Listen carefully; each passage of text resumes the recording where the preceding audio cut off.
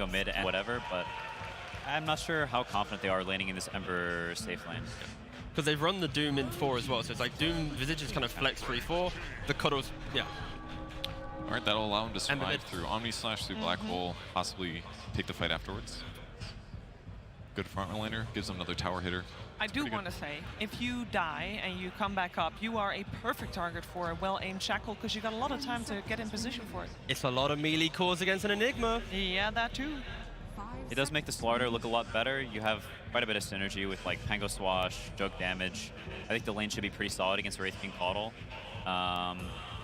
It's probably that or Mars realistically. I think Amar is someone who likes to stick to his tried and true. Yeah, the Razor already got banned, of course, and then there's Mars and Slaughter. That's kind of been it. I mean, literally the only 2 heroes available that aren't banned is the Slaughter and the Mars. He's not played any other heroes at this major. Time for changing their repertoire and proving Fnatic wrong, that they don't pick the same things over and over again. Because right now it's... Because right now... the exception of the Jug, maybe. Yeah. The upside for that is Fnatic know exactly what's coming at them. It's scary, but this is something they could easily have prepared for. And that's probably why we don't see them ban the Mars, the Slaughter, because it's expected. I mean, I feel like not banning the Enigma sets up these kind of the domino effect, right? You don't ban the winner and you know they're going to pick it. Ah, funky suits. Yeah, look at Snazzy. And too bad Jenkins didn't find those guys.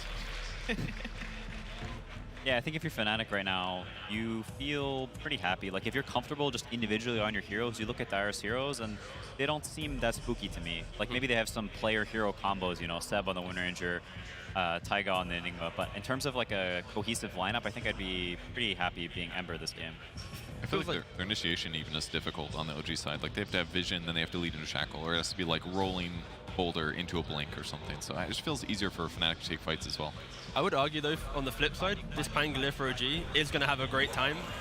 Once you leave laning phase, you're taking the fight, and yeah, the 50-50, the coin toss, it landed on Mars. Yeah, they took a minute to throw that thing up in the air, but of course also that time used to already prepare the game plan for when they go in game. So who do we feel like won the draft? Because I kind of feel like Fnatic knew exactly what was coming to them from OG. I think OG kind of knew what was coming from Fnatic, and both teams are kind of comfortable with that, right, Quinn? Yeah, I think it's a game that both teams are very, very happy with their drafts. I think there's a lot of potential for Armel to take over this game if he has a good start. So I would look to him to have a really high impact in this game. Yeah, especially if there can be follow-up and they can play around him, that's going to be a big thing. Landing good Dooms might be hard against like the Jug or the other mobile heroes, and also killing Wraith King. If they can kill him with less spells, it'd be better, so they can kill him twice. Yeah, I mean, distributing a farm might be hard for OG against what Fnatic has, but they always seem to find it, so you can't really count them out. That's true. It looks a little bit maybe more normal for Fnatic, and it looks on paper like the stronger draft, but we've seen OG pull this one off very frequently, so we're in for a treat for sure, and especially with our commentary duo, it's OD Pixel and Fog. Thank you very much, Stephen. Ladies and gentlemen, get yourselves ready for the first game coming up here between Fnatic and OG.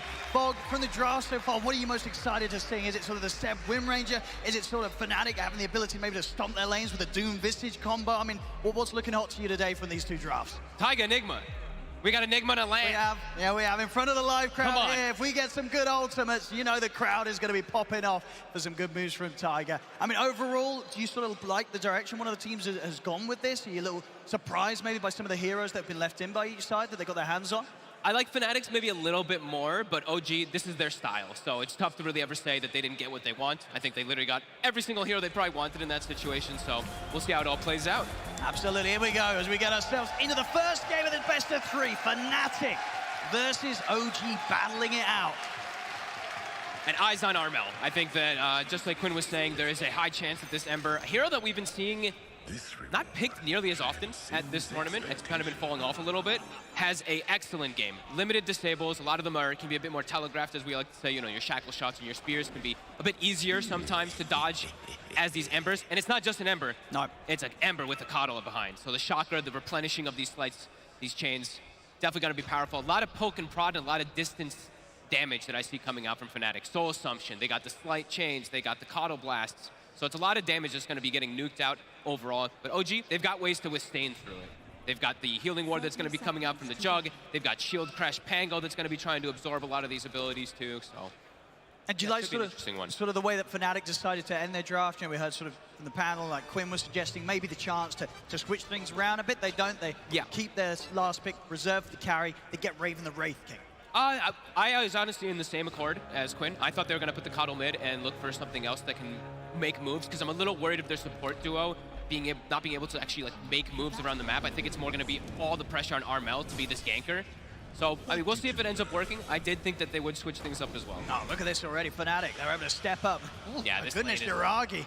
This lane is brutal, as we've seen multiple times from Tundra, how much damage it's able to dish out early. Yeah, we'll have that Blade Fury to rely on in situations where things start to look a little scary against the Doom Visage, but as you saw outside of that, huge amounts of damage can be done by this duo. Also, Fnatic, with DJ's aggression, was able to get in and pick that bounty rune up, so they'll start with the 3 bounties. Other thing about the Jug is, too, you can offset a lot of this damage with your healing ward, right? So that's probably what we'll see Jiragi even skill up at level 2. Be able to just constantly spam that. We see Taiga also starts with Bassi, so he's going to be able to keep that mana up with the Jug. And let's see how this top lane does, too, because it is a pretty passive lane with the Enigma there. And Jabs as well as DJ can definitely get some big kills, at least onto him, and slow down Yuragi's farm. Yeah, mid. DZM with an excellent start. 4 and 3 to the 1 of the Ember. We'll see how well this matchup plays out. And then down on the bottom half of things, any sort of expectations from when you see these two duos meet head-to-head? I guess you could see you could maybe even see either heroes die, either lane. This is a very chaotic lane. I think there's going to be a lot of trading going on. I think Eyes, of course, definitely going to be on Seb. We've seen the last few times he's been able to get that hero through the draft. He's had some insane performances. Of course, as a veteran player and a player that's played on many stages in front of many crowds, there's every reason to believe that we've got to keep our eyes out for some big moves, some big shackle shots to come out from him again this match. Seb's name at the moment also in game, I have to point this one out. You don't see it because it says Seb, but he is best zoomer mid laner. So that's BZM, I believe, that he's trying to keep his nickname as. So kind of fun between them. And speaking of BZM, we were talking about how well he's doing in mid. 10-4 to the 6-1. Continue to smash in mid. A slow start here for Armel. Every reason to believe that he'll have those abilities to catch up, especially if he's got points to the Flame Guard. He'll be able to clear through those small camps and catch up in CS, no problem. Seb tipping his counterpart in the lane. Top lane, so far looks like there's not been too much struggle. Jiragi to hit the creeps. They're going to see if they can try and make a bit of a move on to Jabs. The Malefice into the Blade Fury. I don't think there's any escape for this Visage. That will be first blood for the 2 of them. They seem to do this a lot with the Enigma. Even though it's more of your passive style hero in the laning phase, they seem to pair it with something that tends to be able to get a kill early on. So nicely done. And bottom is also, saying it's kind of volatile. It can go either way. I think it's more likely that the Fnatic heroes actually die on this side versus the Seb Wind Ranger and Amar. Overwhelming damage, 2 different forms of control. And I see Seb, he's just toying with John well right now. Fnatic, they've definitely got to be careful top. I mean, that was with the level 1 Blade Fury, so now the damage is going to be stepped up. He's hit the level 3 Jiragi. Jab's going to have to get boots very early. Really slow hero in the off lane. Visage, 285 movement speed. Something that can definitely get punished. Also Doom, to be honest. 285 on both of these heroes. Some of these slower heroes in Dota. Armel out of bottle charges in the mid. Be cautious. Still has a couple of tangos to play with. The top lane, they're going to look for it again. He's able to set up once more with the Malefice. With that damage to the Blade Fury, it's an easy kill onto Jabs. OG getting the kills here for Jiragi in this early laning stage. He has to do the walk of shame back as this Visage. This lane is already broken. Jug free farm. And they're not going to be able to really pressure him at all. The lane that we've seen Tundra so many times in particular be able to pressure with versus almost anybody. OG has found a solution for it, it seems. Absolutely. Fnatic not having the same sort of success with this duo so far in the laning stage. And look at, Armel has to go back to base. So BZM trying to continue to have absolute free farm in the mid lane. Now he has some very nice side lanes he can gank as an early high-leveled Pango. Ganking a Visage that's under-leveled, you're very squishy. Ganking even a Wraith King who's having a bit of a tough time, you'll be able to shred through him. And sort of from Fnatic's side of things, where do their strengths lie? At what point, what a timing are they going to look to make moves themselves? Is it a more passive lineup? I mean, which heroes are going to be the playmakers? I thought it was going to be Armel, but his skill build indicates that he's not really going to be playing the playmaker. They're going to try and go for it in the mid. By the shield crash too. Should be okay. I won't continue to dive him, but indeed, with Seb coming across towards the mid at top lane, DJ, it's going to be another one for these two. Oh, boy. This top lane going very, very well here for OG. They managed to find 3 kills out of it so far. Amar now just being left alone bottom. Looks like he's like, okay, don't worry about me. Seb, you go sit on the mid lane. Keep shutting down Armel. He's going to get 6 before this Ember Spirit is on the Pango too, so they'll be able to set up for a kill pretty easily on the Ember. He's going to get his bottle refilled. But yeah, I'm surprised that I see Armel go for this skill build. I really thought he was going to do the slight chain build this game, so he can set up on these side lanes potentially. See bottom. Now they have no answer to this Pango roll. Try and get aggressive on Amar whilst he's on his own, but indeed he's at a point where he can walk it off. Top. Oh, no, not again. Another one. It's going to be another one. This top lane, it ain't been great here for Fnatic. That's 4 deaths now. They're making it. On this top side of the map. That's Yuragi on a killing spree, 5 minutes in. They're making it look easy, Owen. It's a rough half of the map up here. Jab's getting little to any farm at all out of this matchup. And yeah, Yuragi already 3-0-1 as the safe lane juggernaut. This is, it can be sometimes like a greedy lineup, a greedy lane too, right? With the Enigma, but able to get kills out of it, no longer greedy. This is gonna prove problematic for Fnatic in the mid game. A farmed Enigma with levels, a Jug who's got free farm and kills. Every lane just dominant for them so far. A rough start indeed. Already coming up to a 2K advantage for OG around the 5 minutes. Fnatic they've got to slow down the bleeding. They can't afford to lose any more lives on that top lane. Armel, he's hit 6. Arcane Rune will be taken by Seb. Yeah, making it even less likely that Armel's going to be able to find those early rotations. See BZM, he's ready to go top. DJ could be in trouble. He's definitely in trouble. The Malefice, okay, maybe TP. No, it's not going to work, of course. Thunder's there at the ready. BZM making sure that DJ has no chance of escape. They just cannot catch a break up here, DJ and Jabs. Raven bottom also. So what they can do, oh, that spear there. Flipping him over to the side. Just a fair bit of damage, not enough to take him down. He has a lot of one charges as well. Right back up top, Jab. Yuragi's 6. I mean, he's looking for the opportunity to get in with the ultimate. Jabs trying his best to juke around the trees. He's doing a good job. He's hiding pretty nicely, but there's the ult. Another one for Yuragi. 4-0-1. I think at this point, Fogg, you just gotta write off this top lane if you're Fnatic. This is not the place to be. I don't know what you do actually at this point, because you can't even bring a 3rd hero there. Armel's going to try and see if he can do something. Okay, but Armel has slight flame guard. It's not like some slight chain where he can maybe set up for a kill. Yuragi, he's got 16-6. He could just spin TP if he feels at a threat, which he doesn't. So I've got to switch something up, Fnatic. This lane setup has not worked out for them on the top side. Maybe Armel will continue to set up a bit. I think they're going to let Jabs take some space from the mid lane. they have to change something. If they send him up there again, it's already disaster. It's already disaster. If they send him up there again, the game is probably just over. Level 4 Visage, 7 minutes. 2K gold lead already. Jug free farm, Pango free farm, and Amaris, who's been left alone mostly in the bottom lane, also kind of up there with the free farm. And as we've seen, Fnatic, it's not like they're able to punish the fact that Amar's on his own. No, and their thing is their supports don't really gank that well. That's what I was talking about in the beginning too. The Coddle and the Doom, they're more about depending on your cores to be able to make those type of plays, and they follow up with something, especially until Doom hits 6. Definitely seeing some concerns moving into these next few moments for Fnatic. And they've got to try and slow things down. I mean, Armel he goes up here to alleviate the pressure for the Visage, but now he's the one getting pushed away. Right, in the mid, BZM teasing with the idea of maybe diving Jabs, but Jabs will be able to fall back far enough, and he's got drawn well by his side. He's barely getting anything in the mid lane either, though. Yeah, Seb heading over as well. Also ready to look for a shackle opportunity. If they catch someone behind the tower, they'll be ready to roll in for him. Fnatic sees it all coming too, but there's nothing they can really do to prevent this. They're gonna just blast the waves, but that means Visage now has to leave the mid lane, and poor Jabs, has to go back toward top. Oh, they'll swap things back over. Maybe they can find a chance for some action around Armel in the mid. Oop, even scouting the stacks, did see that they were setting some up with the Coddle. Gonna be stolen immediately from OG. On top lane, Jabs. He just got back here. Oh, he just can't be here. It's not the place to be. Another death for Jabs. 0-5-0 in the first 9 minutes. This is definitely one of the rougher offlaner openings we've seen in this tournament, Fog. This is rough. He keeps doing the voice line to you again. It's like, oh, poor Jabs. It's a tough time for him up there.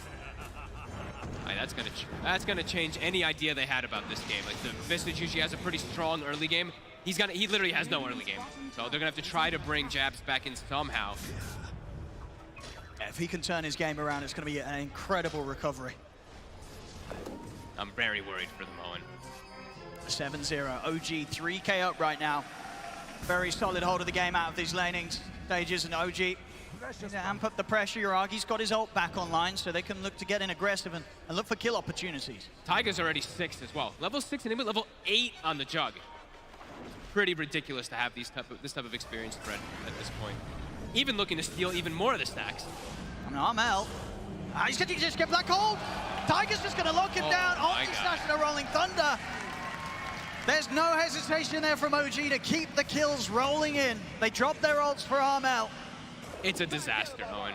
It's rough. Even getting an Arcane Rune now, BZM, he has Diffusal done in 200. He's going to one-shot some of these heroes, perhaps with Swashbuckle. Jabs, he's hit 6. He's finally got, at least he's got his familiars online. But a lot of damage has been done in these first 10 minutes. Sort of the silver lining for Fnatic being that Raven is getting farmed. Yes. You know, he's sort of been on his own little island down on the bottom half of the map in that safe lane. He's hitting the creeps. A big silver lining, though, because Pango's about to have Diffusal versus a Wraith King at about the 11-minute mark. So, mana pool, lackluster. Smoke from Fnatic. They're going to try They're looking for kills. They're looking for Armor to find some action. Maybe he can go for Tiger. He's going to try. Diving in. Malafist is there, though. Tiger able to dodge the blast. They've got to really commit to get this kill. He's trying his best to juke them out, but he should still die here. So Fnatic, they'll finally get themselves a kill on the board. Able to poke the tower a little bit, too. It is the 5 position, but got to get themselves on the board somehow. All right, Diffusal. BZM's got it. He's got ult available. He's got Arcane. They are going to look for every single fight. Yep. That has to be the fastest Diffusal as well, I want to say, that we've had perhaps at this tournament, because that is unbelievably early, if not the second. Oh, they're going straight for Jabs. Oh, poor Jabs. It's going to be fine this time. Top lane, that's a big one they find. Okay. Uragi. Very nice kill for Fnatic. They may lose some heroes for it. BZM will get drawn well. Can get more. DJ's out with the TP. He'll make it away. So good hit there from Fnatic. Finding Uragi in a bit too of a dangerous spot. And the full tower. Very important when they have this type of lineup. Not really able to hit those buildings early on. Raven. They've caught him. See if they can take him down the twice. Even if they'll need to, they're burning through that mana. He'll pop the 1 charges. He's gonna go down. They got him. They burnt enough mana. He's not going to have the chance to come back for a second life dead.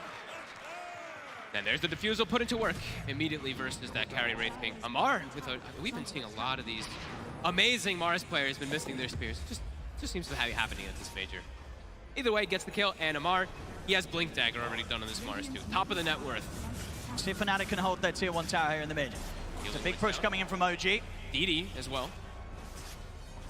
No Black Hole to worry about still for 40 seconds. Jabs at the side. He's going to get caught by the shackle, but Uragi's getting burst pretty low by the sleight of fist spam here from Armel.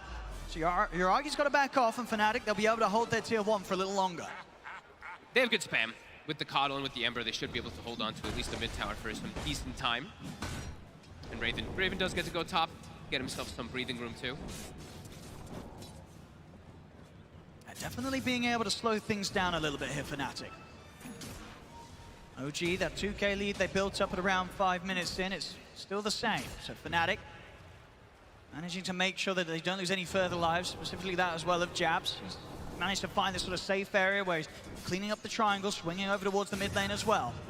And they've gone for more of a farmy style. Armel, now he's going to start putting points in chains, but having the 3 points in Flame Guard, you can see what that's causing. He has that high net worth because of it, rather than looking for all this setup on gank, so. Oh, Amar actually switched it up. Okay. He had the blink, he had the gold for it, but he buys the Mithril Hammer, so.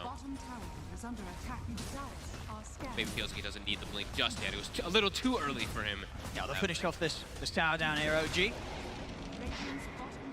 See what they can go for next. As I said, it's just top side. Fnatic's managed to make this very safe space for Raven to get away with farming pretty freely. And DJ has a blink out of nowhere. Blink and the Scent straight charge away with the Doom. Time to look for kills. Yeah. They've got fantastic jump here between the two of them. the Doom and the Ember Spirit. If they get on top of any of these heroes, especially if the Doom comes down before any reaction like a spin, they should have the kill. Straight away, they'll look for a Mars. Doom's dropped down. There's going to be very little chance for escape for this Mars. As Fnatic making the moves. Oh, look at that tips already. Spicy. All three onto Mar. He's not phased. He's keeping his cool. Very quick, though, by DJ. Somehow finding this blink timing, even though top was pretty disastrous, you could say. Very good timing for him. And finding any core at this point, super worth it to Doom. OG, I don't think they're too fussed, though. I think it's still just, the name of the game is just still farm it up, because they do still have that top net worth, and the lead that they got out of the lanes is pretty massive. Especially just kind of a 4 position at this point. Let's see what they can try and get with the smoke. Seb and BZM making their way through the jungle. It's Armel that's pushed out here on his own for now. They have such an overwhelming amount of damage on OG. Anyone they find is easily brought down. See if they can catch this at the Ember. Siamar tries for a spear there through the trees, but won't quite get the connection, so Armel's back to safety. Still mid lane, that's where OG are looking for action. Tiger, Blink Black Hole at the ready. Doesn't want to really use it just for a Kotl, wants something bigger, I'd imagine. They do really want to push this tower down, though. They want to try to find General somewhere. He's being quite pesky. I mean, Armel's going to turn up to, again, continue with the slightest fist spam, try and hold back this push. They'll finish it this time with the spin, perhaps. Let's see. Split. Armel? I mean, Armel, he's trying to get over towards the backline, potentially, but he's walked straight in towards Tiger. Good job he has the Remnant at the ready. Tiger was eyeing up the opportunity to use the Black Hole, but Armel plays it safe. Off to the side, BZM will trap John well. Ooh! Fancy footwork. And he's out. Oh, very, very nice there for John Well. Lovely little dodge. As he gets out, Jabs won't be so lucky, oh, though. he won't be as lucky. They're in with the Malefice. Jabs, he'll go down yes again. He really can't catch a break this game. He cannot.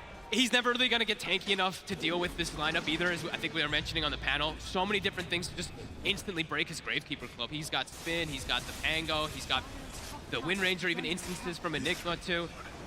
So game for Jabs is going to continue to be incredibly difficult. Probably just going to be the aura. I mean, that's what we've seen for Visages anyway, but fully emphasize on auras this game. I'll see this again, that lovely little bit of play here from John Well as he's round the trees. Nothing to put a stop to the team. I think they had a Malefice about to come in towards the end. It was mid-animation, yeah. Very, very nice escape. Not as nice, of course, for Jabs. Maybe if he goes down there, Jabs might have the chance to escape, so Jabs is probably going to be a little upset with that one. I was about to say that, yeah. So they actually get the bigger kill because Kotl TP's out. 4K lead, OG continues to grow it, but Raven, as you said, having that good game. So it's pretty much matching, if not about to. This is good set up top. And they're going to get the jump in. Good stun as well. DJ with the opener, Seb. Try and run from this, but Armel, couple of toys forward into the chains. Seb surely should burn down to this as they'll finish him off. Armel getting another hit, 4-1 and 0. Doing a really good job on this Ember Spirit, especially with the backup of DJ, finding opportunities, finding these pickoffs to make sure that Fnatic don't fall any further behind as a team. It has to be the Ember Spirit this game. And I think they're very fortunate to have DJ being this farmed as well, that he can follow up with him all the time. Well, soon BKB done. And continued solid space for Raven. Yeah, Raven still up there, level with the cores of OG. He's getting all the farm he needs as the Wraith King. And only going down the once. You know, it's just been one time round that OG was really able to use that early defusal to really punish Raven. Other than that, Fnatic playing in a way that's keeping this area that Raven's in consistently protected, and OG, they're not really able to find the Wraith King alone. This is very OG though, you know, just sit back, farm, let them come to you and make the mistakes. This is kind of how they play a lot of their games. They're still an aggressive team, but if they're given the space to farm, they'll take it. Amar, as you said, BKB done. Looking at the blink next, pretty close to it. BZM has his blink too, so many different forms of initiation on the side of OG right now. Quick moves from Fnatic. They want to try and do something with the BKB reveal on Armel as well as the DD in the bottle. DD, and they have Doom ready too. They do. If DJ gets the jump, they'll certainly get the kill. Have to be careful of the counter initiation, depending on who they jump. As we said, multiple blink daggers on the side of OG to go for initiation. We'll see them smoke up themselves, head towards the triangle of Fnatic. Raven was in the area momentarily, but he's now starting to make his way over towards the safe area of the jungle, close to his teammates. So OG unlikely to find a kill. Another explosive item here added to the tools of Fnatic, as Raven does have the Deso done. OG, they'll look to use this smoke movement to head into the Roche pit. And with Fnatic on the other side of the map, it will take them a bit of time to get over here if they even suspect that it's going down. They should be able to get it in time. And they have Healing Ward, so full HP. Might even be able to fight right afterwards. Yeah, it's definitely a scary area for Fnatic to turn up to, even if they did, of course, with all the AoE team fight from OG. Definitely a little bit superior to Fnatic when it comes to a 5-on-5 with the heroes they have in play. Armel starts to head over. I know the OG's continuing to force this Roshan down, but indeed, Fnatic, they can't get close enough. They get the kills, and now they're going to jump over the side. They'll drop the black hole, look to lock down the Ember Spirit on these. They throw it all. Everything to make sure that Armel doesn't have a fight to play. Shackle over to the side. They catch out John well as well. No hesitation. Literally just throw everything onto the Ember. They know he's the only one who's been having the game, and yeah, Armel stepping up a bit too far. OG identifying that it's not a fight. It's just that Armel trying to poke and maybe steal something. We see the Shard, of course, coming into play too for Seb. Gets the follow-up Gust onto the Coddle, and yeah, they just don't care. They just throw everything in the kitchen sink onto him. They know how important Armel is at this point in the game. There was always going to be a bit of a risk with him stepping up. I mean, even as it was, he didn't really have the full team behind him. It was a risky play. Maybe you know, if he got the BKB off and was able to dodge the black hole, could have tried to zip in and steal the Aegis, but it wasn't to be. Now, as OG continuing to hold their lead, and with the Aegis on Yuragi, they could certainly look to step up the aggression, look to try and push for more of these towers. DJ and Raven in the mid. Amar buys Blink, sells it immediately, buys an ultimate orb. So no Blink on the Mars this game. Since he has, as we said, 3 different forms of Blink initiation, it feels like already on his team. He's going for something different, going for something more greedy, going for the Lincolns for his teammates. Just to block that Doom. I mean, Armel's starting to play around with OG top. The rest of Fnatic smoking up from the mid to try and join him. And we'll be out in time there as BZM attempts to get the Blink Rolling Thunder connection. Armel back over to join the rest of the team. If DJ can get a good Doom off. I think this is where Fnatic can look for the fight. See DJ's going to try to jump off BZM, but he jumps into the Rolling Thunder, so won't be able to get anything off in time. The Gale now he's in trouble. DJ back. They're in on top of him with the Blade Fury. He tries to try and get some sort of spell off, but he cannot do so. Yuragi and BZM take him out. Over to the side, Seb does fall as Raven gets in. They have the control. They take out the Wind Ranger. Big mistake, though, from DJ. Over blinking into the Thunder. He's got the arena ready. He's going to be able to trap them here as Raven is pinned to the wall for now. Over to the side, the Vistage jabs trying to focus out BZM and Tiger. They've held the Enigma to the side. Armel commits him with the BKB. They'll bring Tiger down. DJ jumps in, zoom down onto Amar. They're going to see if they can pick up more here for Fnatic as they continue to chase out OG. The bird they're in, the slam down over towards the Mars. Yuragi's trying to turn, but there's no way they can help Amar. Amar falls. They come in with the ultimate from the Juggernaut, but there's so many units here to bounce around that Yuragi can't do enough damage to the single targets. The healing was taken out. Tiger from the side, he's brought back for this turn with the Malefice. They'll bring down Raven the once. Another buyback hits. Fnatic used both of their supports to try and keep this action going. Shackle on the Raven, jump forward. DJ's trying to keep the escape of Raven covered. Raven trying to stand his ground, turns with the stun, but the Rolling Thunder's back up. BZM over towards the Wraith, over towards Cromwell. Raven, he'll try and attempt to damage the damage from BZM. The spin from Yuragi takes him down. Rolling Thunder over to the side. Yuragi still continues to live. Finally, he falls. That's the Aegis gone. And Fnatic, see if they can continue to clean this up. They have the change control onto BZM. The familiar birds as well, stunning them up. Armel, he opts to back out. That's enough for now. DJ? Or this is a bit deep, DJ. He's waiting for the kill. They still have to back up. Armel's in with the Remnants, but the Blade Fury's back up. Yuragi looks towards DJ, trying to chase him down. Armel won't let Yuragi pass him. Amar's back. See if they can get the jump over onto Armel. There's the jump forward with the swashbuckle BZM. He's in on top of him. He's getting them rather low though again. Jabs with these stuns. Controlling OG. The buff up. Armel's got another round to spell the BKB at top. So Armel will be able to walk out of the arena. Looks like that will be that for now. Both teams really committing for the fight there. Buybacks from either side. We're still up 5k here, OG, but we're seeing absolutely Fnatic. They may be down, but they're not going out without a fight. Was that like a 2.5-minute fight or something? And that was 20,000 damage done from both sides during that one. 9 swashbuckles, 4 defusals. Crazy fight. Very back and forth, couple buybacks coming into play. And that was sort of a team fight where, you know, OG, they didn't have the black hole back up yet, so next time round, that's sort of an extra thing to take into account that could be very difficult for Fnatic to deal with. They've got to be prepared for it. Jabs was very clutch in this one. After having such an early, great stuns. Such a tough game. Yeah, great stuns and also great, immediately sniped the healing ward, always getting the stuns in the back lines, like scouting through the tree line as well. Really well played from him. Now he's got his level 15. He's also got that Wraith Pact finished up. So it could be a different fight next time around. He has of course got the Remnant at the ready. BKB up in 10 seconds. Tiger was looking for a chance to grab him. Will hold back on the use of the ultimate there, respecting Armel's reaction as Armel's out to the side. Seb trying to control him as well, but backups in for Armel. OG, they'll turn their attention towards the tier 2 tower instead down bottom. DJ is set up in the trees and does have Doom back online.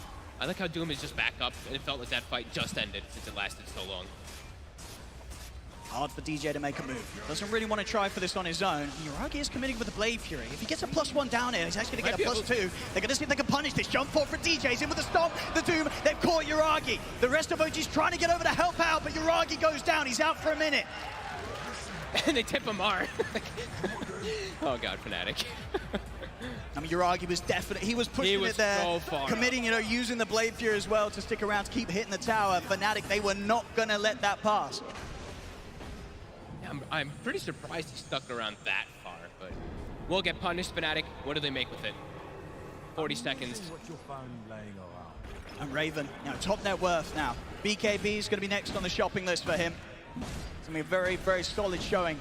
And it's not easy for him. You know, he's only died twice. This is a difficult Wraith King game. He's got a lot of time now to build ahead, though, of the Jug while he's dead. There's BKB into Ags from Armel as well. It's going to give him that extra ability to make sure that he can always sort of play at the distance but still be available to jump in at a moment's notice, can really sort of play to the edge, avoid these huge teamfight ultimates that OG are going to try and catch him with. They're trying for him bottom, it looks like. Armel. Here's the initiation with the Rolling Thunder. The jump forward from Tiger, he'll drop the black hole again. They should have enough. Each and every time we're seeing Tiger dropping this for the Ember, and it's absolutely worth it. This Ember Spirit from Armel, it could be deadly if he's allowed to jump freely around the team fight. Look where he just died to and look just north of where the Ember died. They just placed the ward right afterwards. Oh, this was placed literally like 10 seconds before. He probably gets out. He'd probably able to see the game coming, but that's what happens sometimes. And Taiga with no hesitation because of the way that game pace is going, as you said, just always going to be throwing the black hole, especially onto someone like Armel. 6k gold lead still for OG. Another Linken's finished up, so multiple ways now to block these Dooms. Yeah, making DJ's life a little bit harder. Yeah. He will be able to commit in and sort of hold back on the Doom, wait for his teammates to pop the Linkens now because his BKB is done.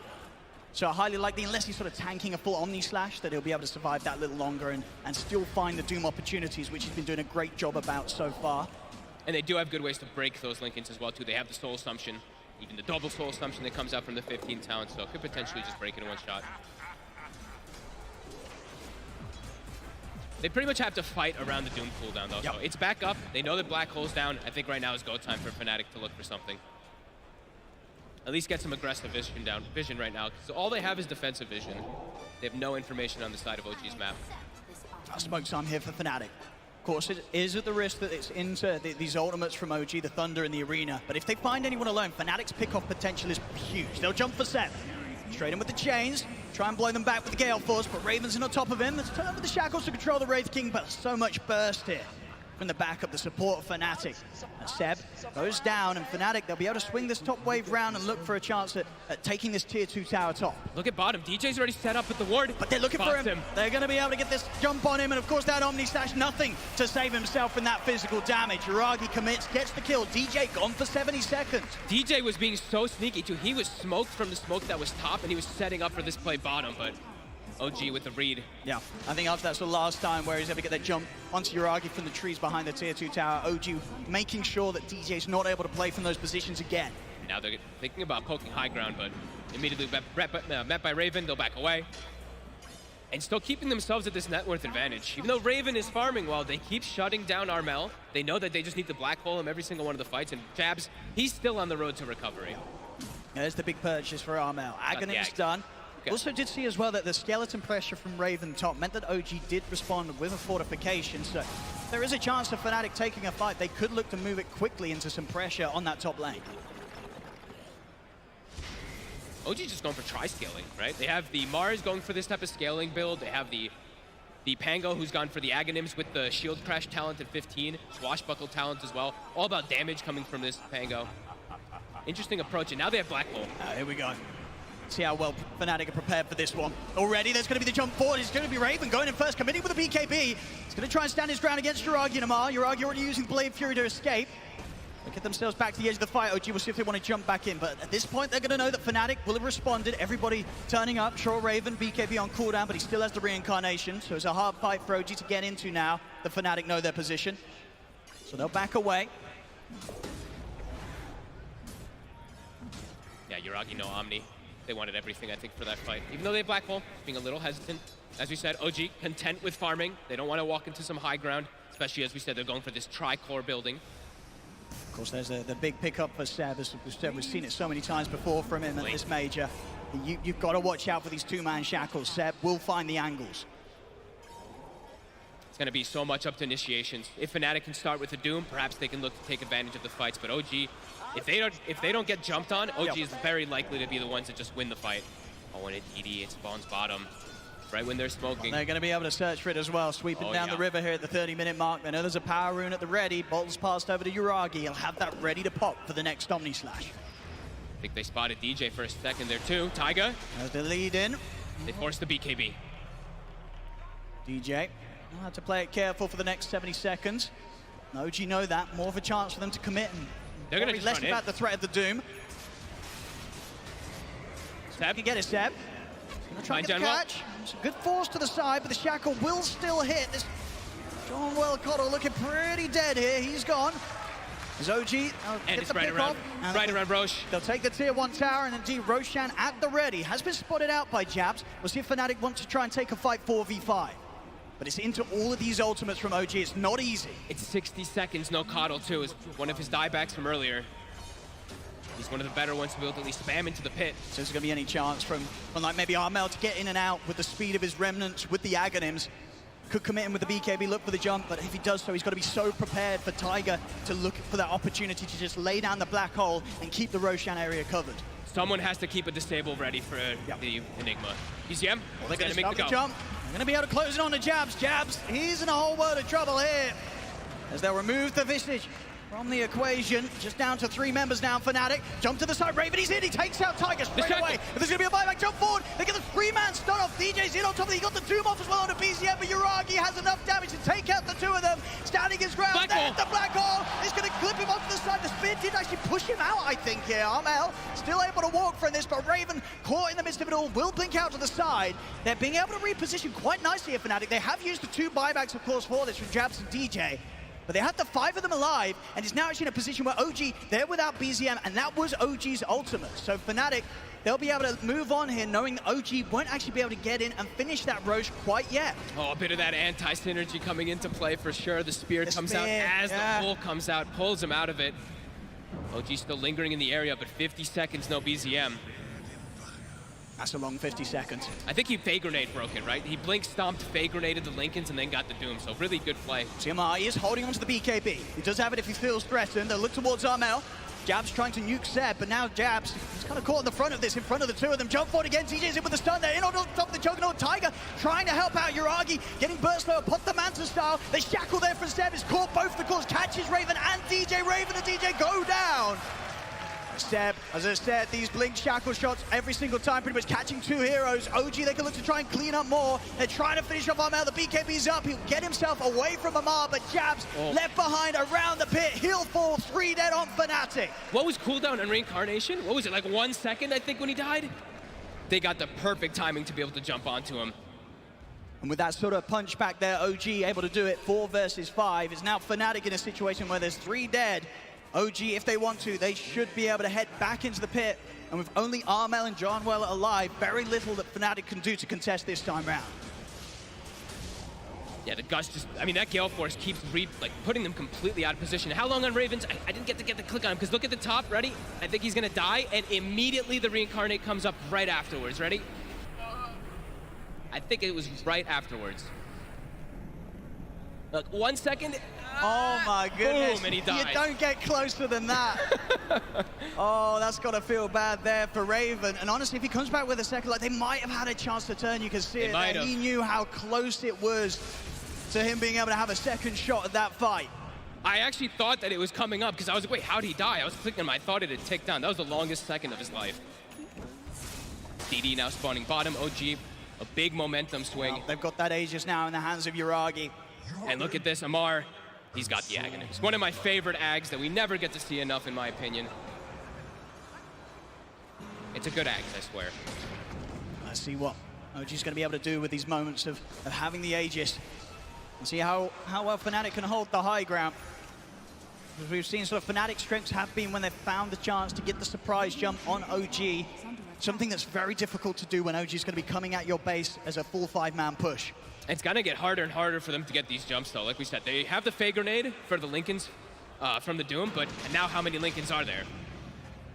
3 of them. So they have to go through so many of them. It's going to be very problematic. I think they're building up for a couple different things to be able to do so, to go through them. But yeah, still going to be super difficult. And I think, what, is Seb building one too? Okay, Seb's building a Lotus. So either way, it's going to continue to be really hard for DJ. And it does feel like a lot of that pressure is on him to be able to catch these clutch Dooms.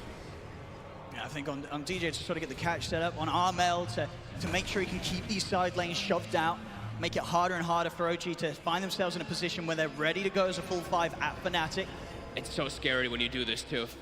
Just because of how good Seb in particular has been with his shackles this game and throughout the tournament, Armel always has to have this defensive remnant down.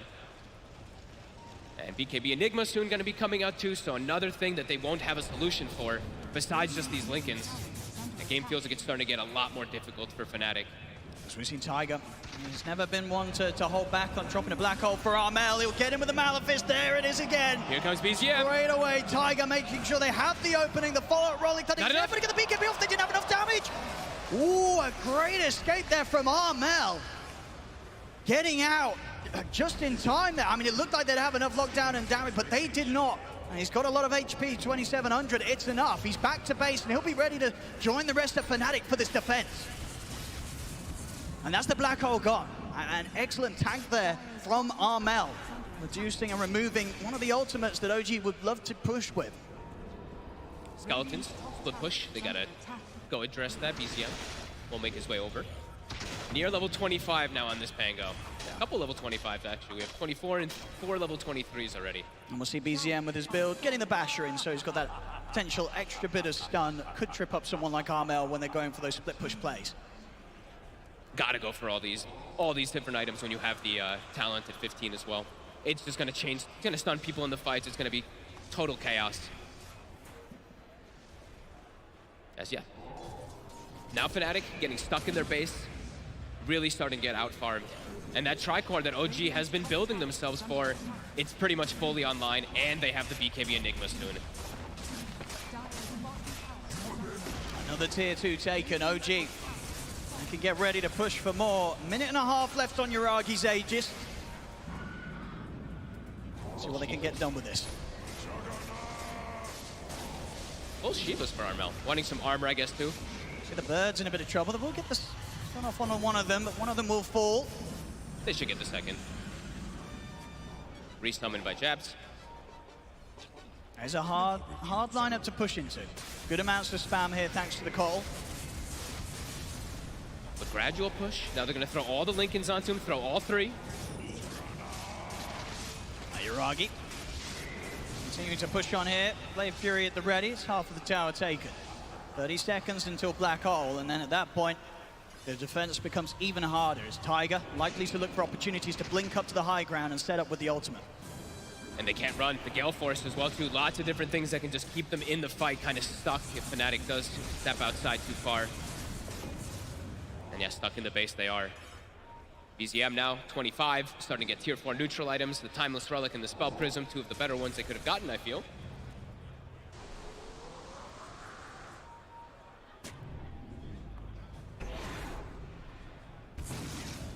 See what they go for next here. Smoke. At the same time here, of course, the Aegis will be expiring. Fnatic will find themselves a Timeless Relic as well, so I think Armel will be quite happy with that one. See who they can catch outside of the base. At the moment, DJ, Armel, and John Well outside of the base right now for Fnatic. They know they're lingering down here. So if they can find DJ. It's hard here with the nighttime, and DJ keeping himself close to the tree line. They're getting quite surrounded right now. Fnatic all meeting up, though. What's it gonna be? They spot familiars, they see the Manta. Both teams aware now. They want to make a jump themselves. They force out the BKB very quick in reaction there from Amar. He gets rid of the vision, though, with the gem. And much harder for Fnatic to make another move like that. Scary for them to go toward this high ground. There's the BKB BKB's on done. Tiger. No way to cancel this. Seb, we'll show for a second. So OG, they are ready for this fight. The question is if Fnatic want to continue to try and take it. Here outside of their base, pretty far out in the bottom lane. I guess I shouldn't say no way to cancel. They do have Doom to cancel Black Hole, but that's a very unlikely situation. They have to just kind of find Taiga and get information of where he is and do what they did the last time. If they can get that instant blink stun from Raven and just commit onto him before he's able to get it, that could be a decent way for them to address this Enigma. But if they just sit back, Taiga is gonna get the Black Hole off. I mean, Fnatic's still going for this. They're straight towards the mid. OG might not expect this. Tiger tried. He's gonna get the BKB off in time. It's a good attempt. And now Raven, he's going to be turned upon. BZM turns towards him over to the side. Both Jabs and his birds getting trapped by Amar.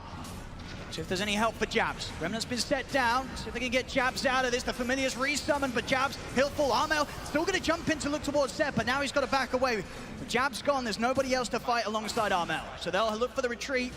The Familiar's going down yet again, so more money into the hands of OG. They tried to go for BZM on the south side because his Rolling Thunder was used, but they couldn't. And the thing is now, too, the Rolling Thunder is pretty much going to be up every 5 seconds or so. Well, not 5 seconds, I shouldn't say, but it's got such a quick cooldown with that Spell Prism and level 25 that it's back up. OG, they can look to fight again. Fnatic, 50 seconds, no Visage, and even when he comes back up, he doesn't have Familiars either. It's going to be a fair bit of time until Jabs is really able to have that impact again in a team fight. They're just getting more and more outscaled. They're getting very, like very farmed. 18k lead here for OG and growing with every moment. Tricore plus an Enigma. Taiga now using Ninja Gear so he can position himself so he can't get jumped like he just did. Also has a Timeless Relic in his bags. Armel? See somebody? Armel? Oh, the shackle won't latch, so we'll give a bit of a window for Armel to get out with the Remnant. That was scary. If that connects there, highly likely that OG would have had the follow-up to keep him locked down. Genwell will get the TP out.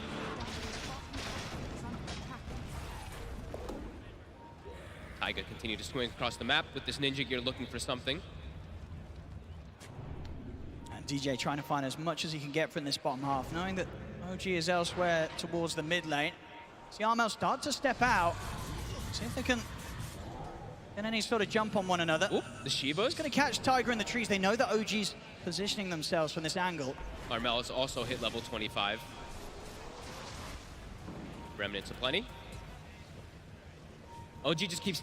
It looks similar to what we saw a bit of the last game, or the last series, where it just like the constant swings back and forth from Ancients to jungle, because you know Fnatic, they're trickling, trying to find any type of farm. OG just continues to limit it, though. Armel still not being afraid to really go forward, but there's Tiger with the jump. Maleficent into the black hole, they're locking him down. This time round, they'll have the damage. Armel's gone. All it takes is 1 second. Tiger really being the bane of Armel's existence this game, each and every time, getting that catch, and indeed this time round at this point, very easy for OG to find the damage to kill off Armel during that black hole. Roche will be a long respawn. A bit fortunate there for Fnatic. They're gonna have to smoke and check it out, though. They're not aware of the timer. I know there's no black hole. Amar. DJ, so Jabs is gonna get seen around the mid. DJ still smoked up with the rest of them. Gonna start moving towards Jabs. Jabs starting to bait them off to the side. That's gonna give Fnatic the opportunity to jump for the backline. They get the Doom down onto BZM. The Pango will fall. Buyback comes in from BZM. They've lost the Enigma as well. 2 good kills here for Fnatic. But Raven. See if they can get to Raven in time. They're coming in with the buybacks. They want to try and help out Raven over to the side. Armel jumping away. Raven, he will fall a second time. Uragi's able to commit and take him out. Armel, he's got to be careful. He's out. Using his last 3 remnants. Is that a remnant? Seb, he's in with his shackle. Armel's gone. He's out for 2 minutes. As Jabs, there's no cleanup for him to do here. He's got to run, but OG, they'll chase him down. Bash is there. As OG, they'll take the team fight yet again. Fnatic, they tried their best with those buybacks. A dieback from Armel. They couldn't turn the fight. OG continue to grow their lead. Fnatic, I mean, they kind of had to do this move. They don't know that the Roche isn't up, so they have to try to commit there, because if OG gets a Roche, the game just ends. So attempt for a fight, but only an attempt it is. They find BZM, but he just quickly buys back afterwards, and then OG just quickly collapse on Raven. Yeah, straight down the mid now from OG. They know that there's no buyback from Armel. Out for 90 still. Raven and Jabs, they have got theirs. They'll at least, well, it looks of it, let the mid set of racks go. All 3 lanes being pushed in, though. Now OG's almost certainly going to go for more here. Amar's going to set up on tier 4s. He's got the bulwark with the Yags. He's got a full satanic now as well, Amar. There'll be a buyback from Raven. Oh, look at it go. They're going to need more buybacks to come in. Jabs. He's still out for 30. Amar, he's been waiting for this moment the entire game. Slowly taking down these 2 tier 4s. There's the extra buyback here. Over to the side, Raven. He's headed out, but he's been caught. He's been caught. They've got the lockdown with the stuns. He's in trouble. He's going to get the reincarnation here this time around, having enough mana for a second life. Pots the big heavy, but immediately the bash into the Abyssal. They're locking Raven down. He needs help from the rest of the team, but another bash comes in. Raven's out. GG is called. OG will take this game 1. Took him some time, but this one was a pretty damn good showing, I would say, from OG. The laning phase, what a beatdown. Jabs having one of the rougher games I think I've ever seen him have. It was 1-12 and 10. He tried to, I mean, he did recover decently throughout the game, but you could really feel OG after laning phase. They just kind of split up and were, they were farming a lot, but they were still making plays. So they're scaling it as this tricore. Also, they have the Enigma who goes BKB, and there's no counter for him. It seemed like a pretty easy game for them almost. Absolutely. I mean, sort of for Fnatic, Armel was the one that was having a sort of game. Now, 8-5 and 8, not bad at all, but yeah, Tiger just eliminating the threat of the Ember Spirit countless times with the focus of these black holes. And outside of that, sort of the cores from OG having pretty perfect games. Yeah. None of the cores of OG dying more than twice this match. And they were just playing farm style. Amar, he never even went Blink this game, right? So he's just going for this crazy scaling build. BZM went for the scaling build as well, where you take the shield crash town, you go Aghanims. Jug goes for a super scaling build. It was a greedy draft that they went for, and they ended up dominating laning phase, which allows them to do this and just catapult toward this victory. Absolutely. A tough game from Fnatic, but it was always going to be after they had a sort of beginning, as we saw they did in the first 5 minutes of this one. So we'll see if they're able to give themselves a bit of a better shot in game 2. But as for now, OG, a very dominant performance here. They'll take the first game of this best of 3.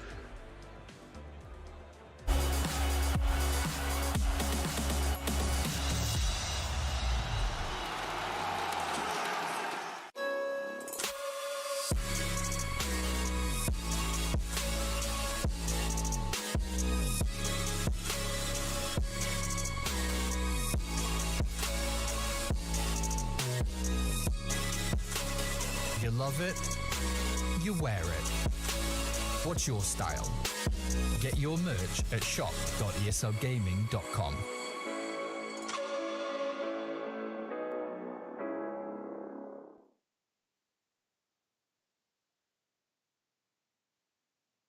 Hello everybody, welcome to Death Race. We are here with OG.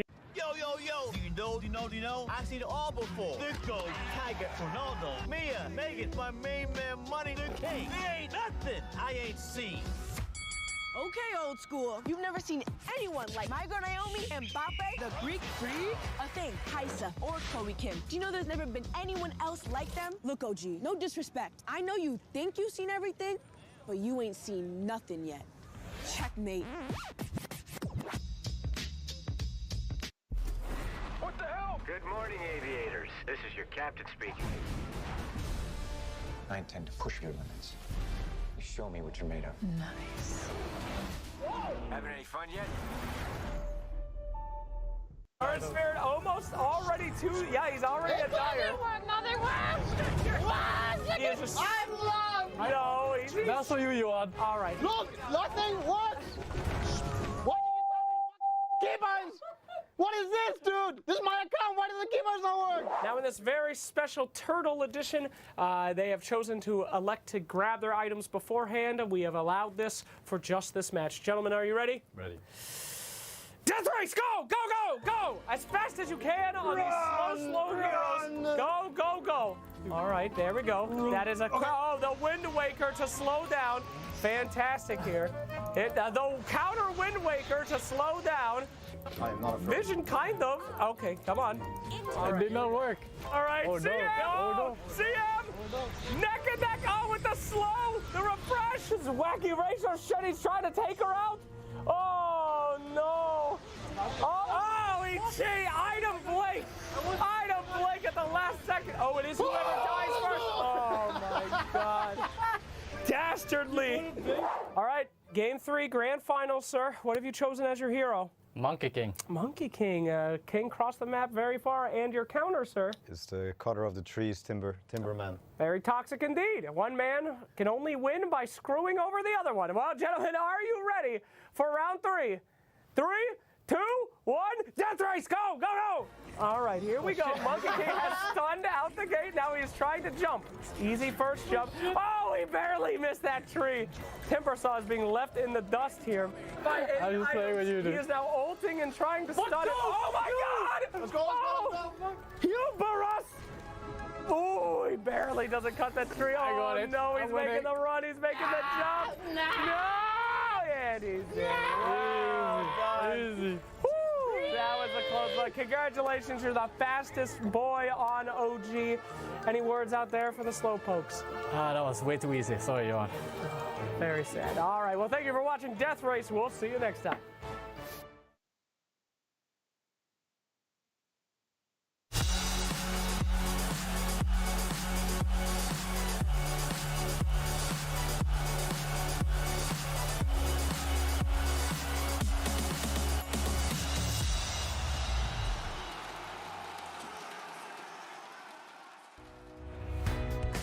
Game 1 of this best of 3 series goes the way of OG. They smashed it out of the park here against Fnatic. There were some glimmers of hope for them, but to be honest, OG was in the driver's seats for the majority of the game. I'm here with Purge, Quinn, and Tigov, and we said that both teams should probably be fairly comfortable with the drafts that they had. T, why didn't it play out the way that we thought? It was going to be a little bit more even. I mean, I don't think we need this panel to understand what happened, right? That top lane, it was disgusting. What was it? Visage died 5 times in 9 minutes. Doom died as well.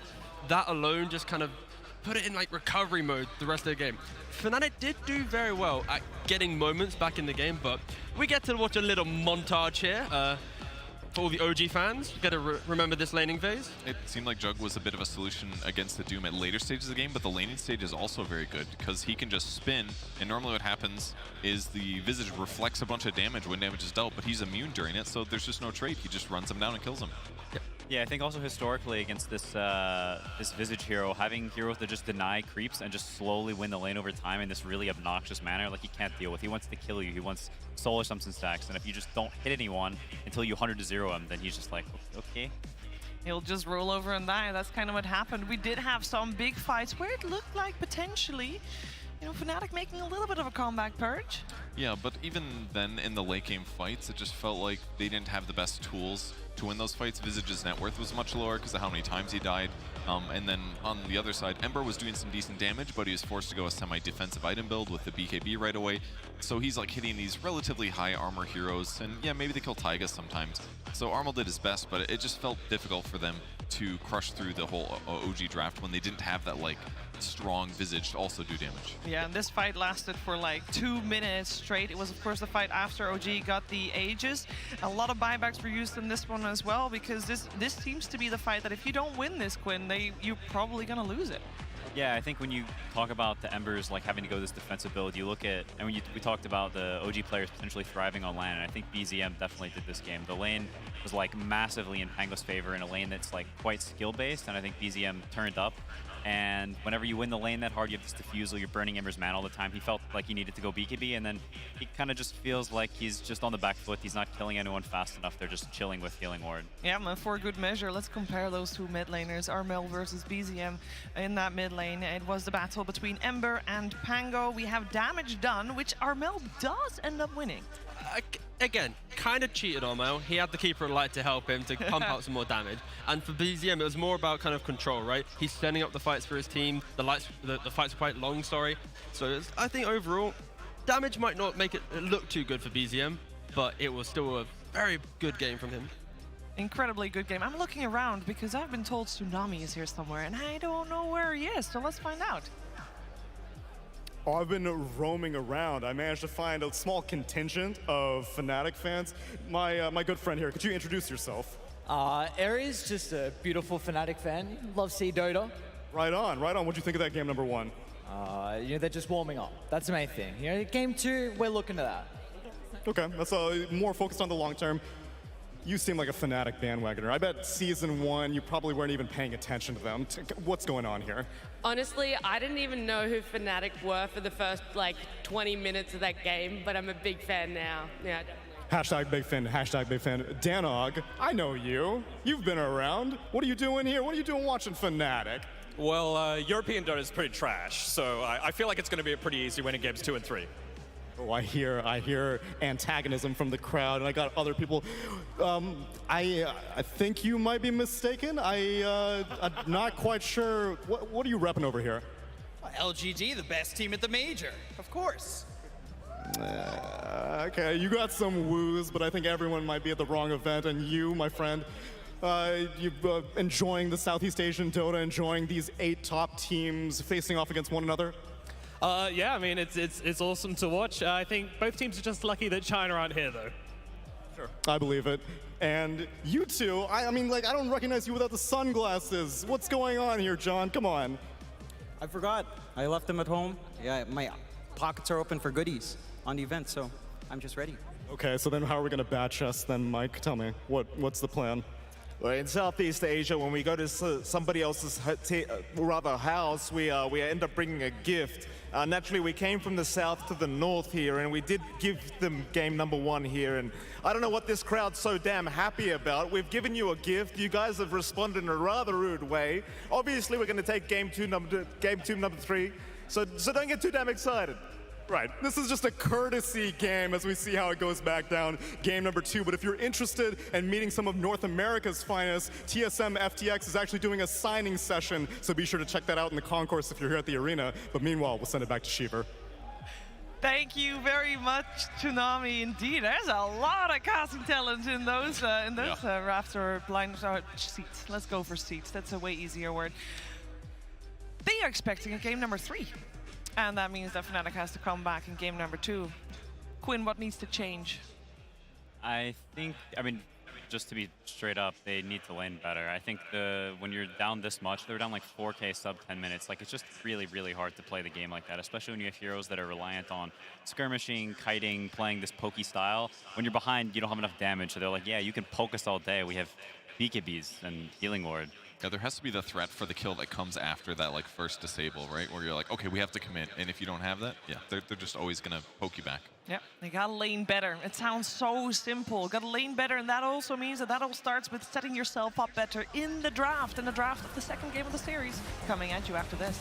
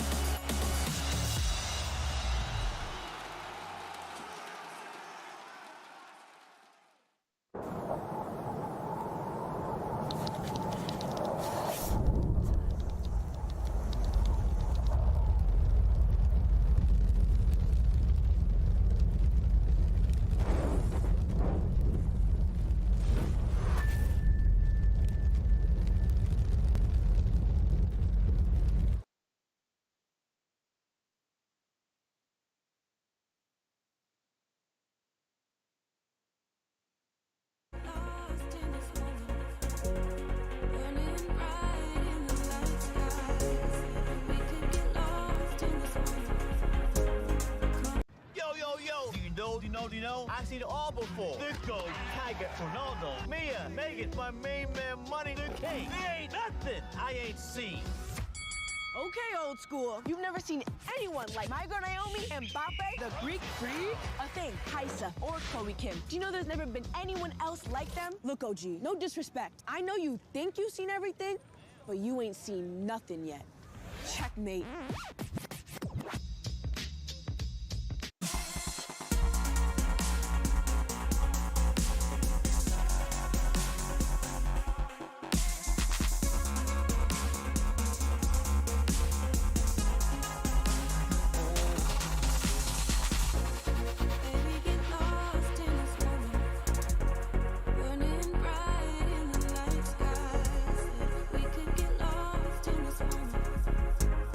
Coming alive.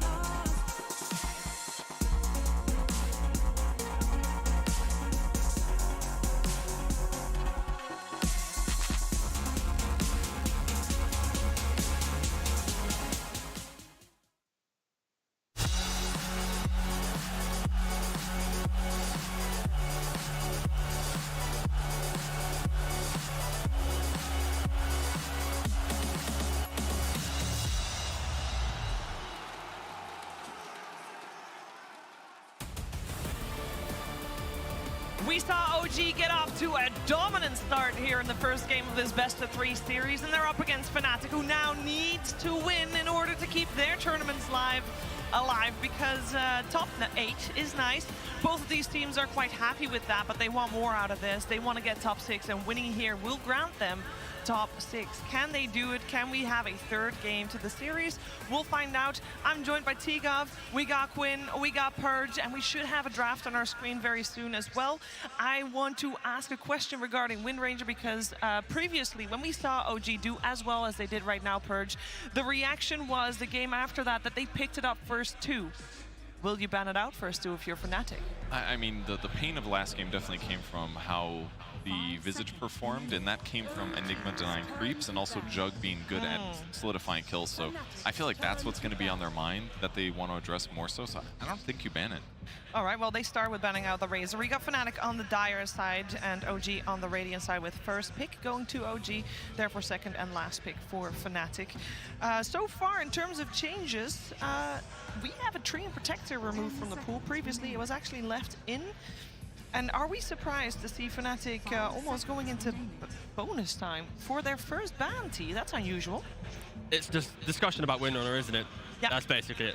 Enigma or Wind Ranger? Who are you most afraid of? Enigma every single time, to be fair. I think if you play against OG, you need to ban this Enigma. Oh, or Timber. Oh, okay. All right, they're running it back. Yeah, all right.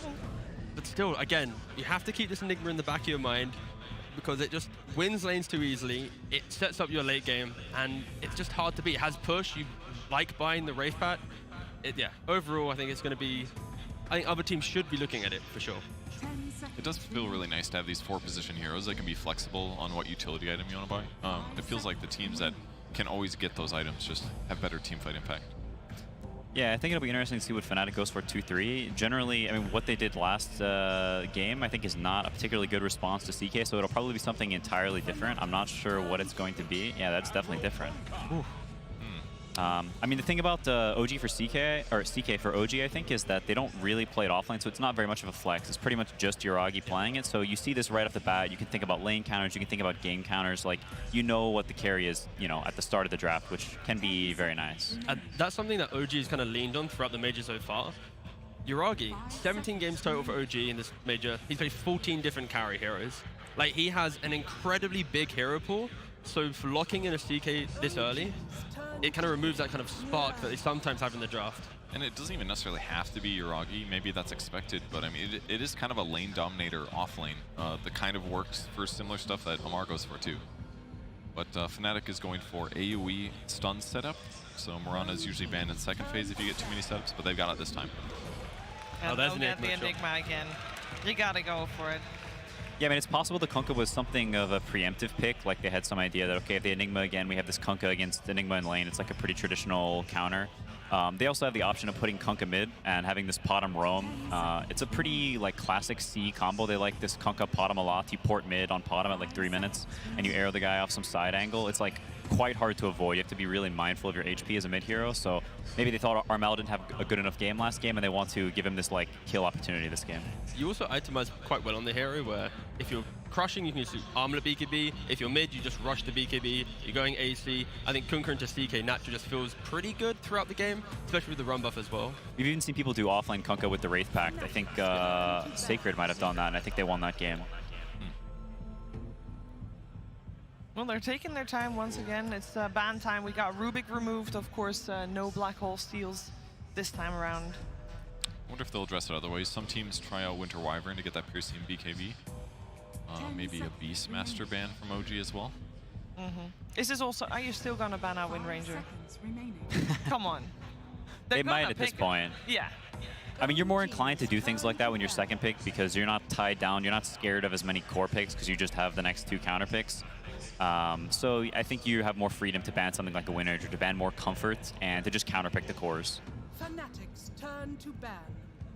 Would set them up with tons of stuns on the OG side if they can get it. But I feel like Fnatic has decent solutions right now. If they go down this continuous path of stuns into arrow combo, I feel like Wind Ranger is definitely somebody that can be picked off often.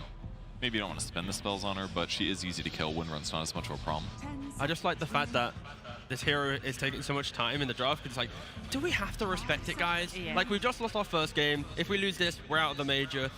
Do we ban the Seb win on it? I probably would, because how much impact is it having in these games? The Gale Force, the Shackles, setting up.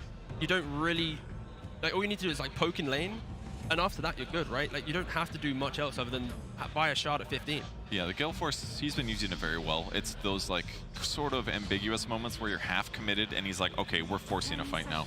That can be a really effective way to deal with the enemy supports especially. They don't always have the best items to defend against that.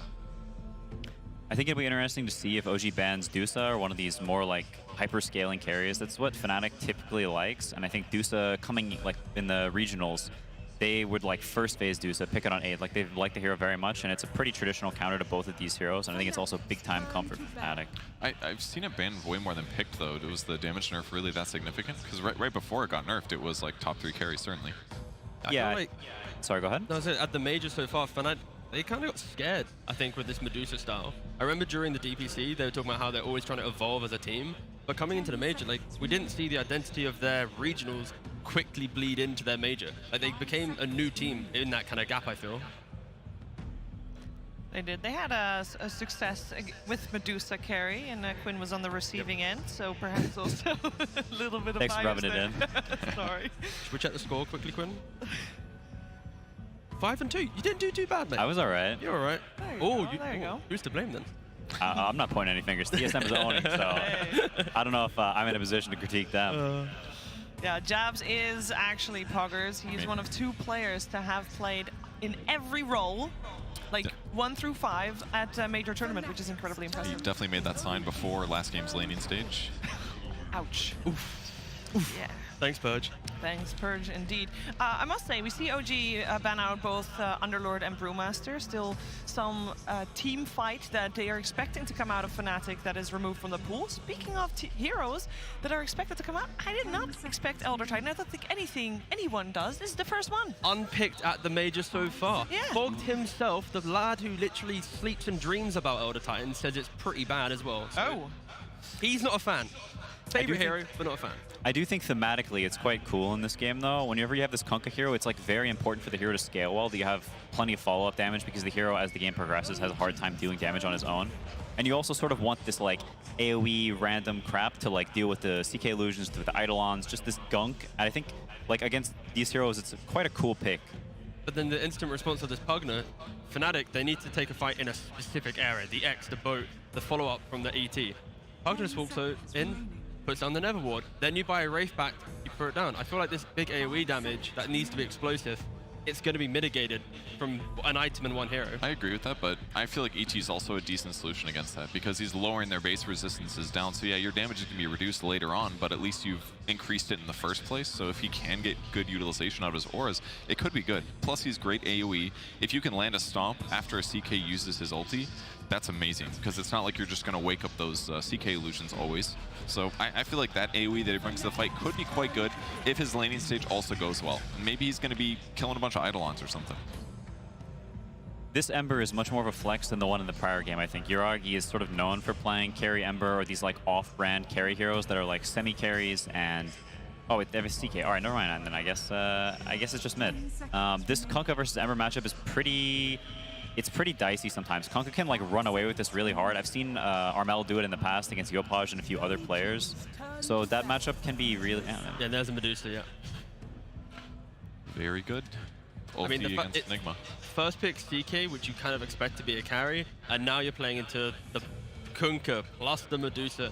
It's going to feel hard closing out the game. They might have great fun running through and skirmishing, but getting into high ground, breaking it down, it is going to be somewhat difficult.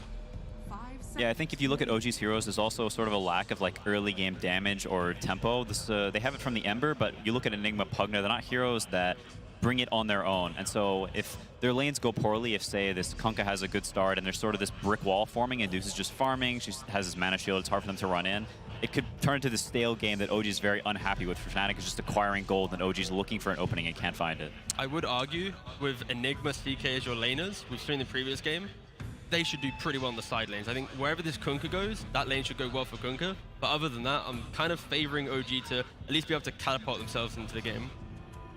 I mean, they've got Midnight Pulse at least against Dusa's quite a huge amount of damage if you can keep her there. But I do like Fnatic's chances of playing behind her since OG doesn't have the best single target just yet.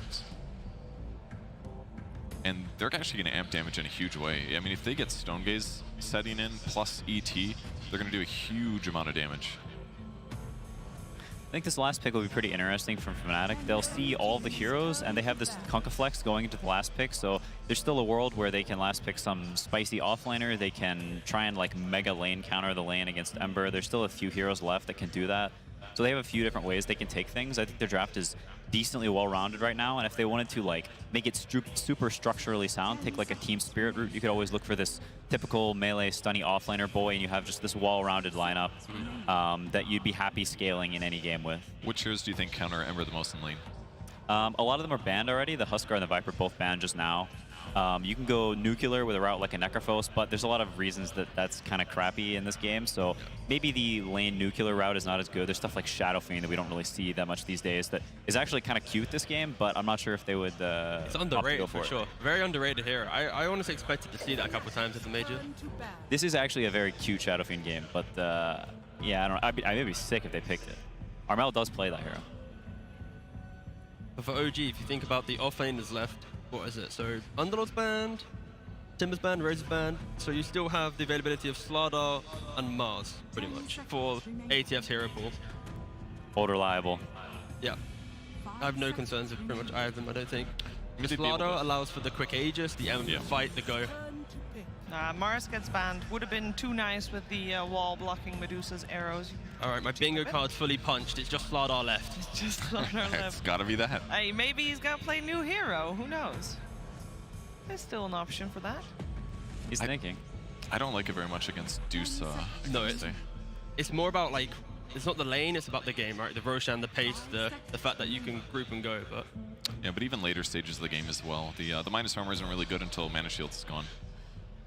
Yeah, I mean, there is an element to it that a lot of OG's damage is like they have this random casual stuff, and then they need some oomph from some point, like the CK blowing up a dude. Okay, so. Is that I think that's an unpicked hero, if I'm not mistaken. That is an unpicked hero as well. Unpicked hero. That is a second one in this series. I've seen Amar play the hero before. The one game he played it that I remember, he died a bunch of times in lane, but then he just ended up somehow recovering in a huge way. So it's definitely a hero he has comfort with. 10 seconds remaining. Yeah, the hero will do pretty decently in lane, I think. They will lack a bit of kill threat early, I think, but there is a possibility that they have this slow encroaching into Fnatic's area. Once he gets this Vanguard, they have to commit like 4 heroes to kill this guy, so it's possible he just starts walking into the woods, farming and doing this classic Amar top net worth thing that he does on these fat offlaners. There's going to be some of these fights where the Centaur, the Ags with the damage, plus the Neverward on Pugner, plus the Wraith Pact on the Enigma, if Fnatic tries to localize a fight inside the ET plus Kunkka, they're going to do close to zero, Yeah. like legit. Fnatic will have issues if OG are available, like to throw down their spells and items. Like they kind of need a hero that can poke OG a little bit to bait out a key spell or to bait out the Wraith Pact and then look for a fight after. Because Fnatic, they're kind of slow and clunky. They need their Medusa to come online and then play behind her. Yeah, I mean, they're in an interesting position because there are a few heroes like Pangolin that could pick from mid that in terms of lineup integrity give Fnatic a lot, but you're picking it into a pseudo counter matchup. Is that a mid Earth Spirit? Ooh.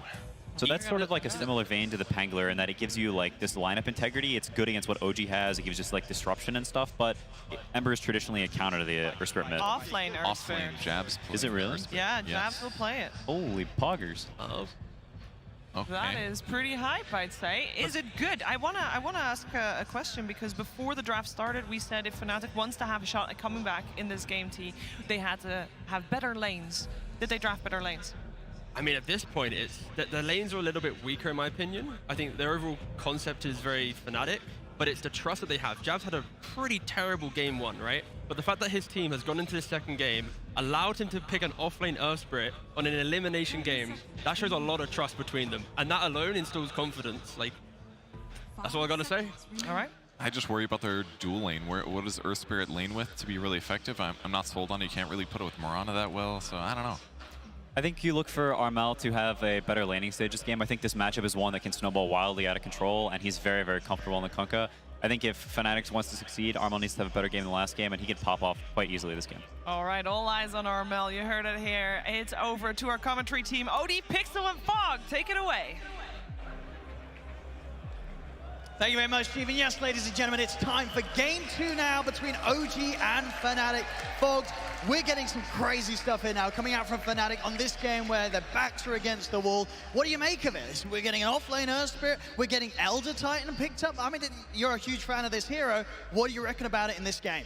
Huge fan of this hero, not in this patch, unfortunately, but I can see why they went for it. A lot of different combo plays. They're never going to have to worry about the Enigma not having this cancel for the BKB. They have 2 different things with the Stone Gaze, with the Earth Splitter. If you time it, like, you can kind of like pre-time it a little bit when you see a Black Hole coming. And also, I think for the laning phase, something that they're looking for to deal with these Eidolons, because I think people are trying to figure out what to do. These magic-resistant Eidolons are a problem. Taiga knows how to abuse it very well, so it's interesting, it's different, it's a throwback, it's a completely different draft that I think we've seen this entire meta. This actually goes back to like different tournaments. Medusa, right, versus CK. This is not something that we've seen in some time. But this is, you know, sort of something that we've known that Fnatic, Raven, very strong at right. Having this lineup where everything is built around his Medusa. We'll see if it works out here for Fnatic. It has to if they want to stay in the competition. As we get ourselves into game 2 of this best of 3, of course, OG up that first match. On OG's side of things, it seems like a lot more sort of the strong heroes that we've come to expect. Maybe something a little bit different with the Centaur coming out for the last pick. I mean, do you feel this makes a nice fit here for OG's heroes? Yeah, I think it's kind of like exactly what T was saying toward the end there is about this damage mitigation. It's something that OG's done for years, dating back from their original lineup, of course. If he gets an Aghanims, they have the Netherlord, they have that pesky little Wraith Pack, can definitely see the problem that it does versus a lineup that doesn't move around the map easily. When Medusa shows up, and when Medusa shows up to a fight, right, she's just immobile. She'll be stuck in place there, so could see that damage mitigation definitely coming into play. But yeah, very curious to be watching the mid matchup. This is the one definitely to look at in this one, the Kunkka versus the Ember. Armel last game, he did pretty well, I would say, on the Ember Spirit to just try to make space all over the map and just do all the things possible, but they were too far behind from the laning phase, right? The jabs, he needed something, he needed just some more out of that lane to be able to actually have a better impact, because he felt like glorified support. He's gone for his Xur Spirit this time. Very interesting approach. Don't know if it's gonna work, but a thing that can pierce into backlines, start fights, get onto this pesky Pugna, get onto this pesky Taiga Enigma. So we'll see if it works out for him. Absolutely, a very exciting decision from Jabs to bring this out here in this all-important game. We'll see what sort of performance he can come out with, and if indeed he can get these clutch silences and jumps onto these mobile heroes of OG, such as BZM. And we'll see how he does. I think the biggest thing for me is how he's going to do in the lane. This looks like a pretty weak lane that Fnatic has right now. The Mirana Earth Spirit versus Pugna CK. I mean, that's kind Pugna CK is like the strongest lane that we've seen so far. Absolutely. Nothing can take advantage of it. So, yeah, I'm going to be watching mid and bottom mostly. It's a lot of fun lanes, though, because top there's the ET versus the Eidolons, too. I'll be darting all over the place. I mean, and talking about the ETs, you said you sort of had doubts as the hero as it is, and in the state that we're getting it in this patch. What sort of strengths does it have, and what do you think the Fnatic did see that they feel that this hero would be the one to fill the gap? Well, they saw the CK, so he's got control and decent damage to be able to deal with the CK, and then they saw the Enigma, so he's got the way to stop the Black Hole from a distance, stop even the BKB Black Hole, and in laning phase, he'll have that bonus damage from those Eidolons as you see right now. Plus 37, he's gonna be able to clear out a couple of them with some swings, so. It does get denied in his face, sadly. But it's gonna be able to secure that lane for Raven. And I think that Fnatic has definitely gone for a much better laning phase this time around. And looking at mid, you can definitely imagine that Armel could just pull away with this one quite well, but BZM, what we saw last game, he was really dominant on the Pango mid. Absolutely, yeah. I think it ended sort of like 15 to 11 or something ridiculous on the KDA. He had an insane impact from his mid. Armel's very familiar with this matchup, though, as I think Quinn was saying. He's played this one so many times. I guess some very nice damage done to BZM here at the start. As BZM will have to play it careful whilst he gets the money for the bottle out. In Kunkka, you don't have to worry about the bottle. You just get your bracers. You've got that damage. You've got that sustain. We'll see how BZM is able to withstand the pressure of this Armel Kunkka. And yeah, I mean, down bottom, do you sort of see any chance for Fnatic to find opportunities to get that arrow set up with jabs going in, or is that just never going to happen against these heroes? They can catch Seb on the side, for sure. I don't think they'll ever kill the CK. If they do, I would feel it's a pretty big mistake from Yuragi. As mid, they actually missed the... Okay, BZM, it missed the stacking of his camp, of his small camp. Pretty rare to see that from these mid laners. Armel doing fantastic here. BZM has been killed. He's got to be careful. I mean, these Tidebringer hits now really adding up in terms of damage. Put the bottle out. 16-9 to 6 and 3. He's crushing it. This is why you see Fnatic slapping out the Kunkka pick nice and early in the draft. They know how well Armel can play that matchup. Yeah. Whatever it may be. Looking at top, Centaur Mar is still able to farm nicely versus the Deuce, having that big base damage. He has like 9 base damage advantage. Tiger's actually just gone to jungle. Doesn't want to have to deal with the Elder Titan, killing his Eidolons. He's just going to farm up there, and they're just going to leave Amar on his own. Probably going to make his rotation back over, but he's going to jungle quite a bit. So the ET, I would say that it did its job, right? The pick that they've gone for to be able to push that Enigma out of the lane. Dude, he's getting so many denies mid here. I know, he's, Armel. 18 to 12. He is destroying this mid. Back to base he goes, refills up, grabs his boots. Got a significant level advantage from those denies already. I mean, is there any sort of moves that we could expect from OG to try and help out in the mid, or is that just not going to happen? I guess Taiga could, if he feels like he can leave Amar up there, because Amar already has the Ring of Health, he might just look to just go for the Rune to secure that, and maybe just throw a stun, a casual stun, but pretty tough to gank Kunkka. You usually have to bring 3 heroes. Has been killed. DJ will get a nice courier snipe. And Japs is farming very well down bottom already with an urn finished up. I mean, Armel is just pretty much a full level of XP ahead of BZM. He's going to go for a bit of a setup with the X-Mark and Torrent. And Januel's actually the one to rotate first. Oh, mid. Ooh, he nearly had it there. In fact, he might still get a chance. He does. Armel. This mid lane, he's playing it perfectly. He could not be doing any better here. He is completely crushing BZM. And that's exactly what they need this game, like we were talking about last game too. This one even more so. He's going to be 6, Ember's going to be 4 when he comes back. Yeah, this is they could just set up for another one. And again, another wave taken completely away from BZM. He's getting minimal amounts from this mid lane. It's going to be a slow start for him on the end of this game. Level 6 near phase boots. You see that, getting sort of double the value from the gold in the lane, and of course the thing to take into account as well, the amount of XP that he's just been able to deny from BZM. And they're already getting all those stacks going. Armel stacks this small camp. We see DJ backs up since he has this Earth Spirit who's not really getting pressured. It's double stacking, so they have Ancient and Hard Camp and Small Camp already stacked up. And Januel, now he's just looking around to follow Taiga.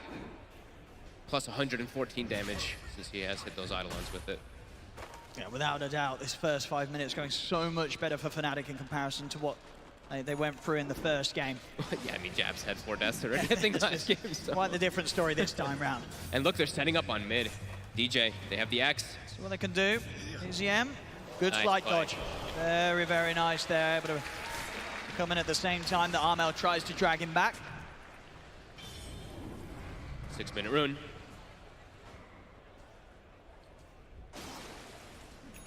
Looks like it's going to be BZM. Actually, they're also bringing over rotation from Fnatic, and it will end up being bottom. So DJ managing to make sure that BZM won't be able to grab that. Would have been a nice one for the Ember. They could potentially set up for Yuragi here with this DD. Not quite 6 on Jabs, but looking at Jabs' item build, this is kind of cool too. Completely rushing the Spirit Vessel this game to deal with the healing and all that like damage mitigation that could be coming out from Pugna. I like it. It's gonna have it super early. And then they can pretty easily kill the CK. If he has that Vessel, once they get the charges going. Armel, he's ready to use his power that he's built up in the mid on these side lanes. He's gonna look towards Amar, gets the tie, bring a hit. There's the setup with the X-Mark, the boat coming in. As Amar will get the connection straight on top of him. Will pop Stampede, the Snakes. Ooh, and will drop. Well, he's going to be there to finish the job. He's in position. There he is on the Elder Titan. Takes him down. Amar will fall. Fnatic on point. DJ continues to stack too, so while they're doing while they're winning the lanes, they're also getting those massive stacks for the Medusa. This is a great start from Fnatic. Armel, of course, going to go straight into the BKB from the phase boots, making sure that he's just this unkillable hero that's going to be dishing out insane amounts of damage and has that fantastic setup, which is going to make it even easier for sort of DJ and Jabs, even John Well as well, to just follow up with these combos that they have at their disposal. going to be a very good frontliner. A BKB Kunkka letting your Earth Spirit cast all his spells freely, letting Medusa position herself freely. An excellent start. Now, on top of Seb, Jabs doesn't want to. As soon as Nether Ward gets placed down, he's like, nope. See over in the mid. So again, I mean, BZM has to be careful. Of course, we saw last time, nice slight dodge to avoid the combo, but... Oh, are they building double urn? DJ, you already have a Vessel, I think, finished up on your Spear. You're gonna have to sell your urn. He's got it coming, but Jabs literally has Vessel done. A little bit awkward. All right. Yeah, maybe they expect to be in different parts of the map making moves. You definitely don't want to ever get an urn charge when you have a teammate with a Vessel. But we'll see. Yeah, we'll see if he does sell it up. Very early, though. So with that Vessel, the CK easily able to get killed from any rotations, but they have to get the charges. So Jabs maybe looking to get some movement around the map soon. And speaking of movement, BZM. He's actually looking. And yeah, we did get the sell. DJ losing some gold, sadly, but... See Armel is ready to look for some kills here, Tiger. Will be the target. Armel now have the X mark once he gets in range. There it is. Raven also wants to head over. We'll get involved in this kill. I'll try and get the money over to the Deucer. And that's Raven will get it. And now they smoke immediately, go for the CK, go for a big kill with this Vessel charge. They should have more than enough damage to be able to do so. Let's say who they get. Yeah, absolutely. Anybody that Armel catches, almost certainly going to die here. They want Yuragi. If they get BZM, it's great, but Yuragi is the key because they know he's the only one having that really good game right now on OG. See if the two of them can find him. Oh, they know. Unwell and Jabs with the remainder of this smoke. They're going to close in upon him. Their side set here for the CK. They're straight in. Keep him locked down. Arrow comes in as well. As the CK surrounded by the three of them, no way to escape. It's Fnatic. With a trio of heroes here, finding the big kill, the catch that they wanted, and now they can look to swing around on this bottom lane and try and pressure this tier 1 tower. The biggest kill they could have found, and they find it. And the picks all making sense. The lane setups all making sense. Raven, not at the top, but having an excellent game because of that ET. Amar, now he's got the Vanguard. He's just being this pesky hero, just tanking tower. Raven can't really trade with him because of he also has chipped vests. Pretty fortunate that Amar finds that too. And a lot harder for OG to really make moves on towards Raven. Highly likely that TPs will come in and they'll be able to protect Raven. They were going to try with BZM with the haste rune, but immediately Raven goes mid. They have a siege wave too, so now Fnatic might start pressuring 2 towers, and OG is going to have to react somehow. Radiant's bottom tower is under See if they can get anything around the mid. Also, Yuragi has got to be a bit careful. So start to push forward. Bottom lane, Jabs sticking around to finish off the job down here. Will do so as each team able to take the side tier 1s. 4-0 Fnatic. Still Once looking again, to be active. the three of them ready to go. That combo that they have at this stage of the game, OG, they will lose heroes to. Punishing this greed. This time around, OG were not able to get the kills like they did last time with that Enigma to make him look like a non-greedy hero. See if they can find Amar. He's got the Vanguard, but highly likely they'll be able to still burst through him if they land everything here. X marks straight back into the arrow. Another very smooth combo here from Fnatic, leaving no chance for Amar to get away. Fnatic, very, very nice here with this kill combo. OG, they've got to be careful. They've got to be prepared for these moves to be coming in consistently every time. Pretty much the ultimates are up for Fnatic. Armel's about to have BKB done. He's 500 gold away. It's crazy how fast he's getting it. I think he's going to get black holed all game again, but like we said, tons of solutions that Fnatic does have for it this time around. Yeah, they're ready to make sure that Tiger does not have as easy of a time as he did last time for those solo black hole opportunities that he was jumping at. They're trying to get Jab's bottom. The Eidolons are coming in. Jab's very aware of it, though. And with all this passive play, that they're able to sit back, look at the stacks Fnatic has in their triangle. I mean, yeah, Raven, he is set up to have a fantastic start here on the farm. Look at this Ancient. That's a huge amount. And not really something that it feels like OG can really do anything about. I mean, especially with the start that Fnatic's had and the fact that OG just don't really have heroes that can contest or try and take these stacks away. They have the blink on Amar. They also had massive stacks on the side of OG. So perhaps if they're gathered and healthy, With the Centaur, they could look to go in there, but they're going to need everybody to go for this Medusa, because the counter gank from Fnatic is amazing. They have Kunkka, they have Earthspirit, they have Mirana, they have so many different forms of catch if OG doesn't get that. They're going to try and perfect sweep setup. over the map here with the smoke on the 3 of them. Because they know this is going on right now. Yeah, Raven sort of out of the top lane, out of the mid lane, out of the jungle as well. They know that this is the spot of the map he'll be in.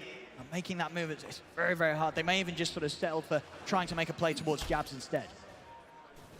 As Raven, he's going to be able to finish this back so off. fat. He is going to be so farmed on this Medusa. Almost a full manta after. I mean, Seb will step up. He's going to put the vision down. On bottom lane, they'll look towards Jabs, see if Jabs can get away from them. He's going to try for the TP out. The Maleficent is back up, so Jabs will fall.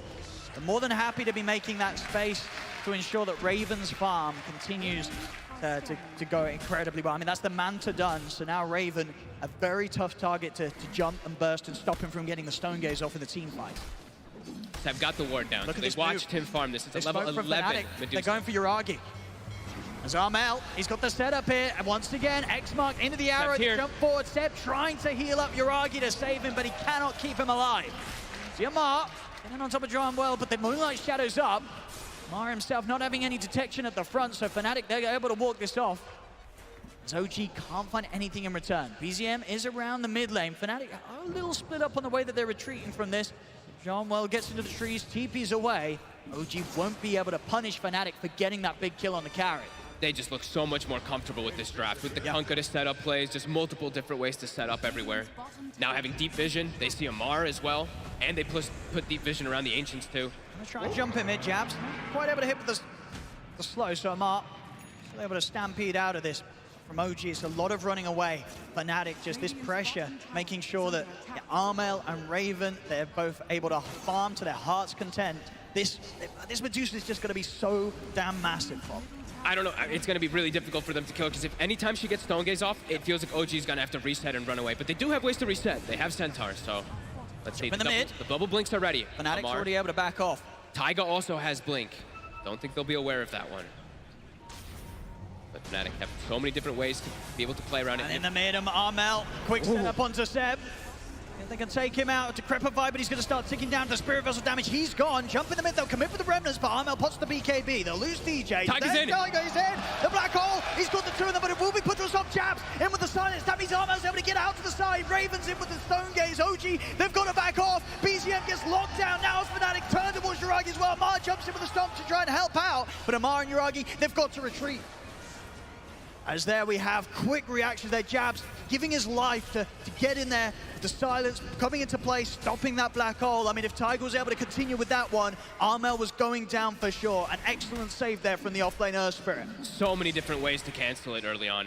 From a distance as well, that's why they've gone for this. The ET, the Earth Spirit, either one of them would have been able to cover that front, but just the ET takes a little bit longer, so perfect play there from Jabs. And they get the connection on the Ember Spirit is the important thing. Armel throwing the Torrent onto him afterwards so they can finish off that Ember Spirit. Very close to OG losing even more in that fight. They had to back off as soon as the Stone Gaze came out from Raven. Playing so And fast now, Seb. They continue again with this vision. They're able to set up onto Seb. They jump in, take out the Pugna. Fnatic, 9-3, 2K lead, completely ruling this early game against OG. And with a lineup that's only going to get stronger around Raven's Medusa. And they still have his deep ward, so they see Yuragi. They're going to try for him again. Set up from Jabs. The X-Mark, he needs help. Amar's going to try and jump in with a Who-Stop, but the boat's already out. Yuragi's gone down again. Fnatic. Everything. Playing it fast here with the 4 of them. They don't even need Raven, just the 4 of them here. They're doing everything.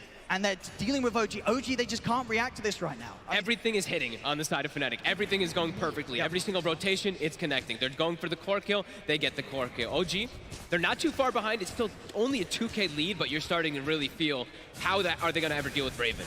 If this black hole comes out, there's always things to address it, even when there's BKB. And if Raven ever even gets Stone Gaze off, then there's no way that black hole is ever going to be doing anything. Tiger, he's going to have to hit some massive ultimates this game. And as we say, it is not an easy game to do so. A little easier, of course, when the BKB's done.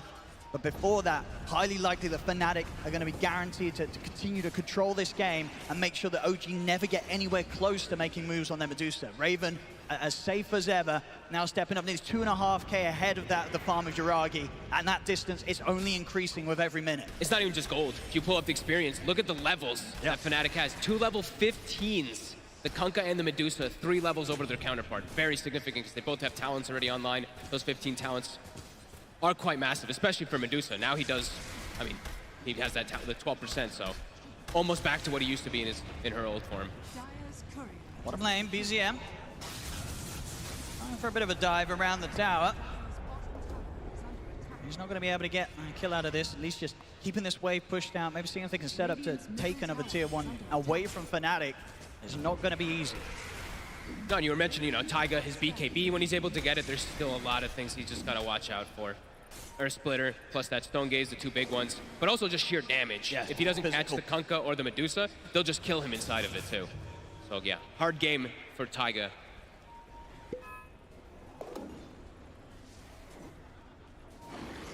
Bit more of a passive style this time around.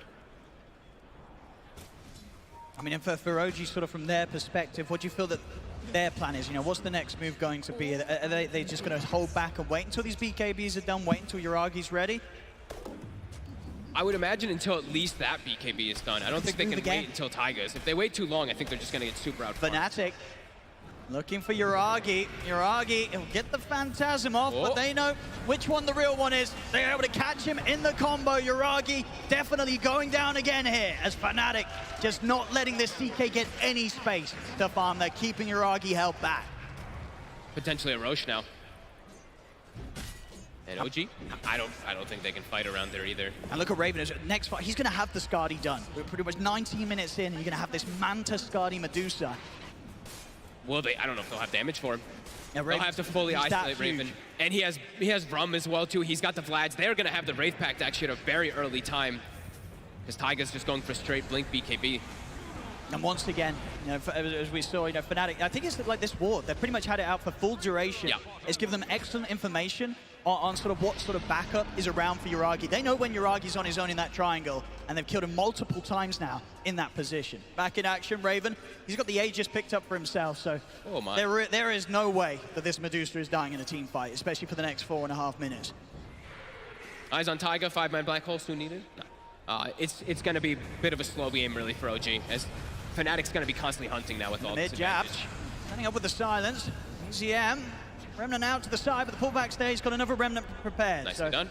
Be able to jump out once more, make sure the Fnatic can't take him out this time. Fnatic can just keep hunting. Every time the jabs feels like he sees any opportunity, he can just keep rolling in to look for these plays. Because OG, they're just sitting back farming. They're not looking to make any plays whatsoever.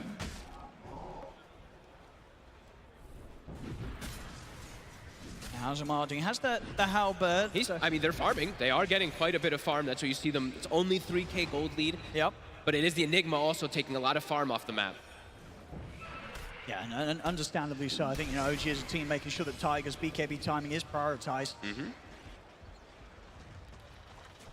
Which is not an easy game for him. And there's the Wraith Pact done. So Mirana, DJ has it finished. They have the Rum, they have the Wraith Pact, and they have the Medusa Mana Shield. It's going to be incredibly strong when they are this far ahead. On the Medusa in particular, 5,000 gold above her counterpart. That's insane. Raven about to hit onto the level 18, get the crit out, the Crystallis. So everything really coming together at some of the faster times you'll see on a Medusa. So tanky. 2,000 HP, 2,000 mana pool.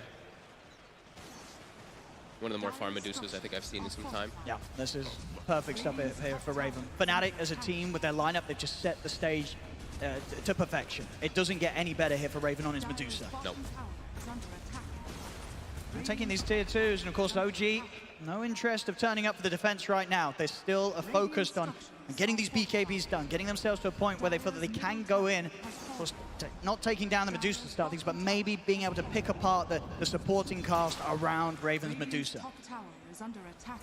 Not going to be easy. Armel has a full AC finish now too, so everybody that much tankier. I mean, Fnatic, they can keep going here. They're going to poke high ground. 2 minutes and 40 seconds on the Aegis. Fnatic, they're not going to stop this push. They'll keep it going up to the high ground. See what they can force out of OG. OG, they're going to have to do something, otherwise they may just lose a Rax here around this 22-minute mark. I mean, it's the AC now delivered. Tower's starting to drop that much faster. Stomp as well, making sure the Tiger doesn't even get a chance to think about getting in the arrow. It is straight away, he catches him. Pull him out to the side, Seb is healing him up. Trying to keep Tiger safe, but the boat comes crashing down towards Tiger. He's out of the game for 44. He has got a buyback that he can consider if they still want to try and defend this OG. But the tier 3, it's gone down. The rack's exposed. Raven continue to push him hard, jumps in with a hoof stomp. See if they can take down Raven the once. He's low on the mana. Hey, just for 2 minutes. Armel comes back also. So hard for OG to approach this defense. Jabs, he's ready to get straight, and he's going to go to the back lines. Looks towards Seb, he's in with the silence, the magical damage, it's enough. Seb's out. Over to the side, Seb will buy back. Get the jump in on towards DJ. They've taken out DJ. Jabs able to roll away in time. Amar pushing back Raven, but Armel, BKB's out. X-Mark into the torrent. They take out Amar. Fnatic, they did lose the two of them, DJ and Jabs. That might be enough to stop Fnatic from pushing for more. See if OG's got anything else to present. Tiger smoked up, trying to close in on Fnatic, but Fnatic, they'll back off. This is a 4v3 right now. Fnatic has to be a bit careful. They're still closing the gap here. Genwell. OG, BZM tried for the slight change there, but not able to get a catch. They know Genwell's on the side. Yuragi's smoke broke. They're going to turn towards the trees instead. Well, is able to get the stomp into the team. Oh, he's actually away. Oh, a lovely little escape there on the Elder Titan. As Fnatic, they won't even lose John Well. They get them out of there. So a very, very good retreat here. But OG, just not able to get any of the catches. Creep wave comes in as BZM's walking up to go for the chains. Hit again. Beautifully done by Genwell. Look at this. Oh, creep wave. Evil creep wave. Oh, you're right. The RNG there, both chains not heading the way of the hero. And Fnatic gets away there. Yeah. That's the important thing. As the Aegis was about to get reclaimed too in about 20 seconds. And Raven well on the way towards his next pickup. He's got 3k gold in towards the butterfly that you can look for. And of course, at a stage of the game where there's going to be no sight of any true strike on the cause of OG. This evasion is, I mean, it already feels like he's unkillable. Once that's online, I don't know how they take down this Medusa at all. No, because it's not a natural build-up. Yuragi can't just be like, I mean, maybe he can. He might have to just be like, I have to go for MKB, but it does not feel good as a CK to have to feel like that.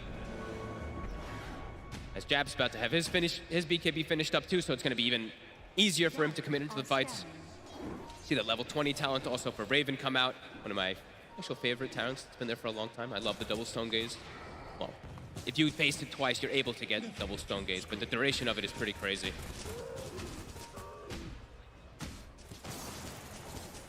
OG, they have now got, all the BKBs. Okay. All the three of them, BZM, Yuragi, and Tiger. So BKB's up, and of course the Aegis leaving the hands of Raven. Maybe an opportunity to make a move, but doing it outside of the base, definitely a huge risk. They lose a team fight, OG, and almost certainly Fnatic's going to be knocking at their doors moments after. Raven is just so farmed. It's actually insane how big he's going to be. He's going to have the butterfly finished any moment now. After the small crit too.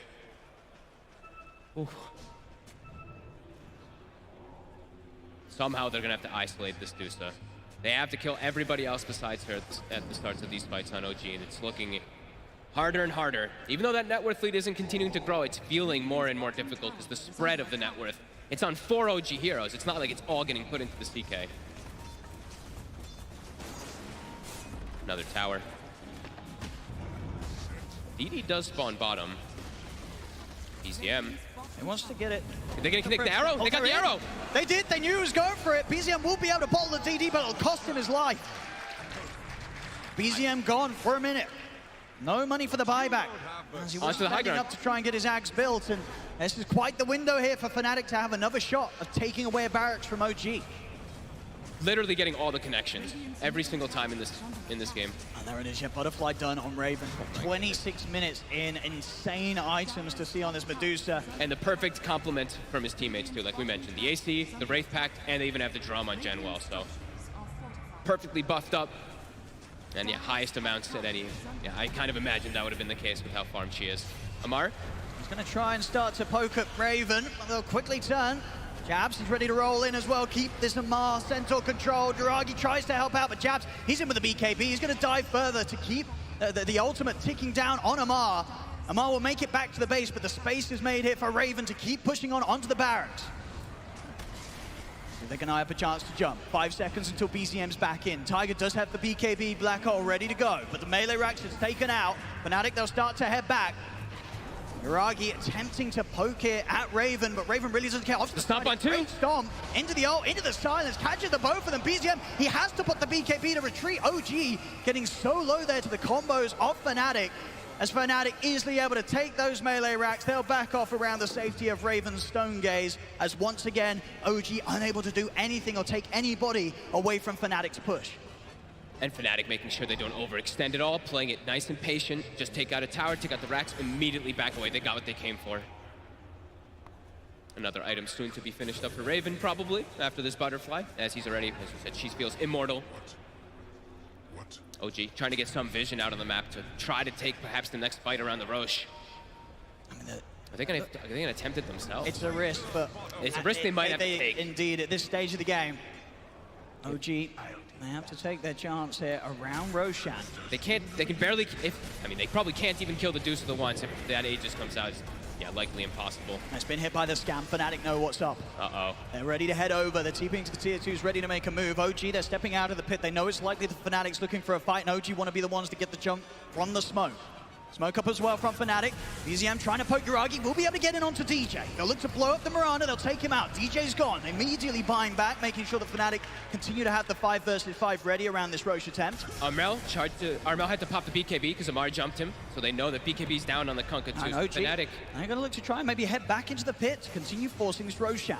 They've got good spam with the ET. Another smoke. From Fnatic here. Splitter on cooldown, 10 seconds. They do have Stone Gaze, though. And Tiger, he's in position on the high ground.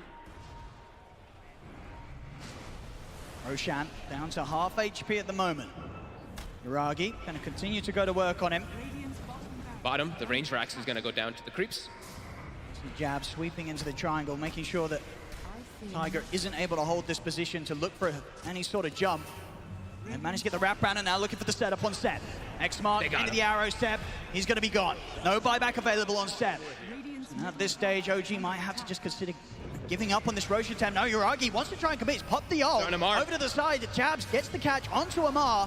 Kicking back into the X mark. Bow combo straight away. Amar getting blown up. He's out of the fight. Yuragi will find Jabs to be able to get some sort of a trade, and Amar buys back.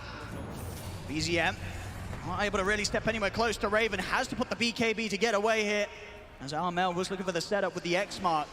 You can just see this continued struggle from OG to really take any sort of fight into the faces of Fnatic.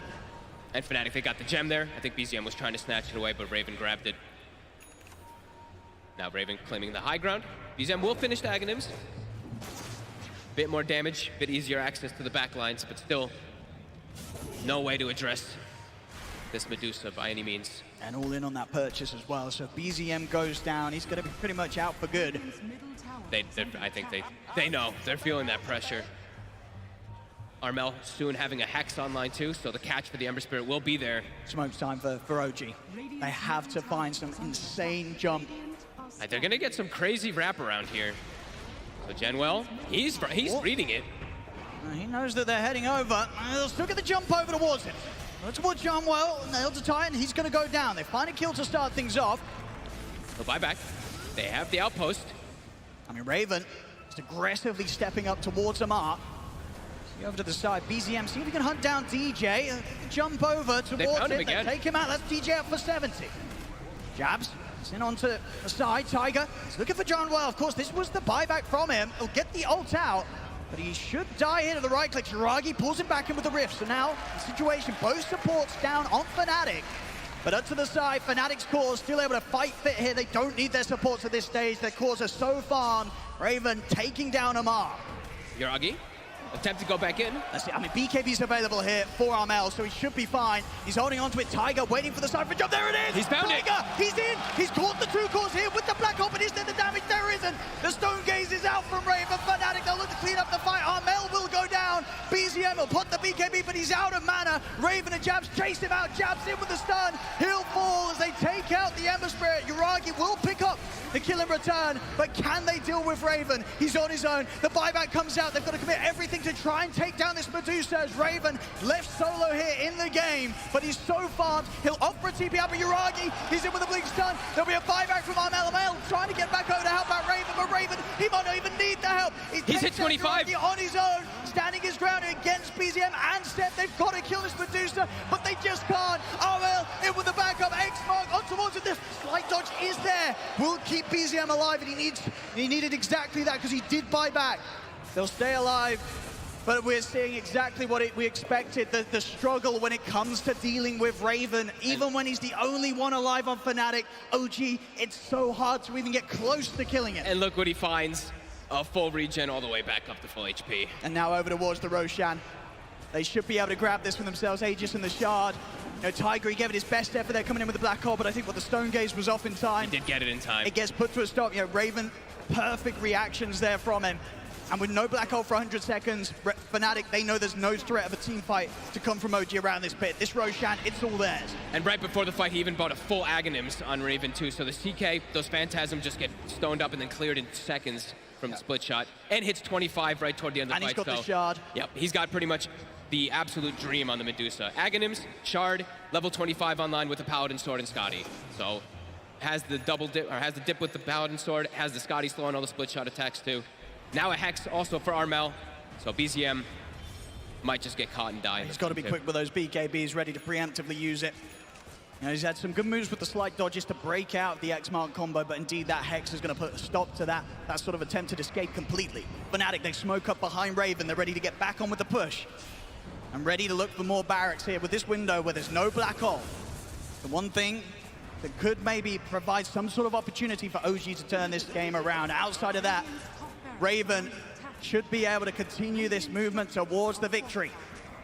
Look at the positioning, Genwell super far back. Amar gonna start poking. A little bit of a tease here onto Raven. The X-Mark into the arrow, it's there. Amar caught at the front. Seb having to back off. Jabs gets in on top of him. That's the Pugner down. No buyback available for Seb. Yuragi will try and control Jabs, but the BKB's up. Jabs rolls away to safety. BZM with his own BKB trying to commit in towards Fnatic, but Amar caught again by the Torrent. He's out of the game. No buyback on him. As Fnatic, they'll take down the top set of racks. Nothing that OG can do to stop them. Raven can just clean it up now. No remnants remaining on BZM. Taiga Black Hole available, but no damage to throw into it. That should just be the Megas. They can't stop this push from Fnatic. Aegis still on Raven. OG, they'll probably hold in for one final attempt at a team fight. For this whole 35 minutes game, they've never been able to find the opportunity to kill the Medusa. And that's certainly showing with how stacked Raven is now, as he's ready to keep pushing on and looking to close this game up. Flawless game from Raven and Armel. Armel does die once, 8-1, but the impact that he was able to have from lane to now. Raven now TP's back, gonna get X back in, and they're gonna look to close this one up. OG, the last fight. How are they doing on the buybacks? Just a buyback available on Tiger. So we'll have a couple of chances to look for that Black Hole. Outside of that, anybody going down on OG will probably mean the Gs will start to be coming out. Yuragi, he's trying for the wraparound from the back lines. And get the signs, the Hex straight away on a BZM.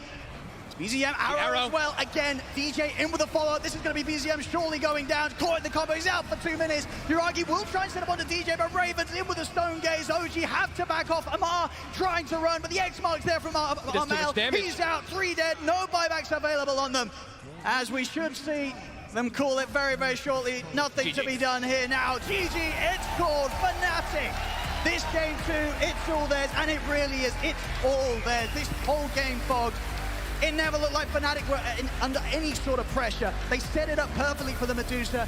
This is one of the reasons why this team around Raven's Medusa, they just get win after win. They have mastered this style.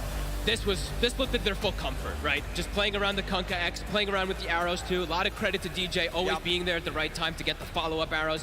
Jabs too, with an unorthodox pick. The Earth Spirit, Naked Vessel, worked out perfectly. It felt like they just had OG's number completely. From the mid lane to the bottom lane to even the top lane, everything just went Fnatic's. Brilliant. And John Well bringing the Elder Titan into action and having a very good show. 1, 2, and 18. I think pretty much, involved in the majority of the kills. It all worked out for him. Yeah, they set themselves up perfectly. The lanes, love the way that they set them up. I was a little doubtful just because the ET hero overall right now in this meta can feel a bit lackluster, but when you're playing versus Enigma, versus these summons, when you have this super carry like a Medusa, a ranged hero, you can see why they went for it. Excellent draft, excellent execution by Fnatic. And well, there we go, ladies and gentlemen, the second series of the day. Once again, going to a Game 3 with Fnatic taking this Game 2. Raven 5-0-11 at the end of it. Can't wait to see what sort of impact this has on that third game draft. As Fnatic, when they get this sort of lineup, they seem unstoppable. 1-1 now between Fnatic and OG.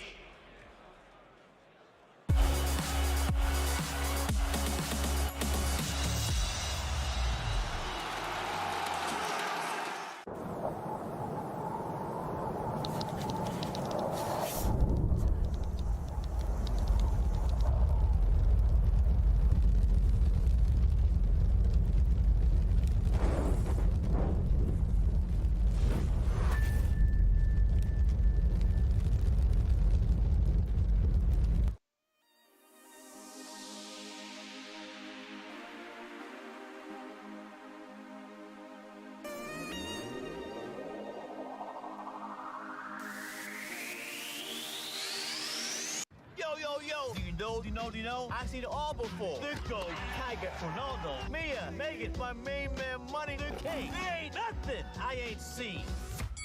Okay, old school. You've never seen anyone like my girl Naomi and Mbappe, the Greek freak, a thing, Kaisa, or Chloe Kim. Do you know there's never been anyone else like them? Look, OG, no disrespect. I know you think you've seen everything, but you ain't seen nothing yet.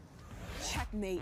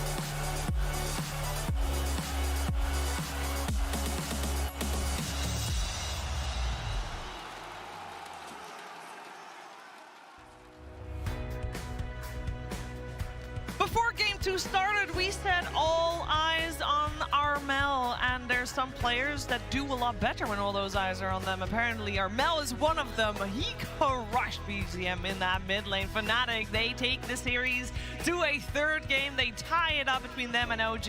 And I'm joined by Quinn, Tigov, and Purge to analyze that game. And I do think it was the story of that Kunkka mid at the start, especially Purge. Yeah, he got way more last hits. He got tons of denies over his opponent. And then what I think was so crucial is that he used all that level and gold advantage, and he just went around the map killing Chaos Knight repeatedly. So even though Dusa was already a great hero in this game, here was his first blood against him. Even though Dusa was great in this game, playing against an underfarm CK just makes it even easier. It just felt like this game, Fnatic went back to why they were so good in their region. They had heroes to protect a Medusa. Medusa was free farming. They won their lanes, and they just used that. Like this offlane Earth Spirit, it felt like a support, but that isn't a flame. That's like immense praise because you're able to take a vessel and then unlock the entire map, and then you make up all these stacks behind. So yeah, I think this was an impressive game where Fnatic just remembered why they were meant to be at the major. Yeah, and I believe I heard in the green room, why did they stop picking Medusa? Right, Quinn? Yeah, I think it's very much this team's bread and butter. They have a really solid mid lane, and they just chill and they get items. You saw the gold lead in that game was not very big, like at all, for pretty much the entire game. But they're just happy, like we farm, we farm, we farm, we hit Roche, we go high ground, end the game, and they did that. They did that indeed. It was, I mean, it is always a little tricky going high ground against a team that has an Enigma Purge. There were definitely some clutch fights still. There were. Dusa makes it easier for sure, because as long as you have a moment of not being stunned, you get your ulti off, that makes it harder for everyone else to run in.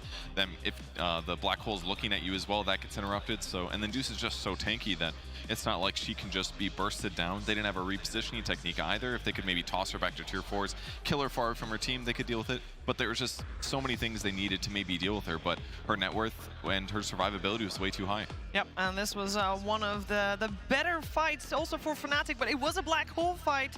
But it shows why Medusa is so good against his lineup, because you press your ultimate T and it doesn't do anything else. And you see their jabs coming in with the silence on the Earth Spirit, and also unfortunately for Yuragi, this game for him, this CK, every fight he kind of was just like watching. He was unable to really commit, because if he commits, there's a stone gaze, he's instantly gonna die.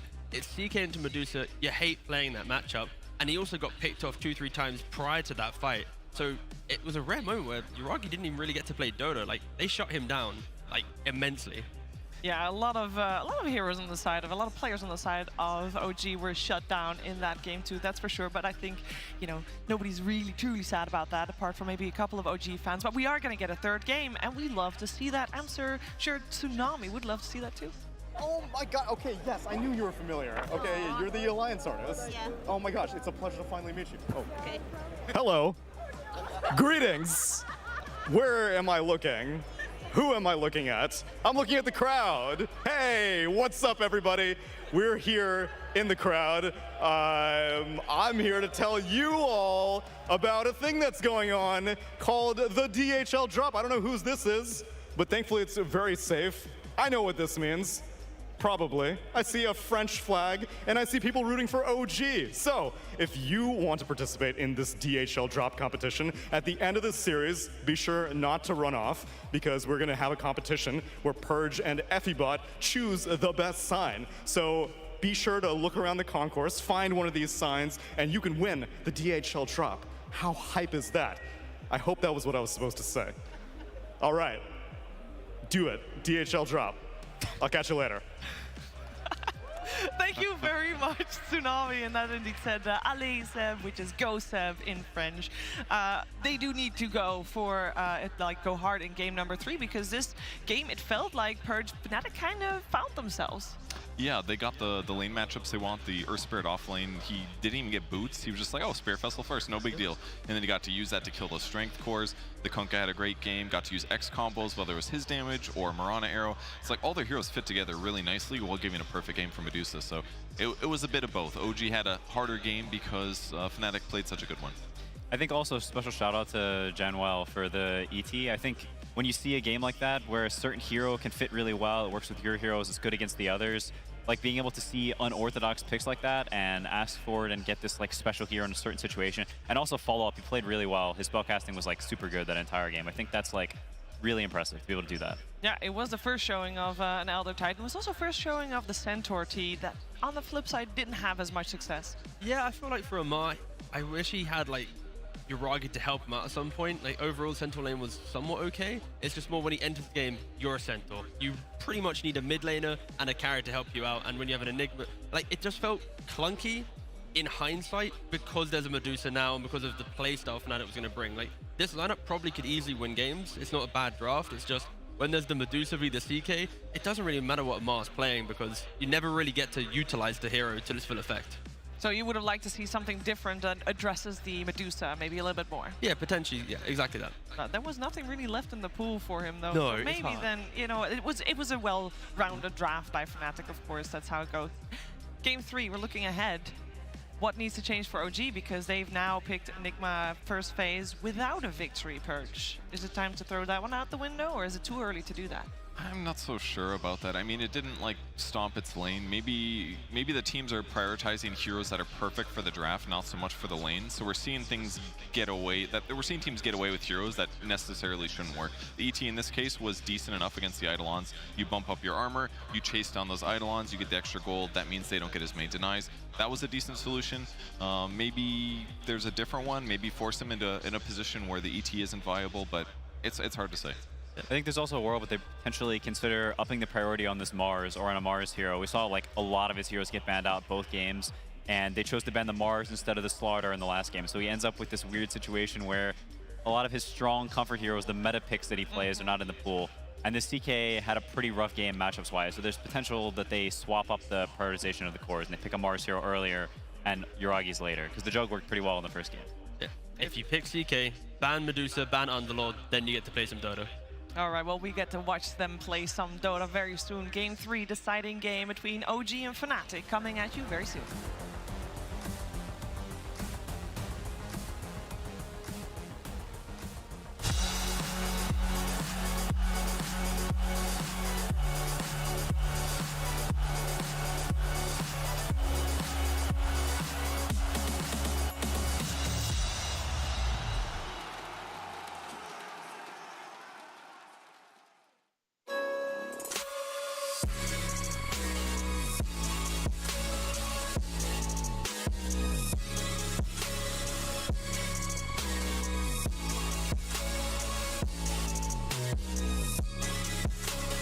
You love it, you wear it.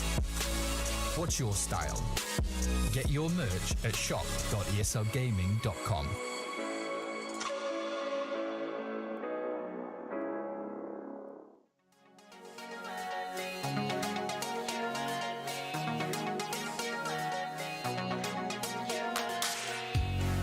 I can't stop chasing you.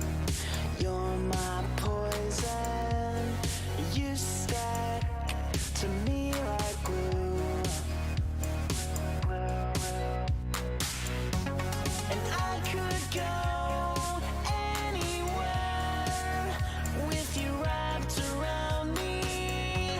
And we could lose all our cares now that you found me. Two hearts beat like 1, 2, 3. It's you and me, you and me. Two hearts beat. Yo. Do you know? I've seen it all before. Dukung, Tiger, Ronaldo, Mia, Megan, my main man, money, the king. There ain't nothing I ain't seen. Okay, old school. You've never seen anyone like my girl Naomi and Mbappe, the Greek freak, a thing, Kaisa, or Chloe Kim. Do you know there's never been anyone else like them? Look, OG, no disrespect. I know you think you've seen everything, but you ain't seen nothing yet. Checkmate. It's you and me, you and me. Two hearts beat like 1, 2, 3. It's you and me, it's you and me. Two hearts beat like 1, 2, 3. It's you and me, you and me. Two hearts beat like 1, 2, 3. It's you and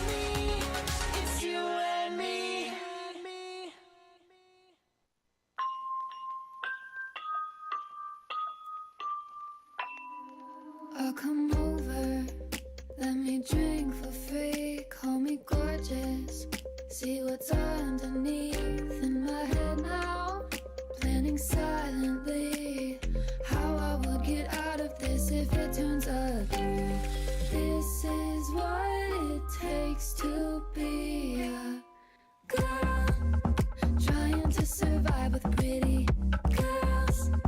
Gotta check behind me when I walk down the street. Don't know who is watching me, sitting pretty in a wicked world is what it takes to be a girl.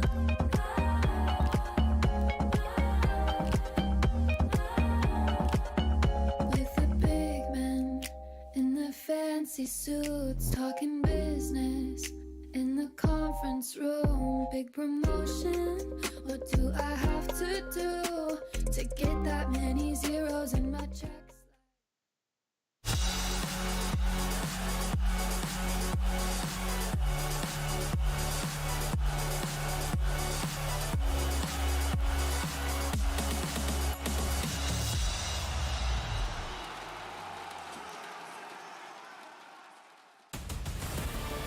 Earlier today, we saw the glow up from Beast Coast coming last, second to last in Group A, and they are now guaranteed top 6. Will Fnatic take the same path? They also struggled in their group. They came last in Group B, but are now tied with OG, and there's one game between them and top 6. Of course, OG definitely has a say in the matter as well. We're ready for the third and deciding game. We should be in the draft momentarily, and maybe some adaptations coming out from OG here, T-Gov. I mean, I feel right now it's on the coin flip. Going into game 3, you have to, flip the coin again, see who gets priority, pick or side. And to me, OG's second pick, it feels so much better when they're first pick. Well, that's where they are right now. They got second pick, there you go. Overall last pick, and Fnatic will take that first pick. And in terms of bans, Fnatic, keep it simple, keep it the same. They thought very long and hard about that in game 2, of course. This time around didn't need that much time, but a lot of respect coming out from OG. That Ormel Kunka, out of there. Yeah, they're leaving the CK in again this game. I think both teams are realizing that if the hero is overall first pick, they're in a position where they're kind of comfortable countering the hero 5 times and okay playing against it. Where's the hero of the... Okay, so here we go again. Enigma Pango. This will be... There we go. Go on. Or Snapfire as an alternate.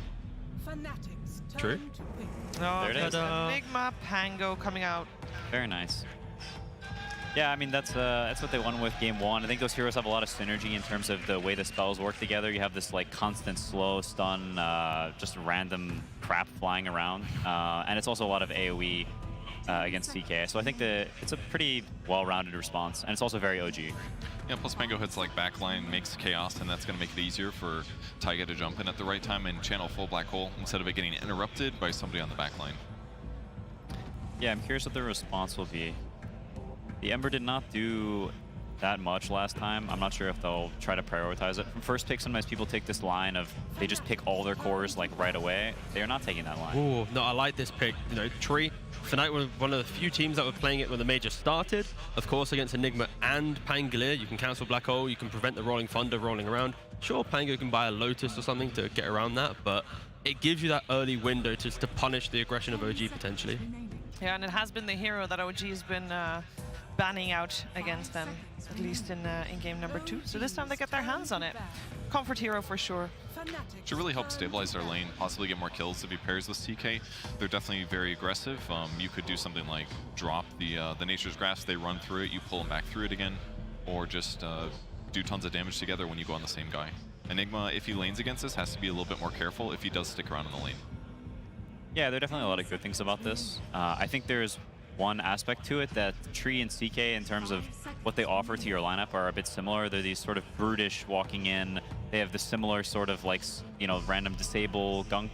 And against that, you can have these sorts of phoenixes, this overwhelming team fight, this crap that's hard to run into. And it can be a bit weird for those heroes to function unless they have like enabled follow-up damage later in the lineup.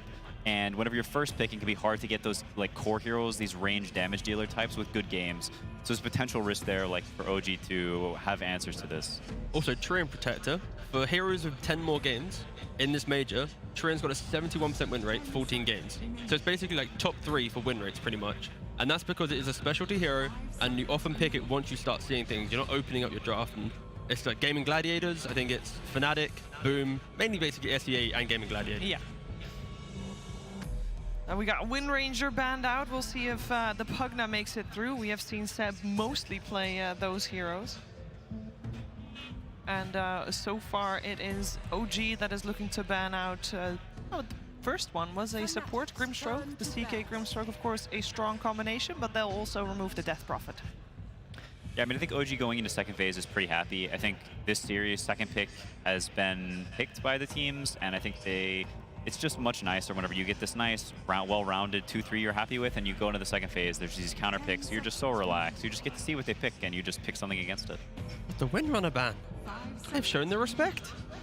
I feel like it's really good here, though, because if they just lane in against CK plus Tree, you literally cannot do damage, right? You just press the Windrun button, you're going to be able to get away from their chase, and then you're just going to out-trade them. So I think it's like a rare case where it would just be a lane counter. Ooh, instant Jakiro. It's another hero Seb's been using a little bit recently as his 5 position. It's excellent in terms of what it provides AoE-wise. If you can drop the Ice Path, the Macro Pyre, CK illusions will be destroyed. So now they've got really good solutions against the illusions. Unfortunately, Macro Pyre doesn't destroy trees for some reason. They did remove that from the game. But no, still, very powerful. Also, last time Seb played it, he was a bit greedy on the hero, and he was able to buy a Vlad, then a mech, then suddenly completed a Greaves. He was so tanky, and in this type of lineup, he probably can find the farm as well. Oh, it's also a good tower sieger, actually. Yep. That's another benefit of what Tree provides. Armor to buildings, a little bit of heal, not as much as you used to. If you do get enough levels and you can slap Liquid Fire down, the trees will melt. I think it has similarities to Fnatic's ET pick last game as well. It's this support out of the phase on 15 that sort of gives you some like general rounded answer to the enemy's lineup. Okay, they go back to this. But this is because you look at the lockdown on OG, it's Rolling Thunder, a Black Hole, or you hit this Ice Path, which can be kind of a clunkier spell to connect on. But once you get one of them, it's going to be a bad time for whoever gets stunned. That's very true. I will say it's pretty confident from RML to say, no, that first game was a fluke. Give me it. I'm going to run it back. He probably feels pretty good after how bad he thrashed him in the second game. And I think this is spicy. I think I respect Fnatic for this, that you say, nah, it was gameplay, it wasn't draft, we run it back. But they've shown that in the series as well. Like in series 2, they're picking, game 2, they're picking the ET, this Ice Spirit offlane. Like they're clearly super confident in each other and doing this. And this time we do see a little bit more priority for Amar's pick. I'm assuming that's going to be an Amar Tidehunter. Yeah, this is going to be some Tidehunter where you just go like casual hood potentially or something, and you're just walking around the map. You're tanking up. To die, you need to be horrendously out of position on Tide, I feel, to die in this game right now. Are you sure he's going to buy normal items? I'm not confident. Yeah, true, good point. Yeah, that's true. I mean, game 1 he went like Ags, Lincolns, and whatever, so maybe he just rushes Titanic. He's done that before on Tide, but for sure, this is a Tide that after lane, if he moves to a lane, Fnatic, they can't really chip him away, right? It's a Tidehunter. Yeah, I mean, in terms of individual matchups, it's a very, very good Tide game. Fnatic doesn't really have a way to kill this guy. They don't have the raw damage that can persist through like the Kraken into Ravage. It'll deal with all the CK illusions, and they have a lot of AoE already for those illusions. So if there comes a point where OG gets this really good carry pick and they have solid lanes, there can be this weird situation where there's this Tide body blocking and OG has this last pick good carry matchup, and Fnatic can feel like a bit uncomfortable with like the game just like slowly progressing. I must say, if I look at OG's lineup, we got like Rolling Thunder, we got Ravage, Black Hole, Macro Pyre, massive team fight coming out from them, while Fnatic, a little lackluster on that department. Is that something that we want them to fix in their final pick? I think, and it does look scary in that way, like if they just run at each other like robots, yeah, OG's team fight is really solid, but if Ember's able to play his game here, he's going to aim for the backline. He's going to try to slight chains the Enigma and then jump on him with Remnant. And maybe Taiga can turn in Black Hole, but if they can find him when he's separated from his team a bit and the fall isn't going to be there, getting these pickoffs is exactly how Fnatic wins fights. And they'll have Overgrowth to offset a little bit of the OG initiation, of course, but a lot of it's on Ember right now, or maybe CK getting a pickoff quick. Yeah, I feel like Fnatic after lane, if they utilize this tree aggressively with the shard being invisible, you're always going to see the backline. You're always going to be able to set up the engagement, that a blink on CK jumping in, Ember poking. OG, they have to be super like clinical in how they use their spells, because if they ever waste one, it's going to really hurt after. But they do have the double bubble. It is the Ravage and the Black Hole. Like, you're probably going to connect on one. I think these last two bans from OG are really heads up and smart. Whenever you look at Fnatic's lineup, they need a way to deal with this Tide, and they're most likely picking offlane last. And you ban these two heroes that give you a way to like actually go on the Tide and play the fight through them. And with those two heroes banned, I'm not sure if there are solutions that you're as happy with that allow you to like deal with this Tide in some way. Yeah, those would have been really solid, both of them. I think those are pretty perfect bans. We'll see what Fnatic comes up with here, but they may run pretty low on time. They are contemplating currently. I mean, some offlaner that buys BKB is going to solve problems. A hero that buys break. All right, Spirit Breaker with the shot. Okay, no. I mean, it's also a war where they just do this. They just pick Mars, and he just buys a BKB, and he scales. He gives you arena against. It's a a fairly decent Mars game. Would give them a much better initiation. That's something they're super missing right now, outside of like CK. Oh, there's the break. Okay. Okay. Nice. That means we have a little bit of a switch up in terms of roles, or which one of the Treant, Hoodwink, and Coddle is going to be the core? Because we know that Armel plays Coddle mid. Yeah. Yeah. I mean, this is a cool switch up from Fnatic. This is a pretty good answer to Tide. You have this massive, overwhelming, super long range damage. I mean, I said it in the other game, but Coddle is quite good against Pango mid. He doesn't threaten you at all. You just blast the waves, and he just has to take them under tower. So Coddle will like mega free farm. And it makes their poke even better too, because if they, like Syrian chains a guy, you don't know, is the Hoodwink going to follow up? Is there going to be this huge blast coming through? But that's a great carry matchup against CK. Super high armor. He's going to be able to turn into Ember and do slight chains of his own. That was a good pick. And Yuragi, he's already had a Morphling performance where he absolutely popped off with Manta. He kind of needed a hero that could get Manta against the tree, at least take the man fight later on. But again, the skirmishing ability of Fnatic, that explosive ability to just to find someone and just get numbers advantage, it's on them to be able to kind of be proactive in this game. If they sit back and they allow Morphling to farm, then OG's going to be pretty happy. It is the mid Coddle. It is the mid Coddle. DJ will play the Hoodwink. Raven will take on the Chaos Knight. So is it Jabs Ember? Must be. Yes, it is. So offlane Ember coming out. A little bit of a curveball there as well. I mean, this Morphling has an insanely free game. I think that is the exact type of pick that we were talking about would be good for OG. This carry with a really good game matchup. He has this Tide, he has all these random fat heroes and spells in front of him. And I think if Yuragi plays well, he has a pretty set out game in front of him. Yeah. Morphline's really well against Ember, and then you kind of need Ember to be the vessel buyer to emulate the Earth Spirit of Game 2 and have that same style, but the matchup doesn't feel too good. Well, Yuragi on his Morphling did eliminate Boom from the tournament. We'll see if they can repeat that against Fnatic right here. Who will take Game 3? Who will advance in the tournament? We're finding out together with OD Pixel and Fog. Thank you very much, Steve. Yes, everything, of course, resting on this Game 3 now between Fnatic and OG. Fog, what do you sort of make of this? We're getting Jabs this time, showing what he can do on the Ember Spirit on the offlane. He did very well on the Earth Spirit. Do you think he's going to have a similar sort of impact on a different one this game? Feels like a bit of a harder lane this time for him to pressure. Last one, they did a really good job of actually slowing down the CK's farm, getting that vessel. Ember is just not a natural offlaner. So not a strength here, not near as bulk, so can definitely get brought down a couple times, and it is a good matchup for that Morphling. Gives him not only a good target to morph later on, but in the lane as well. Looks pretty good for Yuragi. And that's the thing, right, as the panel drew upon, we've seen Yuragi's morph before here at the Major. I think at the same time came out as that last pick. I don't think he died that game. It was one of those performances where he crushed it. I think he might have also been versus CK carry, right? I think Boom, what are they playing, CK? I believe so. I think they might have been playing exactly. it as well, It's a similar sort of setup. OG, they've seen the chance to go for that again. Let's see if it works out as we get ourselves in, ladies and gentlemen, to this third deciding game. Who's going to be staying in the competition and who is going to get sent home? I love how we see the changing, though, of the drafts. Even though the CK, it looked like it was kind of countered, they didn't care. They still are going to be putting it on that carry and switching things up to put Jabs in that off lane, picking the break, the DJ Hoodwink as that last pick, sticking with their guns, going for this tree and protector, and Armel, of course, his Coddle. Pretty good matchup for him. Versus that Pango, he has high burst also for Morphling if he's able to get some snowball. I've seen Armel take over games with this hero too, so eyes on him. And of course, BZM has already shown us today how great he could be on the Pangolier. That game one, quite a showing from him on his mid Pango. Let's see if Fnatic will have the chance of shutting him down this time. This should be a pretty fun one. Some long duration, or long cooldowns on OG. I feel like Fnatic, they do have a really fast-paced draft that could take advantage of that. What is what they see here? Sitting under the tier 2 tower. They got him! Oh, that was very nice there with that vision set up. They see him chilling under the tier 2. They'll dive in and take him out. Got to give respect to that one. Nice play there from Fnatic. Immediately going to kill their ward too. DJ's like, nope, we're not going to give you guys anything out of it. Very heads-up play there for Fnatic to start the game off. Who got the last hit too? It was Armel, right? So already off to a good start in the mid lane. Gonna have that quick null to start off, I believe, if he wants to go for it.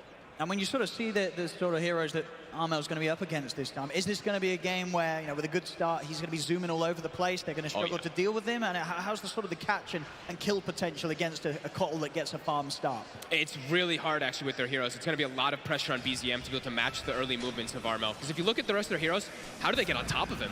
Jakiro, Enigma, Tidehunter, these heroes are not going to do that. And it's not going to be the Morphling who looks to get them out of an early game with Armel moving around. So it could be a game where Armel is able to just completely take over with these rotations. I mean, and an excellent game, of course, last time from the mid. In that game too, Kunkka performance was perfect. Yeah. The boots of travel timing is going to be one of those like 6 to 8 minutes that we've seen so commonly on these Coddles. And yeah, pressuring side lanes. Like we mentioned, it's a bit of a greedy style from OG again, going for the Tide and the Enigma and the Morphling on top. So it does feel like Fnatic, they could really take advantage of that. See how BZM does though, mid already off to a much better start than the last game, 3-3 to the 2-1. Of course, last game we did see, you know, the struggles very much for Tiger on his Enigma to find the opportunities to get the big black holes. This game, how sort of easy is it for him to find those chances to get in? It's a lot easier. He only really has to play into the tree route later on once he does have the BKB. The only thing is, he does have to be careful because at some points early, depending on how big the Armel Coddle is, he literally can just run around and he doesn't even need to be this one to cancel the black hole. They might just snowball, get these kills and just group up and push with the Coddle behind healing. And Enigma can just get one-shotted. That's what we've seen from these Coddles so much if you are able to just be that zoomy monster versus these slow heroes. Seeing the mid BZM starting to take huge amounts of damage here from Armel. Lining up the blast. He has got his bottle on his way out, BZM.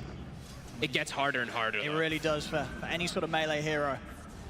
You're going to be consistently under threat against the spam from the Kotl.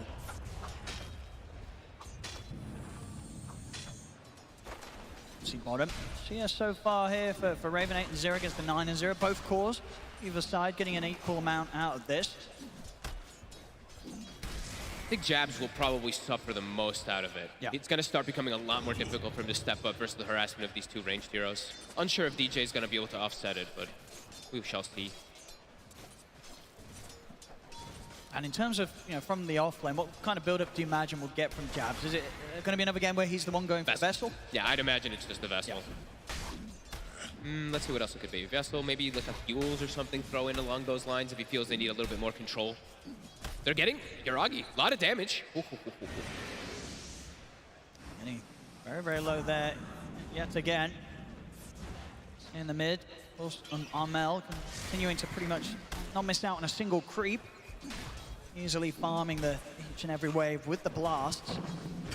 So they should have, on Fnatic, they should have two lanes that go very well for them, right? Raven, I don't believe they can pressure him at all with an Enigma Tidehunter. They'll be able to deny some of these, a little bit of the farm with just the conversions, but won't be able to pressure him too much in terms of last hits. Amar, he'll be able to farm down here nicely, though. Yeah, not really a hero that Fnatic's going to be able to kill in return. This Tide, once he has a few levels, very hard for these two to make moves upon. Look at Armel. Holding the creep wave so they can blast the small camp and try to deny it away from BZM.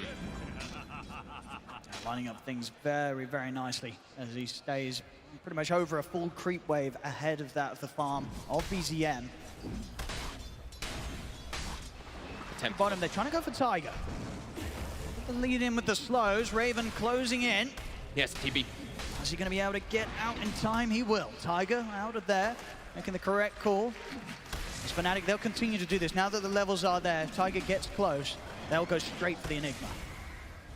They tend to do this also whenever they have the double melee, whenever they're playing with... top lane, Yuragi caught very, very low with a sleight of fist. Jabs takes him out. We'll see it again here on the replay.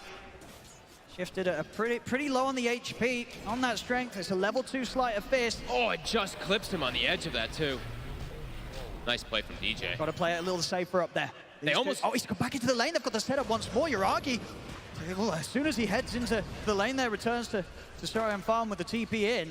He gets brought very, very low once again. He's really got to be careful against these two, especially now the levels are there for Jabs and DJ. And I thought potentially this would be a lane that he'd be doing very well in, but I guess the Bushwhack just keeps catching him off guard low. Yuragi does have to be careful. Armel already 6. Dominance is now going to start. BZM also hitting the 6 though at a decent time. I think BZM's going to have to be very ready to push sort of the TPs, the movements towards the top. You know, Fnatic continue to play as aggressive they are in towards Yuragi.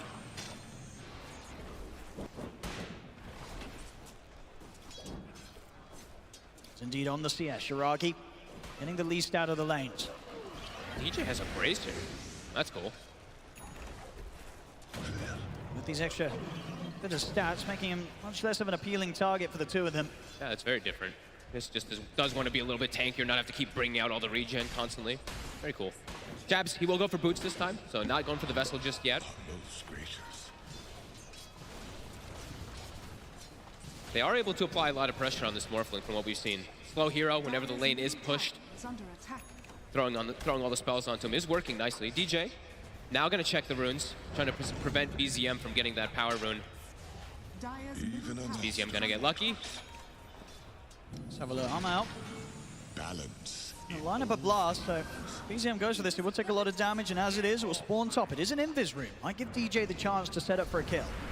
Bottom lane. See it in bottom. See the move in. Again, this is the target they'll always go for. They find Tiger. They're straight in on top of him. He can't do anything to save himself. Look at this setup. DJ with the invis waiting on the high ground. Getting a huge catch there on BZM. He was having a pretty decent time in the mid lane, but getting tripped up by the invis hoodwink. DJ is a menace these last two games, just really putting the attention onto BZM. Be it his arrows from the first one or from the second one with the Mirana. Yep. Or just sneaking. I mean, these sneaky plays. Yeah, this game already being the setup for a big kill on Yuragi in the early game, and now on towards BZM. They've got to be prepared for DJ making moves up and down the map, and looking for that bushwhack setup. And for Armel making moves around the map, he has Boots of Travel finished, level 8 already on the Keeper of the Light. No, he's farmed. He's hitting the timings that he'd hoped for here. They might even need a lane ward top. Okay, they do have the lane ward, because he could just TP up there and get a blast from tree line, and Yuragi's just dead. And I'm already seeing Armel TPing up. I think it's really high potential for Yuragi to just die in one shot. See if Yuragi's ready for this. Armel into position from the side. Here's the blast. It's going to be a fair bit of damage. Yuragi, He's gone. He's gone. Armel, beautiful movement here from him as Yuragi not ready for him to come and make that play off the back of that quick box timing.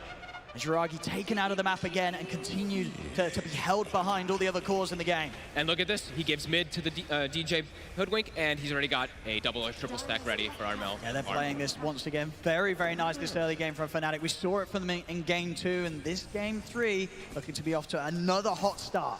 And they actually don't have to go for the Vessel onto the Ember. He can go for more carry style items because Armel already has Earn done on his way toward Vessel. So the build that we've seen popularized by 9 a lot is going to be the choice from Armel.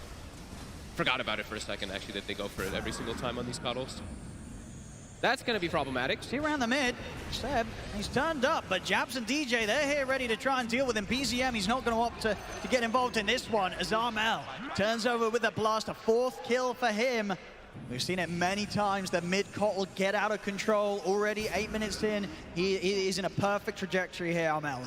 He's getting the exact start that he would want, and these moves, they're not going to stop. They're going to look for Amar. He's already getting in underneath the tier 1 tower. The 3 of them ready to set up on the tide. We'll see if Amar can play his way out of this one. The stun into the blast. Has he got any further escape? He's caught in the Nature's Grasp. He's going to try for the TP out. Is he out? No, he's not. The damage is there from Raven and the Phantasm. Fnatic picking up another 7-0. Armel's out of control already. 5,200 net worth. What's going on here? A little bit of LOLing in the chat here between Jabs and Amar. Getting a little bit spicy here in the early game. It's Fnatic. It's a killer early game. This laning phase is disastrous for OG. I think, as you said before, eyes are going to be on towards what BZM can do as the Pango. They need him to alleviate some of this pressure that Fnatic's applying in all 3 lanes. His moves are going to be crucial once that Diffusal Blade's done. He's just a recipe away from it right now. They keep preventing him from getting runes, too. They took the DD bottom when that whole situation was happening when they killed Seb. Armel's going to have the Vessel done any moment now, so...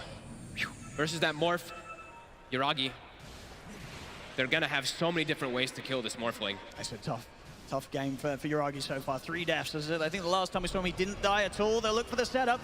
He's able to start building up the strength. The break and the blast, not enough damage. Yuragi this time will live. They can't protect him at all, though. And now top tower likely to get brought down, and now the Vessel is going to be done. Okay, they'll glyph the wave, so stall it out for a moment. But that next situation, there's going to be a Vessel on that Morphling, and he'll die from the blast as well as the Hoodwink connection. Where's the rune going to be? BZM, again, it spawns on the opposite side. Trying to get over to contest this from Jabs, but Jabs Grab it and get away. Gives him the high five as well. OG, their strength will be around their ultimates. When it comes to sort of hitting the sixes on Tiger, they can get in and find some sort of combo between the Ravage, the Black Hole, and the Rolling Thunder. It's a lot of lockdown. It is very cooldown dependent though, and we've seen already, Fnatic, they're not going to be playing around much cooldowns. Armel, Vessel's done. It's already out on top of him. Top tower going to go down as well. And Raven, he's top of the board with that Coddle, getting the free farm down bottom. See what they can get down here. Already TP's coming in from Fnatic. They're moving so well around the map, just reading the plays from OG. See if DJ can get the catch. He's looking for the setup. Pushback's going to be off the mark, and here's the Rolling Thunder from BZM. Heading over towards DJ, but actually the ult from DJ pushing him back to safety. And there's a Brood. It's going to turn his attention over towards Raven. It connects with the first Rolling Thunder. They're trying to dive in for this, but Armel, he's already come in, taken out Tiger. They've got the stun control onto Amar and BZM. Another blast from Look at Armel. cutting through Seb, as Seb will get into the trees to hide, but he's ticking solo here to the Spirit Vessel. Another change from Jabs, holds back BZM. The pop to Ravage. He clips him. Catch the two of them. They're looking over towards Armel. Waveform forward, but Armel, he's still alive. Raven gets the control onto BZM. It's 2 kills here for Fnatic, and they're not done yet. Over to Amar. Remnant 4 from Jabs. He's trying to block off the escape. They want more. Yuragi body blocks him into the chains, jumps to the high ground. He's on top of Seb. 3 dead on OG. As OG just cannot take anything away from Fnatic here. Fnatic just crushing them each and every time. And that point we saw, OG, they wanted to try and set up for some sort of team fight. Fnatic just come in. Armel immediately removing Tiger from the fight. And OG, they just can't deal with the amount of damage Fnatic can freely throw at them. 3,000 damage from the Coddle in that last fight. And no surprise here, hitting some net worth records from Armel on his start that he's had this game with the Coddle 5-0-3. And something we haven't even gotten to touch on is a build that he can go for versus a Morphling that is probably one of the best ones you can, one of the best items, an E-Blade. If he's able to get it because of the changes that E-Blade works, it uses the stats of your opponent that you use it on. So a Morphling who is fully on Agi, that could be pretty brutal as well for the burst damage that we've already seen be so successful. 11-0, Armel out of control. Yeah, Fnatic as a whole just crushing it again. They had a rough game 1, but game 2, and now into this game 3, Fnatic playing at a pace that OG just struggling to deal with here on the main stage. Tiger, he's got his eyes set on Armel, but Armel has got backup connecting with him. Jabs ready to make the move on towards Tiger. There's the pushback setup from DJ. Tiger's gone. It's just easy for them to make these moves across the map because they have so much different setup. OG just very cooldown reliant. Don't have easy ways to just stun and kill somebody besides just BZM, who's being toyed with. He even knows himself that he cannot commit onto Jabs, has to swashbuckle away from the pushback from DJ. Seb trying to line up an opportunity, but again, another round of the slight change and the Vestal. BZM's in trouble. He's going to pop the Rolling Thunder just to survive and get out of it. The Slider Fist nearly killing him. BZM having to roll back to base. And look at Jabs' item build. Maybe the first time ever we're going to see a Vlad's Ember Spirit into a Wraith Pact, but I mean, this item, Yeah, he's going to be able to get it at very good timing, especially if he continues to find the kills and the involvement that he's had. Now around the mid, Fnatic. They're just diving. They're ready to They push see a for hero and objective. they They're go. going to try and charge down BZM. BZM hasn't got the Thunder. It's still on cooldown. We'll be able to swashbuckle up to the high ground, but the blast hits as well as the stun. BZM, he's going to be going down as Armel, unstoppable on the Keeper of the Light. Good God.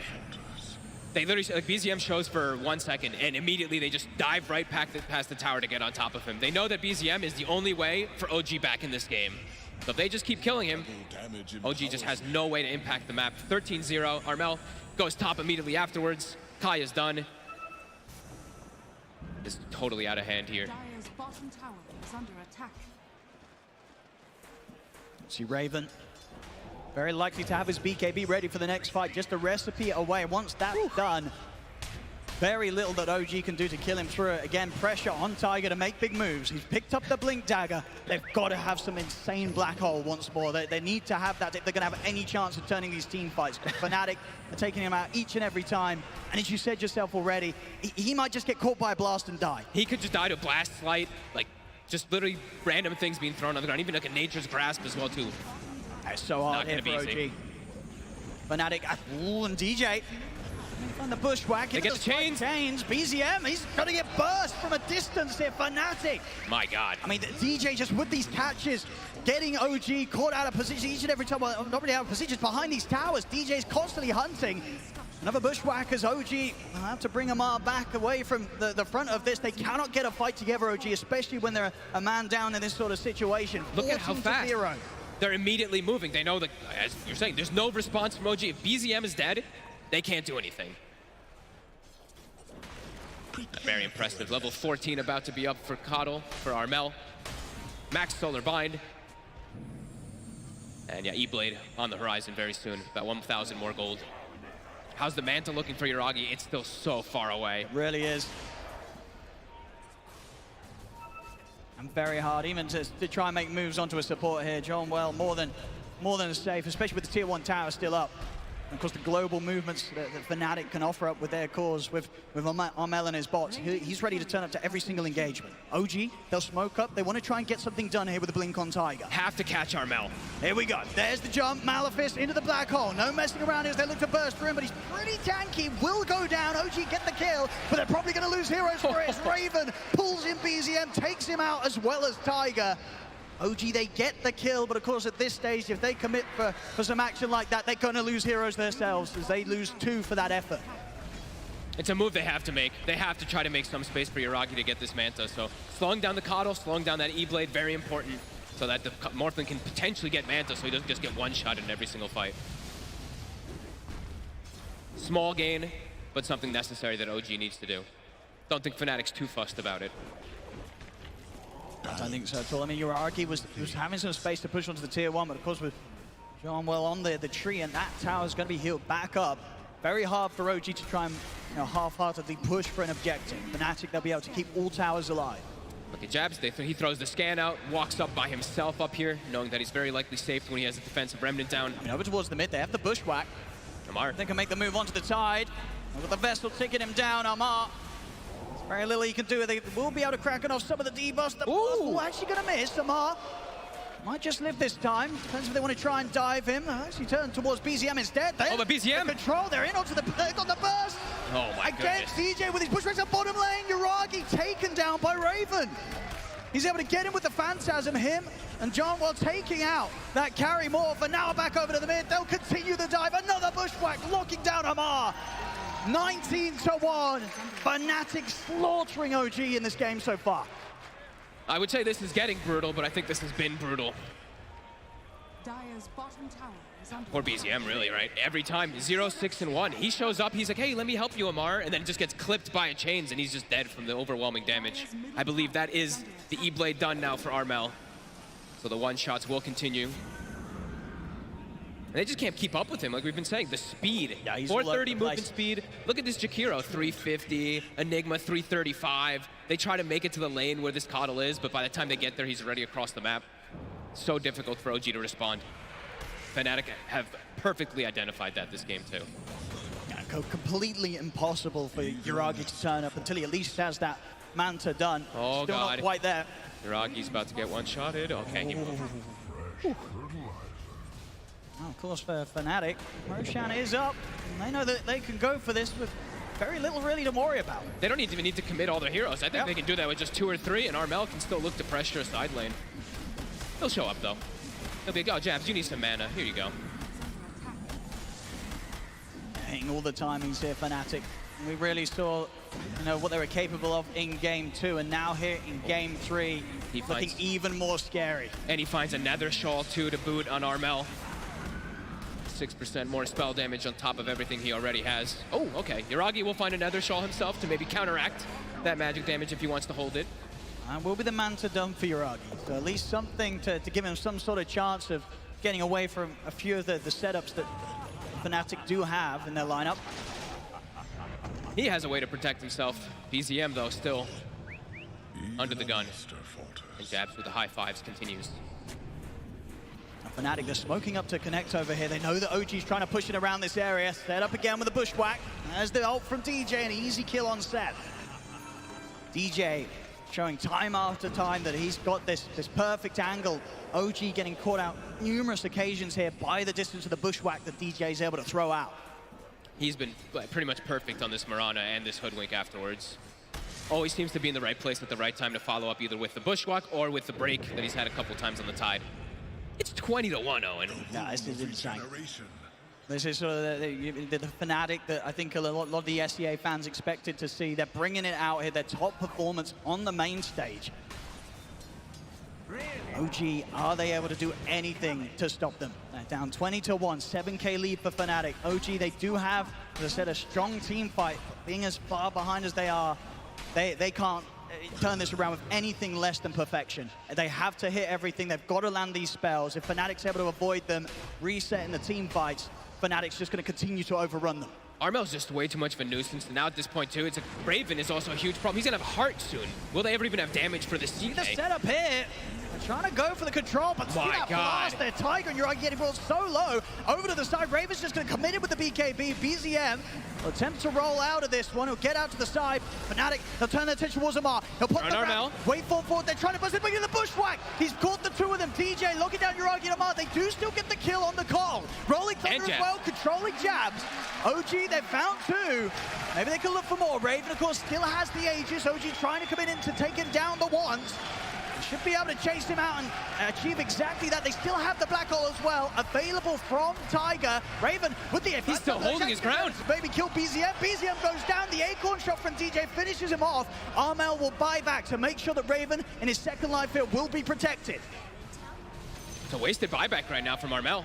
Yeah, not able to get any further catch. OG, they'll back off. So for the first time this game, we're seeing OG being able to find that sort of fight. A good ravage coming out from Amar that gives the space for Yuragi to get in and actually get some of the work done. Able to finally get on top of Armel. It's been pretty difficult this game, but the second time now able to. And now they have a pretty big window where if they kill Armel again, then they could potentially have this like 5v4 that turns out quickly. We'll see here once more.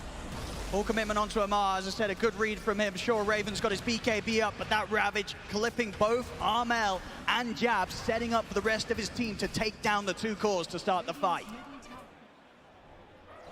Immediate smoke though, Fnatic. They know they're still way stronger than OG. Still just gonna keep looking for these kills, especially when Ravage is on cooldown. That Tiger knows.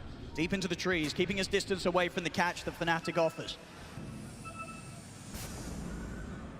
He's out of here completely. They don't want to try and take a fight at this area of the map, so Fnatic should be able to get the space to take this tier 2.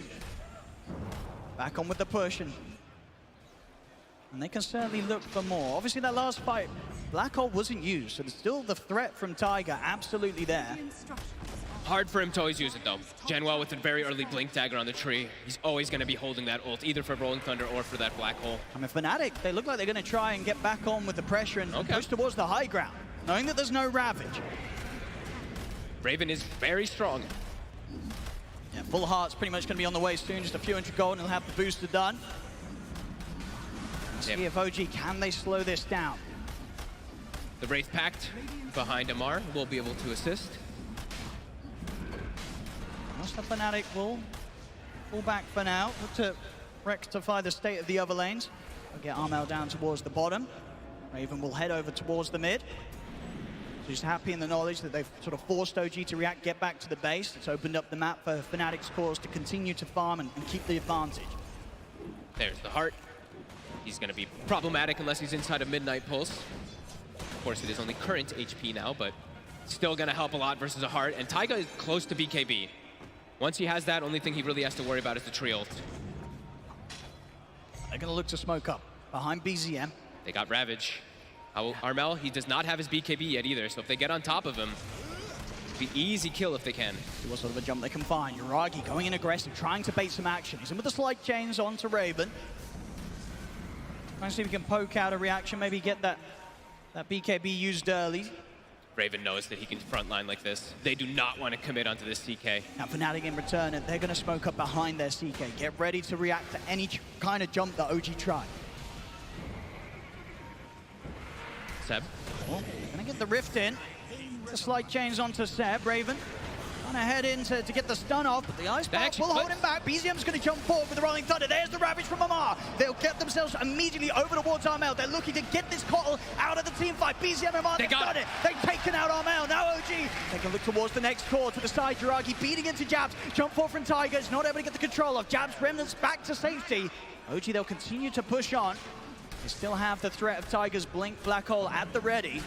Raven doesn't seem to be too phased by it. Still continues to clear out the mid wave. It's being the 1-for-1, but the bigger loss definitely being that for Fnatic. No Armel mid Kotl for the next minute. Tigers got BKB now too. Jabs is gonna poke him. So what he can get out of this. The ult coming through as well, but Tiger's able to dodge it. TP's coming in. Fnatic's got to be a bit careful around here.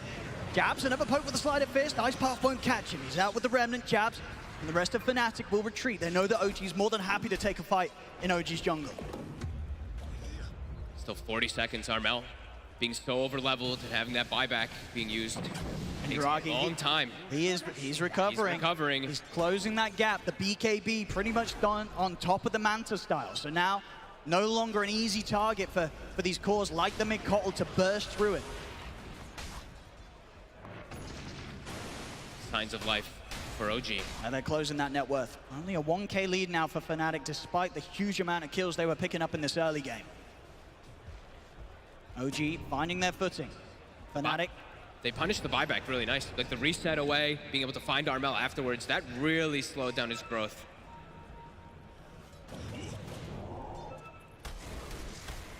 We saw both teams going pretty heavy on the smoke movements just now. Look at that. Look at that dip that happened twice. The buyback, of course, really being the big hurting one, but the follow-up kill. And now, how long for Ravage? 30 seconds. So Armel, he's only been back for a small amount of time, but Ravage is going to be back up very soon. So Armel, it looks like he's got priorities in mind for himself. Finish the BKB so he can at least survive during the Ravage and Rolling Thunder. Yeah, they're going straight for him every time. Yeah. They know that Armel is absolutely the one to remove from each and every team fight. But he will have it now for the next fight any minute. So now more pressure really on OG, being able to get that quick jump, maybe trying to get the initial stun off before the BKB is popped, which is not easy to do. Oh, my BZM. But with the bushwhack, the ult, beautiful combo again. DJ making sure that Fnatic get back on track and finding these huge core pickoffs. They saw the swashbuckle. It's not like they have a ward there or anything. They saw the swash from the low ground, so they were able to just get the connection there. DJ with another snipe. Beautiful bushwhacks. As Fnatic's turn to maybe look for a move whilst the mid of OG is out for nearly a minute. BKB's done for Armel. Almost an Aghanims on DJ too, talking about how good his game's been. Another element of burst. And the weakness to provide is also pretty crazy. With Armel, Ethereal Blade plus that. Talking about some insane damage numbers versus some squishy heroes. So yeah, about a minute until the Roshan. Without a doubt, we'll certainly see some sort of fight go down there. It's not going to be easy really for Fnatic, despite the fact they have the lead. As I said, the sort of team fight that OG can provide around enclosed areas is still something for Fnatic to be incredibly aware of.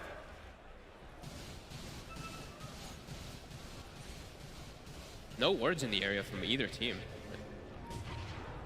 And Roche back up in 45 seconds. OG. They're all live. They're ready to try and get the jump once again. So last few times, as we've seen, they've been able to get in and get on top of Armel. That is going to be harder now. With Armel having the BKB.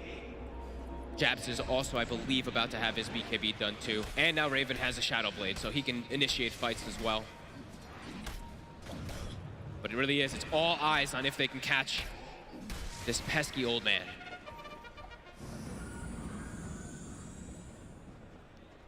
Holding the area around the pit. OG. 10 seconds. Very much ready to maybe even start just going for the Roche once it respawns. OG has the vision down. Raven sneaking in. He is. He's going to see Jiragi. He's going to get the stun up to start things off. Straight away, Raven's in. Oh, it's a huge one. Okay, DJ was able to steal the kill. It was kind of. But he pretty much had that on his own there, Raven. course, the Shadow Blade just being revealed. They weren't ready for that sort of movement. Buyback is going to come out from Yuragi. As he knows that Fnatic, they're going to try and keep this fight going towards OG. Jabs pushing in far here towards the top, chasing out the supports. They found Taiga. They're staying on top of Seb. He's not going to be able to finish him off. Instead, they'll turn towards Taiga. He was trying to set up from behind in the trees. Fnatic finds him. Looking towards John. Well, they've got the slide chains out onto both of them. Bushwhack's going to miss this time. BZM able to roll forward with the Thunder. Yuragi fought back for this, and he's getting low already. Does have stick. I mean, extra pressure really now on OG to secure that Aegis for Yuragi. Can't commit themselves into the pit, though. DD will spawn. That might help. Passed over the ball here, and we'll have that ready for the next move. It's just not easy for them to ever walk into a Roche pit versus this lineup. Just way too much spam. And you got to imagine the next time they will try and be a bit more prepared with the detection, with the sentries down. They won't want to let Raven get away with that sort of easy initiation again as he just steps up. As I said, pretty much on his own, destroys Yuragi. They have a gem they purchased before, so now Yuragi's actually the one holding it. Raven was with that kill, still holding the top net worth here. 18k net worth, almost 5k ahead of that of the farmer Yuragi still. This CK, absolutely massive.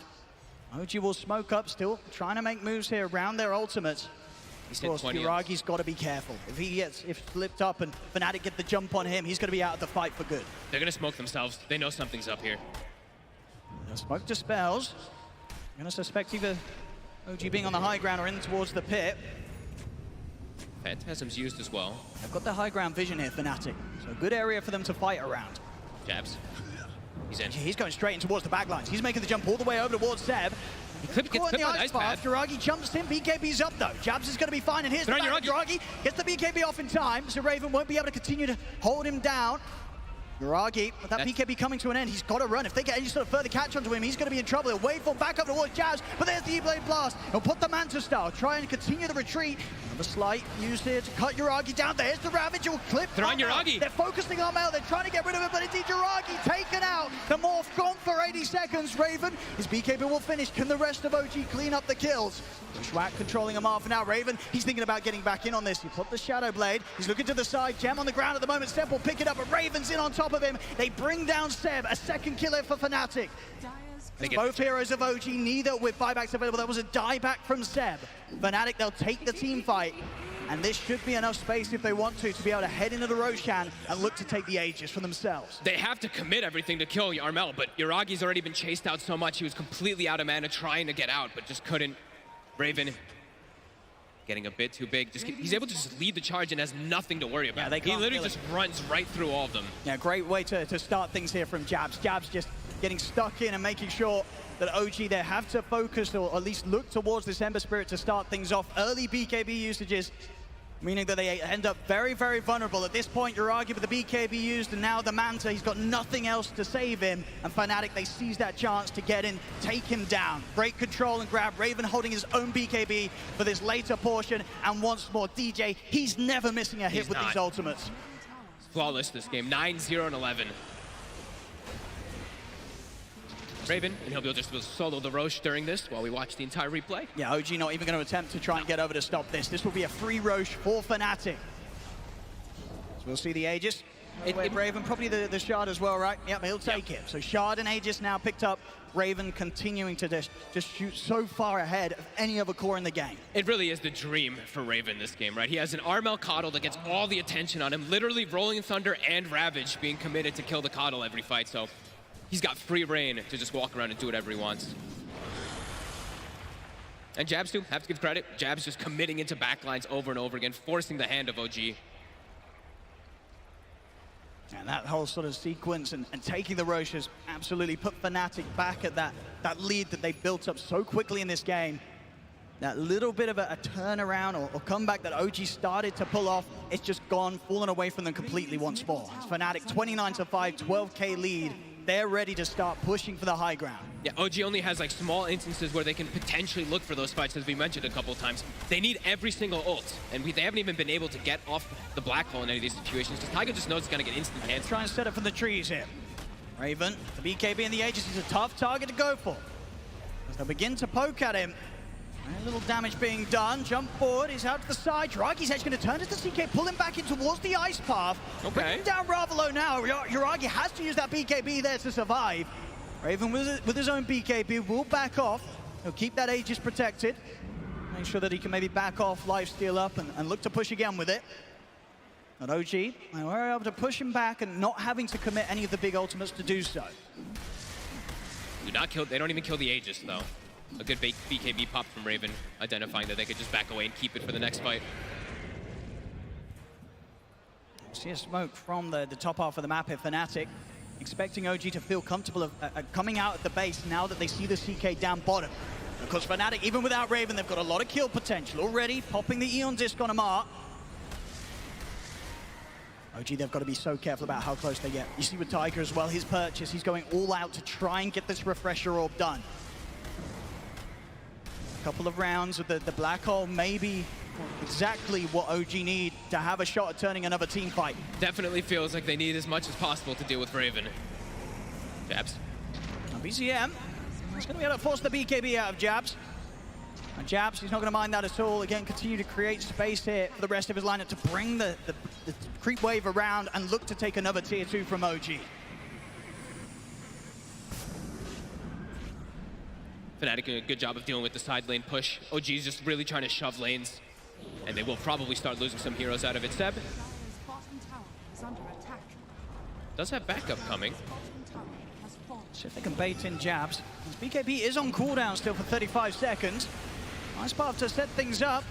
Might run out of options to escape this. He'll try and throw out a remnant, but he hasn't got one down already, so he's not going to get that far away at all. Another slight change from Jiragi. They'll punish Jabs being out and on his own on that top lane push.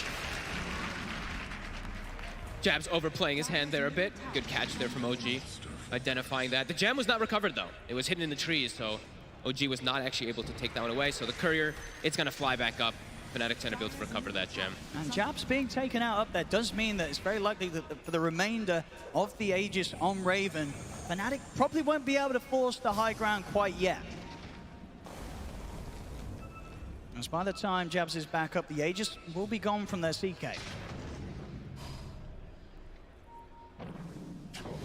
OG continuing to make these small steps to ensure that Fnatic really struggle in trying to push this game to the next advantage. Yeah, keep the base in very good shape here. The defenses have been strong from OG, and Fnatic struggling to really push to the next opportunity. So OG, the threat of the team fight, definitely showing here as Fnatic will respect it. 50 seconds left on Aegis. Raven. One more round of the Phantasm. Trying to use that illusion to scout out the position of OG. Make sure that they have a clear read of the setup that OG's trying to get going from the high ground. Macropire's down though, will clear out the illusions and mean once more that they'll keep that tier 3 alive. Continue to watch OG just keep these lanes attempted to shove out, but Armel immediately to respond. Aegis does get reclaimed in about 20 seconds. But Fnatic have gained themselves quite a decent amount of gold during it anyway, even if they didn't get a fight out of it. Last tier 2. There it is, Refresher online for Tiger. See what he can do with it. Does mean that there's no buyback gold on him, so the move that he makes has to be without error. Satanic also on Jiragi. He's gone full defensive, having to dispel the chains, the roots that are coming out, the Spirit Vessel, etc. There are so many different things.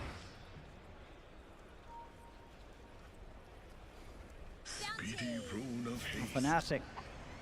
Imagine, are we going to see them sort of hold back and wait for the next Roche? Do they try and risk an aggressive move towards the base without an Aegis?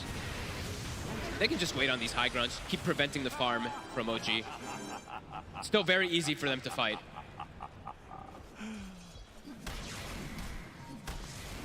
OG starting to reach out around the mid lane. Won't find anyone from Fnatic. Fnatic staying grouped up together down bottom. Jabs, he'll join over as well. So the full lineup ready to get this push going up towards the base of OG. They're just going to keep forcing him back. Tower at less than half HP. OG not going to find anything in the jungle.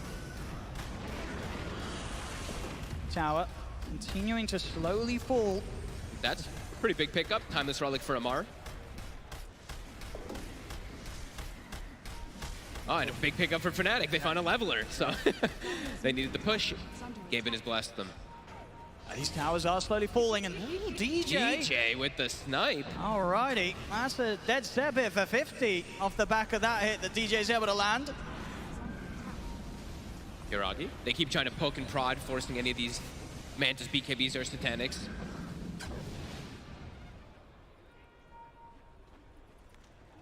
It looks like Fnatic, they will wait it out. Look for the next Roche. It's going to be the big one. See if they get that shard or Aghanims. Yeah, OG. They're thinking up about around the something. outpost. Maybe looks to take a fight here, but Jabs is already in. Yuragi, he's going to go straight towards Raven. Commits with the BKB. Jabs on top of Tiger. Tiger will put the BKB. Looks to turn and hold him back. Turn Armel. The ultimate, he's holding it back for now. Amar locks down Armel, but the BKB's out. Armel looking to run, but they got the physical. They beat him out through the BKB. Armel falls. Again, the ravages of Amar, making sure that the space is there for OG to get kills out of this. They turn towards Jabs. Jabs out with the Remnant. But BZM was on top of him. in position, and now out of mana, nowhere for Jabs to run. OG, a second kill to be found at Fnatic. They're still going to try and keep this fight going. Buybacks are coming out. Raven get himself into the invis. The bushwhack does catch on to Yuragi. Big burst from DJ. Amar Not enough to kill him.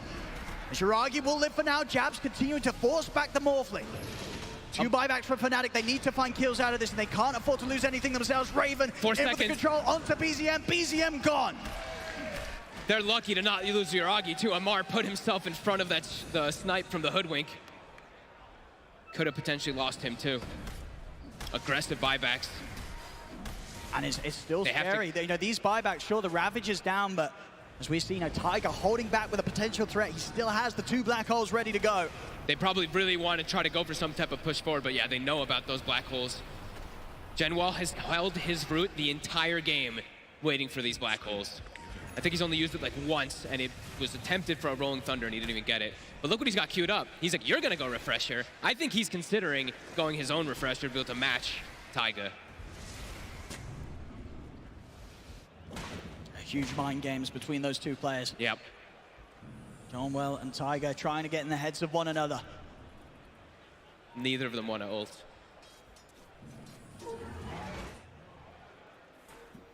Now, OG, I know if they can make another sort of move, Armel and Jabs in dangerous spots now for the next 6 minutes. Armel did pick himself up a defensive item with the buyback, though. Did get an A on disc, so looking for something to be able to reset himself away from this big Ravage that's caught him 3 or 4 times now. Yeah, and then he's got a couple of Ravages ready to go. The Refresh is ready to use on Amar. 30 seconds until he has Ravage up anyway. Oh, maybe. Fnatic are going to go straight for the Roche. And OG in a position where they're trying to deal with the waves, pushing in towards the base. Unlikely to be able to get out here and do anything about this. So Fnatic, they'll be able to take this. Who are they giving the shard to, do you think? I mean, they could give. I'm wondering if they give the Aegis even to Armel. It looks like Raven's preparing for it, but without a buyback on Armel. You probably want to see it on one of the other cores. Yeah, but looks like Raven's still going to opt to grab it. Okay. Raven does also commit his gold. He had 8,000 gold. And he's got a Scotty, and they'll give the Refresher start to the tree. Okay, so. Making sure these overgrowths are always going to be available. I still really think he's considering queuing up the refresher for himself, too. As funny as it is, he doesn't even have any mana, but he's got the mangoes prepped just in case. They may have got the Aegis, but OG, they're going to smoke into Fnatic. Want to try and take this fight, Seb. He's getting pretty low. There's the ult hit from DJ. Shoots Seb down. Jump forward from Amar. He's in with the Ravage onto the 2 of them. BZM's got the follow-up. They're locking down Jabs. Refresher. A second Ravage. Jump again over with the Rolling Thunder. They're locking down the Ember. That's going to be Jabs out for 2 minutes.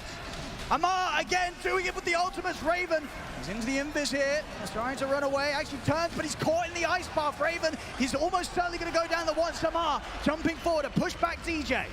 See if they can take him out a second time. Tiger, they he's just in with the black hole. Over the root side will put a stop to Johnwell. Another root. But there's the second root again. Johnwell doing his best to stop these black holes, but Raven still falls. Johnwell also going down. As OG, they will lose Tiger at the end of it, but he's already done what he needed to, coming in with the black holes, and even with Johnwell doing his best to stop them, it will still mean that OG, they take the fight. The 3 mind dead games. now on Fnatic. These teamfight ultimates getting to be too much here for Fnatic, even though they have the advantage. Mind games versus mind games ends up working out for Taiga in the end here. See, Seb, he did buy back, so this will be a dead Shakira for 100 seconds. Armel and DJ very quick to punish him. Or Seb felt that the map was safe with only 2 members of Fnatic up. So Armel and DJ show that's absolutely not the case. These two, they will have that solid opportunity to kill anybody that tries to push out low. This game is absolutely crazy. It's like they won the fight on OG, but Fnatic, they're going to respawn and perhaps have a window for themselves to maybe do something as well. But having trouble, they're having a lot of trouble trying to get onto Yuragi. They can't get the initiations themselves. They can't kill the targets. Every single time, Amar is getting these Ravages on the perfect targets. He is. The tide jumps from Amar have been flawless. Each and every one of them, the Ravages, without a doubt, setting up for the opportunity for OG to take these team fights. And now he's got the 25, so extra stun applied from it too. And we'll have Ravage, double Black Hole back up soon. And as we were talking about Genwell, they're giving him the farm on the Treant. So they need his refresher. He's going to have his refresher too, but it takes him a second, because if you look, his mana pool, he cannot cast it. He's actually going to have to buy Mangoes as well on top of it, or Arcane Boots, to be able to cast his double ult. He's maybe got to rely on Armel buffing him up, but of course Armel normally wants to go for other targets. But as you can't rely on that. Like, you have to be so quick to be able to like refresh and immediately get the root off. Even there, you saw the delay of like 1 second mattering, because he had to stop, pop Mangoes, jump back in to attempt to stop the Black Hole. Here we go, fight time from Fnatic. Smoke up and ready. It's still 40 seconds until any sort of Black Hole is going to be available from Tiger. Ravage will be back up, that double Ravage, and of course with that level 25, that increased Ravage stun duration. They've got a small window though. In terms of buybacks for OG, just the 2 of them. Pretty much 50-50 on the win probability, and you can absolutely feel that's the case here. Fnatic, they may have the lead, but OG have shown us back-to-back now these 2 team fights. The Fnatic, to sort of get any chance of keeping them even, they're having to use buybacks. Fnatic still in a situation where Armel and Jabs, buybacks on cooldown for 2 minutes. There's the refresher done for Tree. Look at his mana pool. He's immediately queued up 3 Mangoes. He's got to get them out. Because he's not going to be able to use both at all. 4 Mangoes now. He's doing the math.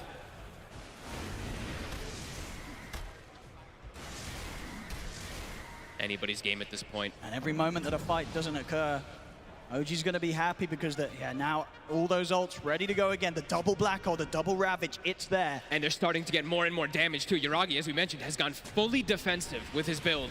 Finally now started Gonna see him try and lead in on Yuragi. Start things off with the E-Blade, but my God. He's got the jump onto Armel. The EL disc will give some safety for Armel to back off. Yuragi buys back immediately. Tiger stepping forward with the BKB, but not able to find an opportunity to drop a Black Hole. Out to the side, the root, into the ice path. They've caught Jabs, they're bursting through, and that's Jabs out for 100. A big kill into more jump forward. There's the Ravage again. They've locked down Raven. They're staying on top of the CK. Tiger, Black Hole. Black Hole to the side, but Joel, he's in with the overgrowth, cancels the first Black Hole. Tiger pops the refresher. He's going to have another one good to go. He's jumping deep. He's looking to try and catch more as the rest of his team have taken out Raven. Raven will buy back. Off to the side, DJ finishes off BZM. No Black Holes, there's still 1 Black Hole actually remaining. He's got another one. There is, of course, also another overgrowth. The mind games between these 2. It really is. John Well's been doing an excellent job of making sure each and every time he has been there to stop it, but as we saw in that scenario, still not soon enough to stop them from going down. The Dagons, they're coming out now, Fog. I think he needs them. I don't think Raven's getting a single attack off in these fights. They're completely controlling him. It's going to be up to DJ and Armel to really carry this one in these team fights. The combination, of course, between those 2 heroes, it is going to be an insane amount of magical burst. DJ still has a flawless game so far. 14-0-2. He couldn't be doing any better here. Fantastic stuff from DJ. Each and every time, even in the fights where Fnatic overall are getting overwhelmed by OG's team fight, he's always there at the side, killing off a core, making sure that even in the fights that OG win, it's very hard for OG to turn that into any sort of map pressure. OG does have the 3 buybacks ready. The 2 important ones on cooldown for Fnatic. Armel's is about to come back up. Don't think he has gold just yet though. He's short about 1900. Yeah, the focus is on the 2 carries. Raven and Yuragi. 6 minutes where they've only got 1 life to play with.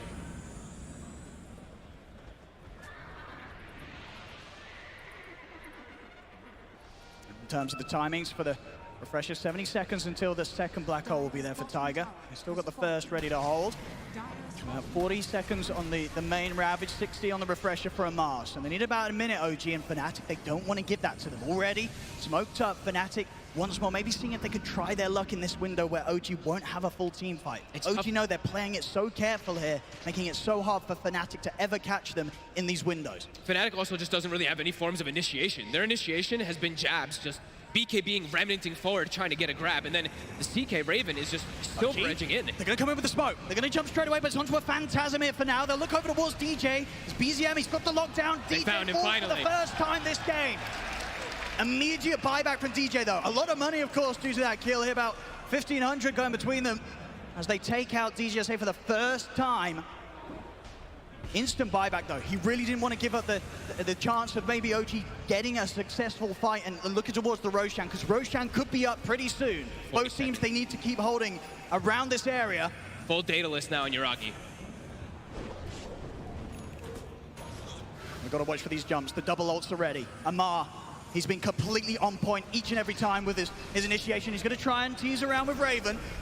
First bit of burst coming out. On disc. It's going to protect him for now. That allow him to walk away as well as he picks up the Invis rune. Might even be able to use this to set up for a Blink Ravage that catches Fnatic off guard. I was about to say that Raven, well, a bit ago actually before, like Raven needs to get something like a Blink Dagger. This Silver Edge, him walking into the fights is just not working. It's just really setting up for Taiga to get the Black Holes. I think he has to try to be a bit sneakier.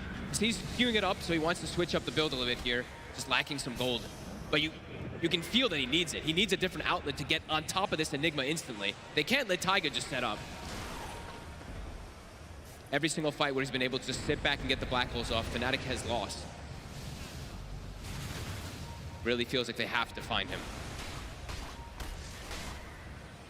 And once again, that lead slipping away almost completely for Fnatic. 51 minutes in, we're nearly back to dead even on the net worth.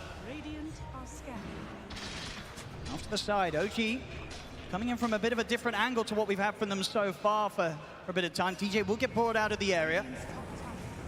So if they get the catch, they're going to lead it onto Jabs. First Black Hole straight away. They'll use it to lock down the Ember. They take him out. Jonwa tries to get him with the Overgrowth, but it's all too late. They've lost the Ember. Jump ball from Amar. Ravage catches the Treant. He's out for 70. He's not going to be able to get back in to give any chance of stopping any further Black Holes for 70 seconds.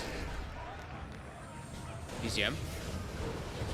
In with a slight change. Refresher by Amar, so we'll have the protection of the Aeon Disc once again. They won't commit onto him, Fnatic.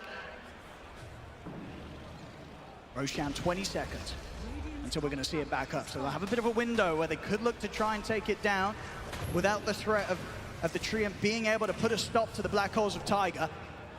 They have so many different ults that they can just layer because of these refreshers. Being able to just commit that onto Jabs, force a reaction from Fnatic. See it again here, quick moves as Taiga, no holding back, and indeed, you know, John, well, he's really doing his best to put a stop to these Black Holes, but at this stage, the damage OG have, be that any sort of seconds of lockdown, it's enough to kill these heroes. And now Roche, Yuragi, he's got more than enough damage. They'll be able to get all four. See if Fnatic want to try anything around the pit. I think it's going to be unlucky. Maybe they'll attempt to get one hero in to look for a steal, but it's going to be hard. OG taking Roshan down very, very fast. They'll jump over the remnants. They're going to try and go for the commitment, but no, they can't put a stop to this. OG, they get the Roche. Another refresher shard now. Taiga, he's going to have the two Black Holes, or the third in 80 seconds. Of course, with that pickup, the gold lead now falling to OG's favor, up 10K. And now for one of the first competitive games that I get to cast, I get to see an Ags Morphling too. Since it's been changed, of course. There we go. OG now in a state where they can start to bring the fight over to Fnatic's half of the map. They're just gonna have too many ults to layer. With a third one on top from Taiga, how does Fnatic deal with this? I really feel like they have to, I don't know, somehow get on top of this Enigma without him being able to just really set up. Raven still hasn't committed that gold yet for his Arcane Blink, but really feeling like they have to go for some type of wild play.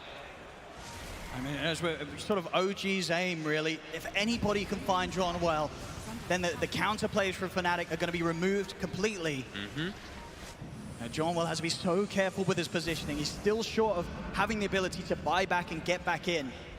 He needs that buyback gold. Radiant's top tower is under attack. So much gold unspent on Fnatic. 7,500 on Armel, 7,000 on Raven. Dire's bottom barracks are under attack. Quite a lot on OG too. Saving up buybacks and maybe for boots of travel, it looks like.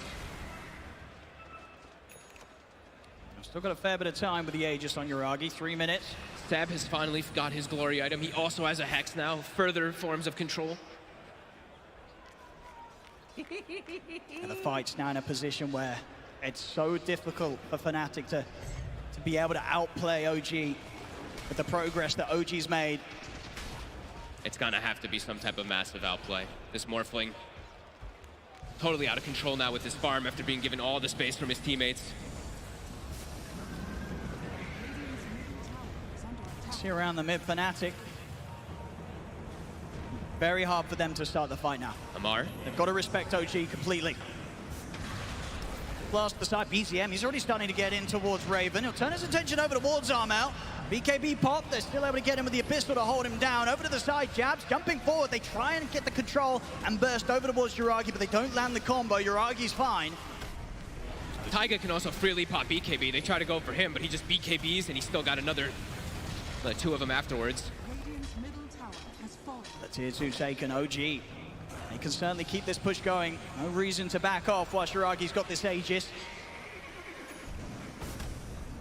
Fnatic.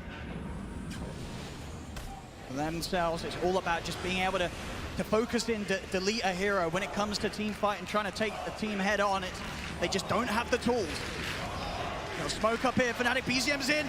They get the jump straight away on the Raven. There's the Ravage follow-up. They continue with the lockdown. This CK Tiger's in as well to the side. Malif is in the black hole. He's looking towards Armel, but the overgrowth's there. John Well putting a stop to the first black hole. Tiger using the BKB to get out towards him. They'll take out the Treant. He's got buyback, has to use it straight away. DJ trying to burst through BZM. E-Blade and the stun coming out. Blast as well. BZM being brought low. Armel is able to finish him. A second round of the blast to take out the Pango. Look towards Yuragi. Blast him back, even towards Raven. They foul the illusions as well. They do kill him off quickly. Jabs is controlling Taiga in the back too. See him come back for the second round with the Aegis. BKB off in time to make sure DJ doesn't catch him. Push by combo. They're in onto Armel. Armel is going to get back towards the base. Amar jumps in with Ravage, holding back any sort of support that was looking towards Armel. They bring Tiger low, drag back Raven with the Rift. He kills off Tiger. Buyback from the Enigma. Fnatic continuing to push them back. Jabs, he's been caught. They jump in. Yuragi turns in for the slight and chases, taking him down. Jabs out for 2 minutes. No buyback. And they still do have 2 black holes left and 2 BKBs. Taiga still has it all available. 1 root available for Janwell. Can Fnatic defend here? 4 versus 5. It's too many layers. Of course, Yuragi, with the damage that he has, he'll be tearing through these buildings. Even a refresher for Yuragi too, why not? DJ Taiga. It's best to set it, but there's Taiga. He's ready to commit in for DJ. Straight in on top of the hook. They take DJ out. Also down for 2 minutes. He will have buyback in 20 seconds. And the space is there for OG to take the tier 3 bottom. The Eidolons are taking mid. Mid-rack's about to go down. So DJ, he'll be back in 10 seconds, but not before this barracks goes down. The bottom rack's taken out, the mid melee as well. It falls. OG getting themselves a serious barracks advantage here. And they, like we just mentioned, they still have another black hole. There's the Ravage buyback is for back DJ. up at 60. You got to watch for Tiger. If he's able to get in with a black hole onto any of these heroes with no buyback, it's almost certainly going to be game.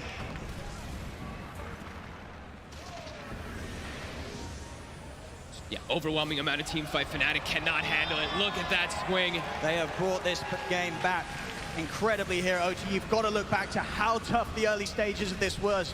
Fnatic completely ruling the first half of this game. It was 20-1 at one point. OG kept their cool and around some, as I say, really incredible ravages from Amar. Raven tries to get in on it. Here's the BKB.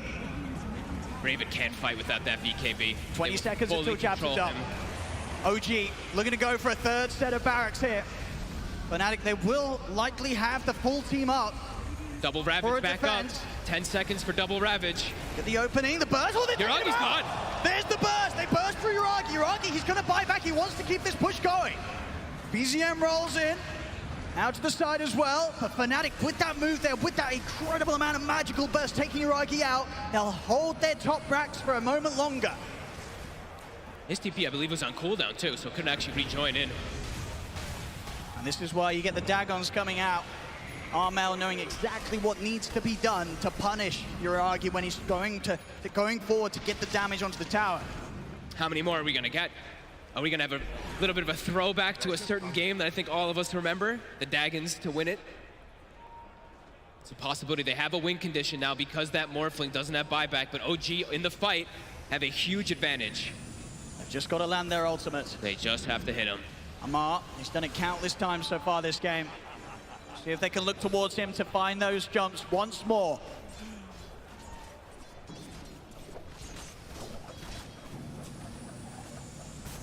Just jabs.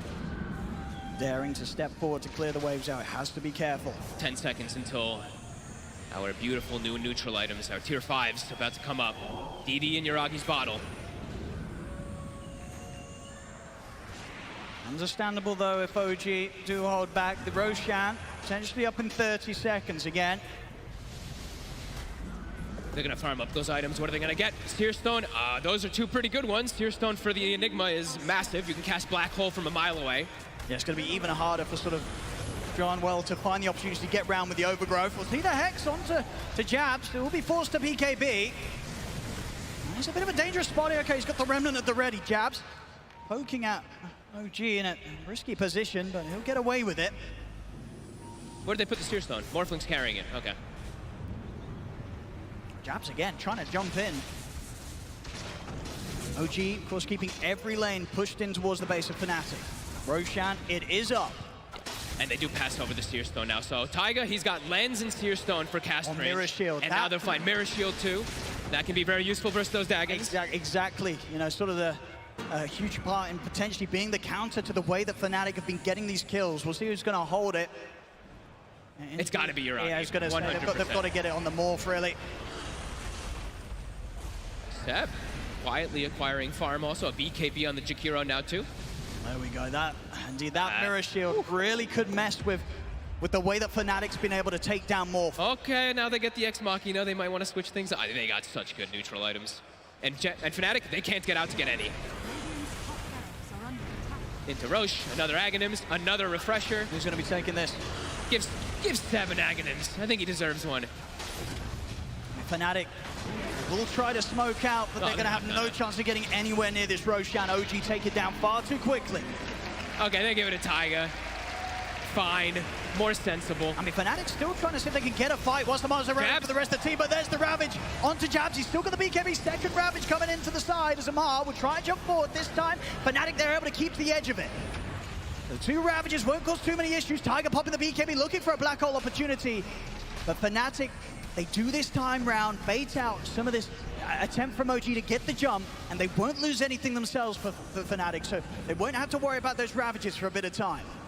Yuragi finds himself a DD, another one. 100% win probability for OG. It really does feel like that too. All these layers of ultimates, they refresh up the tide. I believe they gave him the Refresher Shard. Yes, they did. Precious bounty. Yeah, pretty much popped it immediately. Amar making sure he has the Ravage here for the push. Might catch Fnatic by surprise if they didn't see that Refresher Shot being passed over to him. Fnatic need a blessing somehow. On Yuragi, he's got to get in with the BKB DD, forced out the fortification. BZM rolling in towards the backlines. He's got the setup with the Gleipnir. He's going straight over towards DJ, locking him down with the Abyssal. They'll force DJ out to the side, make sure he can get back to base and keep a safe distance away from BZM. But the barracks being focused down by the illusions. And the rest getting low. Jump forward. Amar's in. Amar's in. He's ready to go with the full of skies over towards Jabs, but Jabs BKB and a Remnant out. Jabs will live. But Fnatic, they can't keep their racks alive. OG, they'll clean up the final set of racks. And Fnatic, Jabs trying to commit. They're still trying to fight a fight with this, but there's Amar with the Ravage. They'll look to force Armel off to the side. They're trying to get Armel back to safety, but BZM rolls in with the Thunder, the Gleipnir. They've caught Armel. Armel falling low, down in the game for 2 minutes. Over towards DJ as well. He's out, both dead, no buyback set. The side, found himself John Well as well in the tree, and an ice pass down. OG, they get a third triple kill for Yuragi. As Fnatic, buybacks on cooldown at the moment. 45 seconds until Armel can return to the fight. DJ out for his entire death timer here. They're pushing on for the game. Raven and Jabs, they'll try their best to hold back OG, but Taiga is in with the black hole. He gets the jump onto Raven. Raven down and out as well. GG. No buyback for him. GG is called. OG will take this game 3. Oh, and Amar with some ult chat at the end there. LOL, bro, right next time, he says. They did start it, they LOL'd him. Amar says right in next time, smiley face, and well, there we go, OG. What a game, 64 minutes, and what a comeback, folks. Yeah. Because the start of this, it looked to be all Fnatic. Fnatic was literally playing the game perfectly, getting the split up, always getting the pickoffs with Armel, but OG, they still were knocking back when this was all happening, keeping that goal differential pretty small. And once it gets to these later stages with these refreshers, you can just feel how impossible it is. Fnatic, they don't really have the team fight to deal with this. They tried to go for team fight to cancel it with the refresher and stuff on Januel, but over and over again, they were getting on Raven too. They were, and I really do think that this was probably a game where the strat, it was not to all chat Amar. He had one of the best showings he's had here at the major so far. Only dying 3 times that game as well on the Tide, and that's with him pretty much going in first. Every single time, the Ravagers catching 1, catching 2, but it was enough for OG to set up for these turnaround team fights the Fnatic started to fall apart in.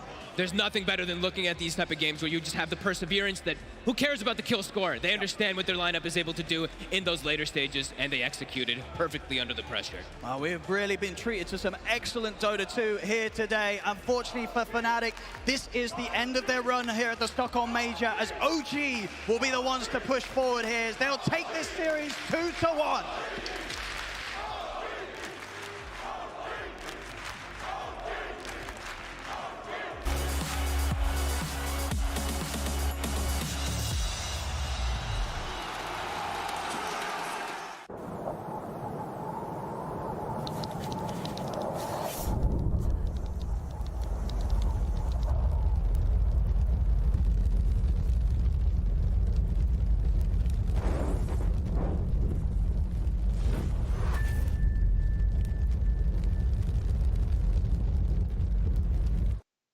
Catch a glimpse of myself in the mirror and I go like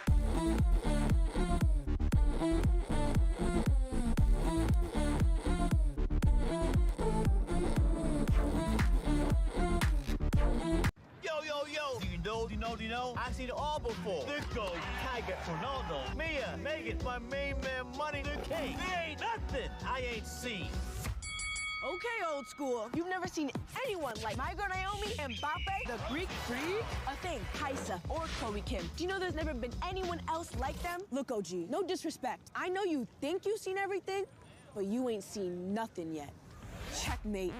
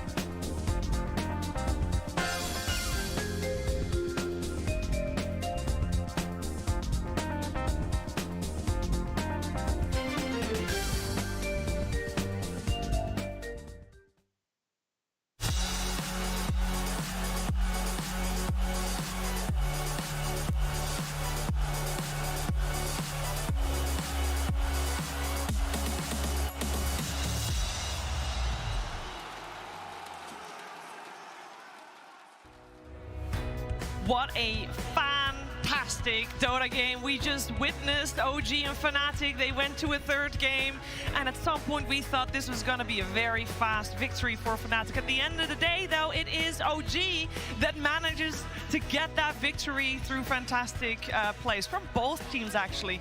Before we try to break that game down, we are first heading to the stage where Tsunami is standing by with Jabs.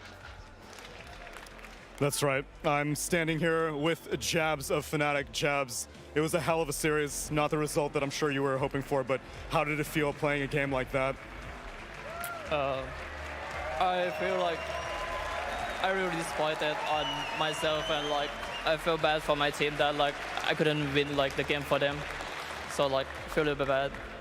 I can understand, but as you see, everyone here is very happy to see the high quality Dota that you guys were able to put on, and ultimately this is a journey towards TI.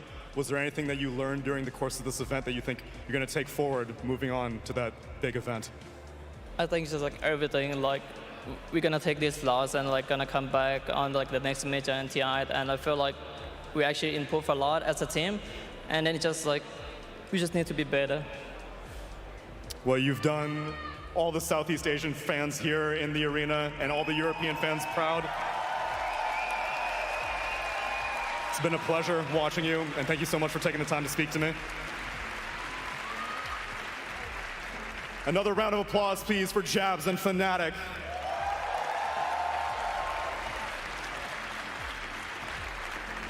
Meanwhile, I've got a whole entourage over here. Amar, very eager. I know you received some all chat. Would you like to give some all chat to the crowd, please? Family friendly? Thanks for everyone who supported me, for supporting OG. Thanks for my teammates for great games. Thanks for Taika for carrying games. First time in life. That was a very wholesome little speech. No-Tail, I probably have the same question for you that I do for Seb. You guys are famously a crowd buff team. I'm sure there were moments where you were thinking maybe I wouldn't get an opportunity to play in front of a crowd. What's it like hearing these fine faces rooting for you guys? As Amar would say, copium. It's very nice to be back. I think it's amazing. We hear it in the back, and it's a great show out for day one, and people are I love hearing it. When people chant OG, it's the best. And you know why I'm getting chills? It's because anytime I see a black hole, anytime I see an Enigma, my man, you're delivering. I don't know why teams keep giving it to you, but what's it like playing a refresher BKB Enigma in front of a crowd? What's that sensation? I mean, I feel like I've been there so many times, you know, with Enigma. If I get this hero on stage, I feel like I could keep my composure and keep playing Dota. And it's just like any other games. Right on. Yuragi, why are you hiding from me? Come here. Come here. I want to hear from you.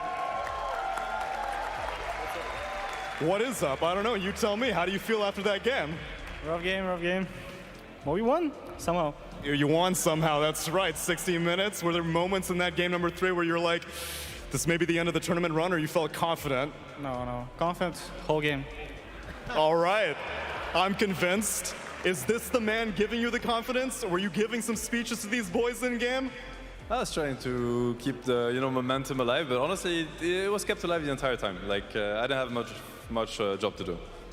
You say that, and then yet you keep showing up, you keep pretending to retire, coming back for one last run in front of a crowd. Is this the experience you were hoping for? Yeah, it was. I mean,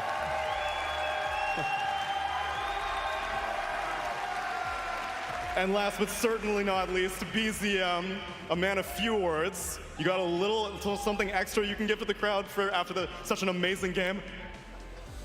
Let us Enigma the whole tournament, please, for more games like this. Thank you. All right, everyone else, you've got Draft Intelligence, BZM from the horse's mouth, and all of you in Stockholm, I hope you enjoyed that game. Congratulations to OG.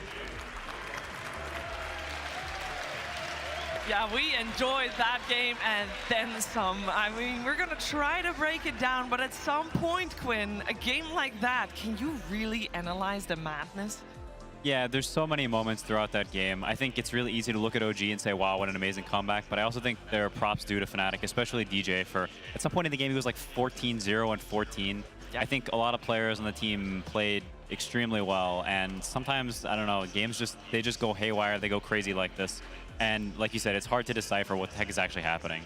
I mean, I feel like this is the perfect example of why Dota is such a beautiful game, because the team that's behind on kills for best portion, still able to keep up the fight, still able to, you know, keep in it, and then eventually you turn the tide. You know, other games, not naming names, that'd be over in 20 minutes. So like, we actually got an hour-long game out of it. So, you know, it's just amazing.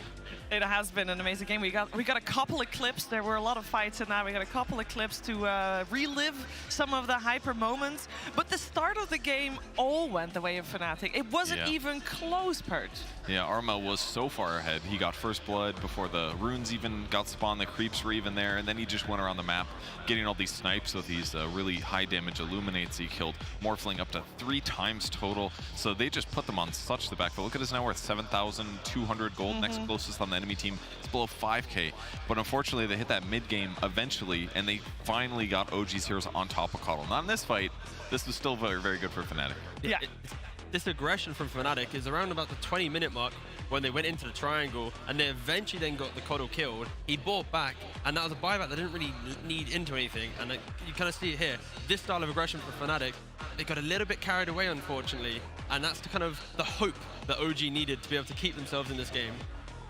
Yeah, when you're playing a hero like this Coddle, it's very easy to like feel yourself, feel this momentum, like you're going, and then at some point you can push things too hard, you don't stomp the brakes enough, and then you run in and you go a bit too much and you feed some kills. And this is the fight that I was mentioning. This is the point where OG, if they lose this fight, the game probably would be somewhat over, you know, 21 kills to 1. But they get the Ravage, they get the connection, they kill off the Coddle, and he thinks, look, he has 13k net worth, he buys back, and at that point, you really need a BKB on him, and you need to go back to your own side of the map. This single fight, it just brings OG back into the game. Yeah, at this point, I had already looked up what the shortest game of the tournament was before this one, because I really thought it was going to end really fast. We ended up getting 40 more minutes out of it after this fight. It's pretty crazy. It was back and forth for the entire 40 minutes, though, because even at the very end, it felt, Purge, like Fnatic still had their way back into the game. Yeah, they did. They basically comboed a lot of magic resistance reductions with big magic bursts, and that would allow them to get some pickoffs occasionally, sometimes on Morphling, sometimes on other heroes, but they still had the threat of the big teamfight ultimates, whether that was ETF bringing a Ravage or the Black Holes. Yeah, that means that Fnatic is left at the top 8 they maintain here at the Stockholm Major. They are now at 820 points at DPC League, which is not bad at all. It means that if they get a bit of points out of their region, which, to be honest, they probably will, they will do just fine, and we will see them at TI. And you heard it from Jabs, it's all for the road to TI. They are having some lessons learned this event. And of course, on the flip side, it is OG that makes their way to top 6 with a stand-in, by the way. Pretty crazy. Obviously, it's Seb. You got a 2 TI champ as your stand-in, which is pretty great. It's still very impressive. They get rewarded by going up against Thunder Awaken. I must say, Purge, we got 2 of the S8 teams in top 6. I keep looking at that. It's amazing. And especially if they can go farther too. That would be absolutely incredible for their region. Very good for the other teams in the region also to get as many SA teams to TI as possible. But so far, a great tournament for them.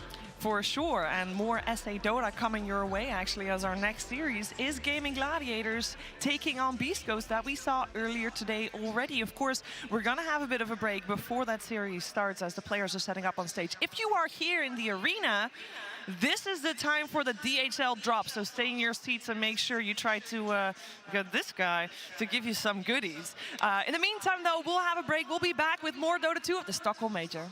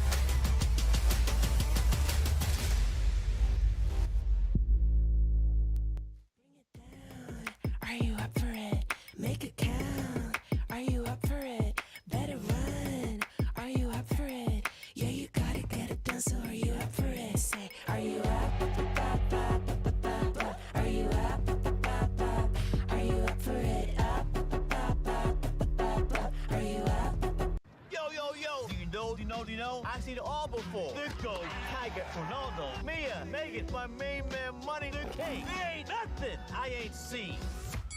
Okay, old school. You've never seen anyone like my girl Naomi and Mbappe, the Greek freak, a thing, Kaisa, or Chloe Kim. Do you know there's never been anyone else like them? Look, OG, no disrespect. I know you think you've seen everything, but you ain't seen nothing yet. Checkmate. Better run. Are you up for it? Yeah, you gotta get it done, so are you up for it? Say, are you up? Are you up? Are you up for it? Up. Are you up? Are you up for it?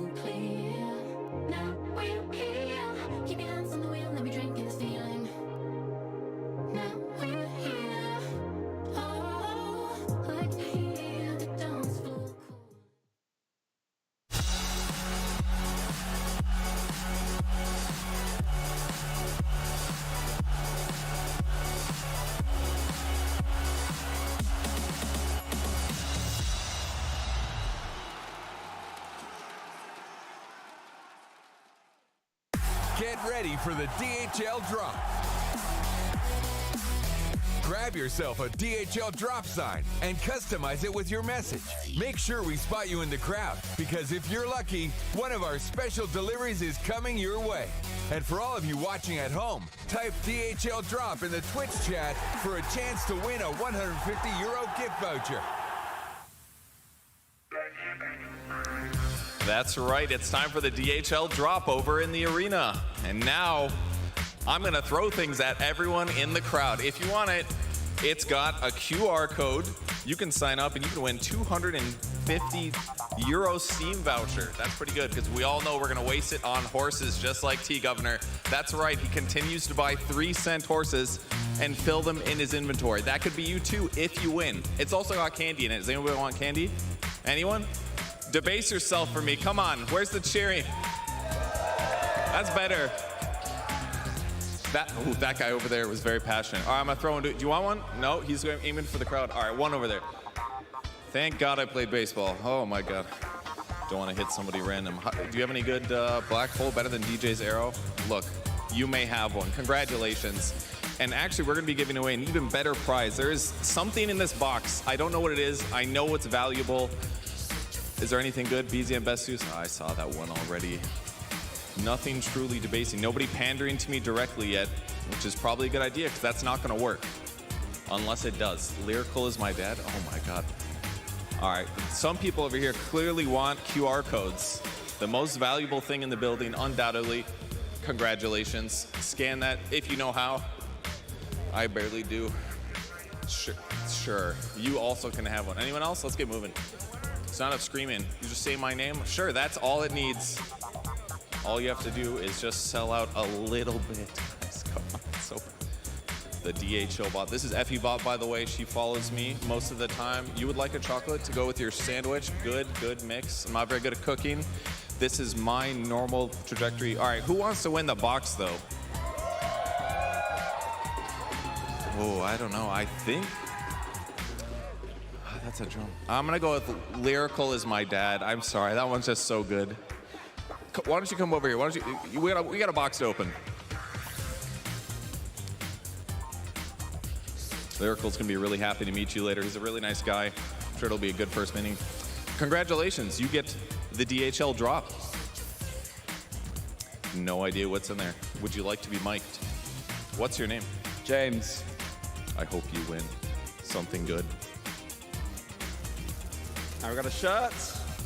I can have another one of these. If this doesn't fit you, you could always give it to your dad. I got a history piece backpack to carry my stuff. Do you have stuff? Well, you do now. Keep opening.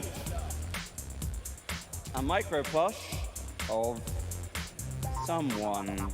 Series 5, of course. We all know which one that is, right, guys? That was it's fun. Pencil case? That's a pin pack. Those are actually very valuable. There is a, believe it or not, QR code in here. It gives you a loading screen. They're usually worth a lot of money because not very many people bought these. Very rare. Big recommend. Thing. Mouse mat. Soft gaming from Razer. That's good. We got stickers. Those 2 stickers. Would you like a sticker? All right, they're for me. And last of all, they're good stickers. Esport Monopoly. ESL branded. A very good game if you are gaming in the 1930s, but it is now yours. Congratulations. I'm a big board game man. I like board games. Not this one. Well, congratulations on winning the DHL drop. Now you can take that back to your seat, and I'll put you in contact with Lyrical, I promise. All right, thanks everybody for watching. This was your DHL drop. You too could win some stuff if you come here. I stole his shirt. See, I can win too. Back to you guys.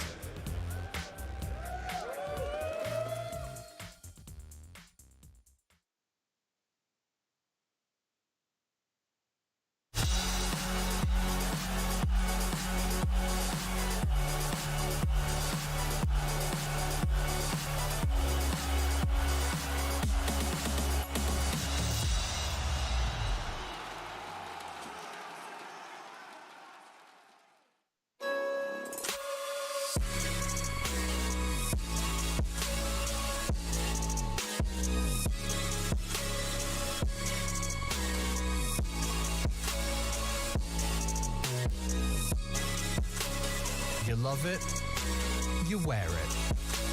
What's your style? Get your merch at shop.eslgaming.com.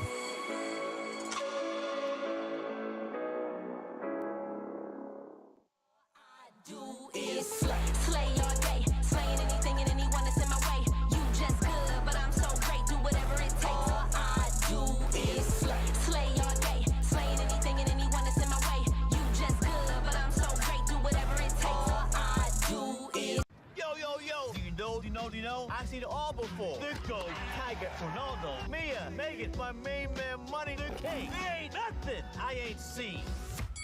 Okay, old school. You've never seen anyone like my girl Naomi and Mbappe, the Greek freak, a thing, Kaisa, or Chloe Kim. Do you know there's never been anyone else like them? Look, OG, no disrespect. I know you think you've seen everything, but you ain't seen nothing yet.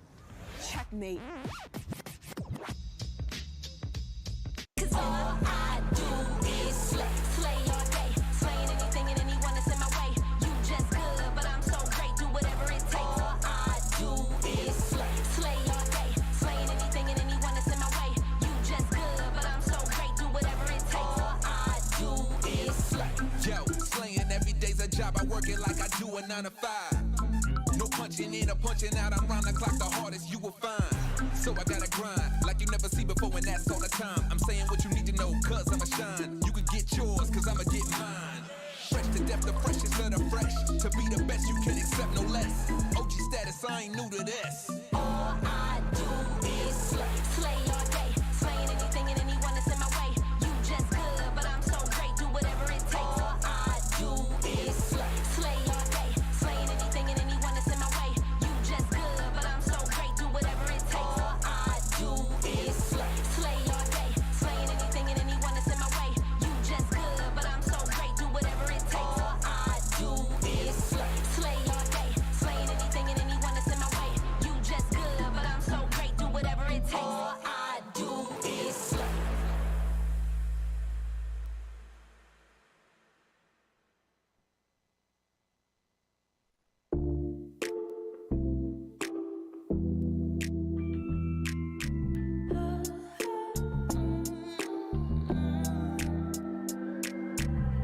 Smooth like butter, sweet like honey. Looks so good like she made of money.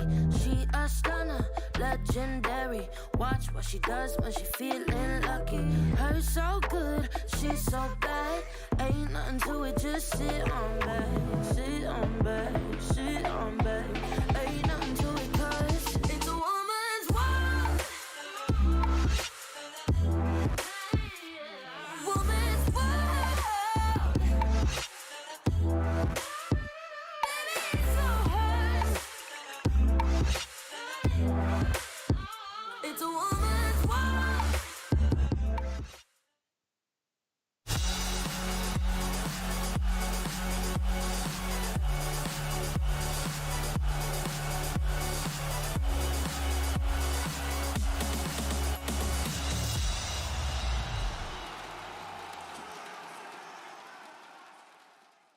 It'd be my first time playing in front of the crowd, so I'm trying to don't think about it. Maybe I'm gonna be nervous because it's my first major, it's my first game on stage, but I try to do my best. Last game, I ruined it. I don't want to ruin the more games, so I try to do my best. We'll see what that best looks like when it makes it to the main stage. Some of these lads not played in front of a crowd before. We'll see how it affects them. Beast Coast, of course, had this morning to warm up. They're ready to play in the arena once more, into the cauldron of Dota, where we find ourselves now. Gentlemen on my panel, I have Quinn, SVG, and Lacoste. You guys have been watching the games this morning. What did you think? Well, some of us. I was watching as well. You know, I was not sleeping. They look good. The Beast Coast a bit of a slow team, but they definitely need to ramp things up, and this is the boost of confidence that they needed. 3 wild games. Slow teams. Yeah. SA being a slow team, Lacoste. You've casted this region. You know the aggression that can come out. You know the speed. Hector's going to play a slow game, but the rest of them. He is. Do you know why Hector's going to play a slow game? In your opinion, can I back it up for you? Go ahead. The man has not eaten today. At all. True? That is true. How do you know that? Because Arvo told me. He is so superstitious. He doesn't eat lunch or dinner if it's before the games. He says, I'll wait till afterwards. I'll wait till afterwards. Lunch was late, so he missed that. Then they got a game before dinner. He's not going to eat. He says that if he's hungry, he farms better because he's hungrier for farm. He's that superstitious. True. Not sure what I'd do if one of my players told me that, but I guess let him hit some creeps. Don't feed him. I've heard worse superstitions. What's the worst superstition you've heard, Quinn? That one. Do you have any? You don't seem like a superstitious kind of guy to me. No, not really. No. Just play the game. Just play the game. Well, okay. Well, he's not going to tell you his own, right? That's true. Dirty laundry. I got to keep those under wrap. That's for off stream. That's an offshore. All right, you tell me about him later then. Okay, you tell me about him later. Gaming Gladiators have had a bit of a break since their last game. Beast Coast have all warmed up with a nice win. Gaming Gladiators now have to come back after a loss. They've had a day to think about it. It's going to be tough to recover. I wouldn't say so. They looked very promising throughout the tournament and the DPC as well. They lack a little bit of experience on LAN, which players did talk about. We saw a bit of a shaky performance against the TCM, but I believe they can bounce back. Like we've seen some of the players as well who are not familiar with playing in front of the crowd, that they are doing well. I think one of the things that team has going for them as well is that they're like very much like just pals. Like of all the teams at the event, I've seen them like just hanging around doing non-Dota things together like the most, I think. Like they're just kind of hanging around. They seem like they're just friends. And I think if you have that like comfortable environment going into a main stage game, that helps a lot. Okay. Well, going back to Beast Coast for a second, this is going to make a big difference because this is 2 SA teams in the top 8. So let's find out what they think about that. ¿Cómo me siento jugando en una Major donde equipos que están como que... O hay un equipo que está en el ya top 4, creo, ¿no? Que es Thunder. Y pues nosotros, que creo que ya lo estamos haciendo bien, a pesar de tener un mal desempeño tal vez en la fase de grupos. Creo que me siento feliz por la región que estoy representando, por toda esa gente que es muy fanática. Algunos son tal vez un poco tóxicos, pero a todos les gusta, ¿no? Sentirse identificados. Y me siento feliz por eso. Espero que encontrarme tal vez más adelante, porque de ser que mi equipo llegue a la final tendría que jugar contra Thunder, ¿no? Es algo que sí ha pasado por mi cabeza, como que jugar en el main stage contra otro equipo de mi región, en este caso Thunder. Y pues en realidad nuestra relación con ellos también es como que de patas, no tenemos como que hate entre nosotros, por más de que algunos fans tal vez lo generen o quieran generar eso, o entre ellos creen eso, nosotros estamos normal, ¿no? Así que espero que nos apoyen ambos igual en el torneo. Interesting stuff. And let's hear some more from Beast Coast as we go to an interview with Avo and Schofield. Hello, it's Alva Plus, and I'm here with the 4th position from Beast Coast, Schofield, or as he now goes by, Gojira, who is going to give us a little segment here to know what to expect against that game, against Gaming Gladiators. I'm just going to ask him an odd question, though. What's up here? ¿Qué tienes aquí arriba, Schofield? Es el logo de mi equipo. Sí. He says it's the team logo, which we know. Why? ¿Por qué? Porque soy parte de mi equipo, o sea, soy parte de la organización, se puede decir. No sé, llevo con eso. Okay. He says it's to signify that he's part of the org now, and that's why he has it on his head. What should we be looking for in the game against Gaming Gladiators? ¿Qué podemos esperar en la partida contra Gaming Gladiators? Pueden esperar muchas sorpresas. Yo pienso que va a ser una partida entretenida, más que nada divertida para la gente. He says you can expect a lot of surprises. He says it's going to be an entertaining match, and he says it's going to be a match for the people, so you guys can have a lot of fun. Until then, can't wait to see what Schofield's surprises will be in this match against Gaming Gladiators. Yeah, lots of surprises. I thought they were incredibly exciting to watch this morning. These guys can play. Like they seem utterly fearless, Quinn. Yeah, I mean, I think the coolest thing about this team is that they're just like a bunch of super high skill players. Whisper might be the best mid player in NA and SA. Wow. Schofield just comes up with these crazy item builds every game. He buys Blink on Spear Breaker. Like they're just Blink a really zany, they're just a super zany team, and it's really just cool to watch them like clown around and do whatever they want. And do you think it catches teams out, SVG, when you have that kind of, we don't know what they're going to do? Because Gaming Gladiators are quite I don't want to say predictable, but they have the lowest hero pool of the tournament so far. They're definitely a very predictable team draft-wise. You know exactly what they want for every player. You know how they want to use it. At this point, I would be highly surprised if Beast Coast was surprised by anything they do. If there's something in the lane stage that catches them off guard, that would surprise me even more because I feel like they are very predictable, and you know the tri-lane option's coming. You know they want the ace on one-on-one. You know if they pick his hero early, they want to get the dual lane setup. So that's lane I think Beast Coast should be very prepared for. But honestly, I feel like Beast Coast is a team sometimes they catch themselves off guard a little bit with their own play. they have the biggest hero pool at this major, and sometimes some of their drafts can look a little bit wonky, and they're just playing way too many heroes, and they flex a lot of them, so you never know what to expect. Well, let's see what Tofu from Gaming Gladiators has to say, because we had a little pre-game interview with him as well. We just went out from the backstage area here to like feel the vibe a bit, and people are going fucking crazy, so I'm really excited, like the other boys as well. We just hope we can like show what we do best and like play some good games without like being too nervous or whatever, but like it seems amazing already. They're a good team, just like any other team. SA region is I don't know, hype and exciting to play in a way, because like they play fun and aggressive, but we mainly focus on ourselves, and like we just want to make sure that we're in good condition and we play the game we want to. And I think if we get comfortable with the stage, we can have a good run. Let's talk about his importance to the team. What does he bring to Gaming Gladiators from that 4 position? You said he can flex into a tri-lane and all the rest of it, but he also has to be prepared to just do regular pos 4 things. What's his playstyle? Because I've watched him, but I've mainly watched Celery because he plays 5 like I do. I feel like the Gladiator supports are more akin to Team Spirit of any team I've seen. They're not afraid to just go a pure utility route, multiple 4-staffs, multiple glimmers, play around the net worth on their cores. They don't have to be these super flashy playmakers. They'll play some Enchantress Bane support duo, just win the lanes, put it on their cores back, build for them, build for that team fight in the mid game. I think that's more their style, but these guys can show up. They're flashy in their own, the little ways, being the annoying Enchantress, being the annoying Grim or Bane that Tofu's known for, so wouldn't put it past them to show up if their team needs it. Yeah, I think when we talk about Tofu, we gotta use the word efficiency, because he's very efficient at what he does, whether we're talking about the stacking, whenever he makes a move, it's not just a gank, it's always something else. Stack plus also planting a ward in the enemy jungle, and also scouting things out, breaking the enemy smokes. The man is just on fire. I don't think we give him enough credit.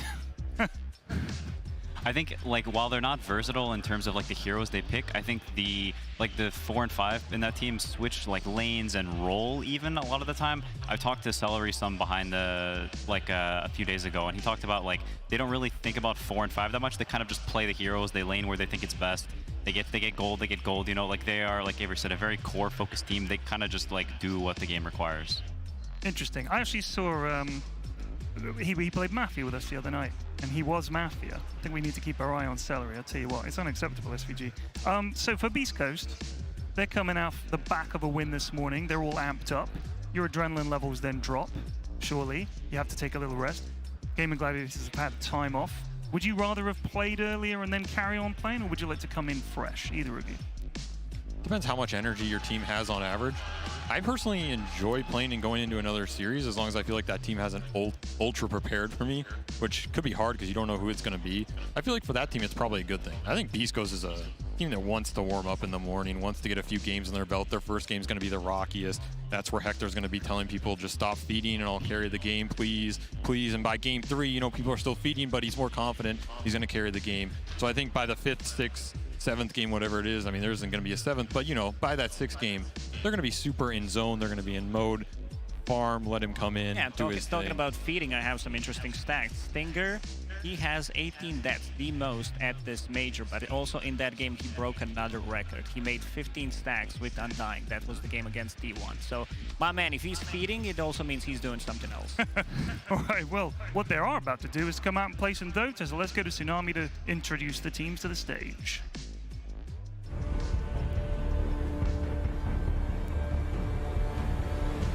Beast Coast play like every South America team. They have aggressive styles, they're not scared. Other than that, nothing. I don't know if T1's ready for this wolf. He starts making his way over. It's a big, bad rock wolf coming in, and Bristleback is already about to be dying here. Zephyr tries to jump in. Boom's already popped his BKB. A beautiful axe jump that is going to be able to once again destroy the back line. That is looking like it's it right here. In order to beat them, we just need to play our own game, follow our strategies, follow our draft, think about the game, don't think about anything else. It should be enough. ¿Qué podría tener? No estoy muy seguro de lo que podría tener Gaming Gladiators porque somos equipos distintos y somos personas distintas, ¿no? Yo creo que podemos ganarle a Gaming Gladiators porque estamos ahorita mentalizados en el siguiente juego y creo que vamos a hacer un buen espectáculo para todos porque confiamos y porque confío en mi equipo. Jumps in, he's looking to beat into K1, but K1's staying in on top of the... Hold on, 3. The Omnistats are going to be Doom out of the game. Brimstroke as well, no buybacks on them. As Beast Coast, they'll keep this one going over towards Seneko. K1 bashing into the Abandon. Seneko falls 4 dead on their boom. That's going to be game over for sure. It's a team wipe here from Beast. They've done it. To work back to closing it up onto the edge, and GG is finally called as Beast Coast. This series, it's theirs, 2-1 against Betboom. That was just an experiment. I was making sure you guys knew everything you needed to know about the teams first. But now, making their Dota 2 LAN debut, it's Gaming Gladiators!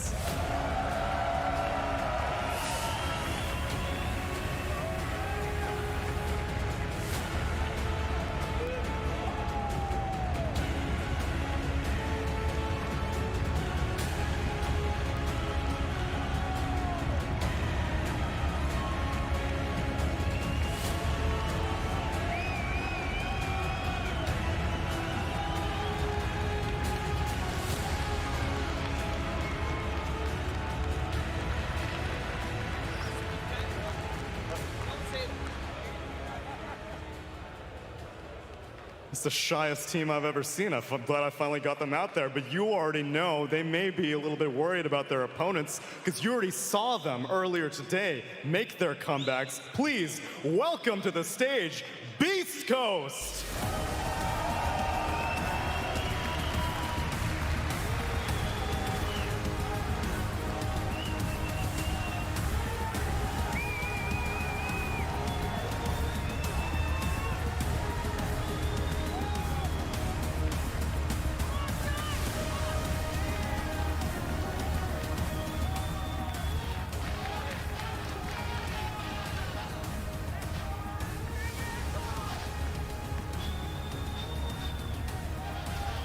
Will Beast Coast be able to extend their run and maintain their presence in the major? Or will Gaming Gladiators, having dropped down to the lower bracket, put a stop to their dreams and make their own dreams come true? We'll see when we come back from this break.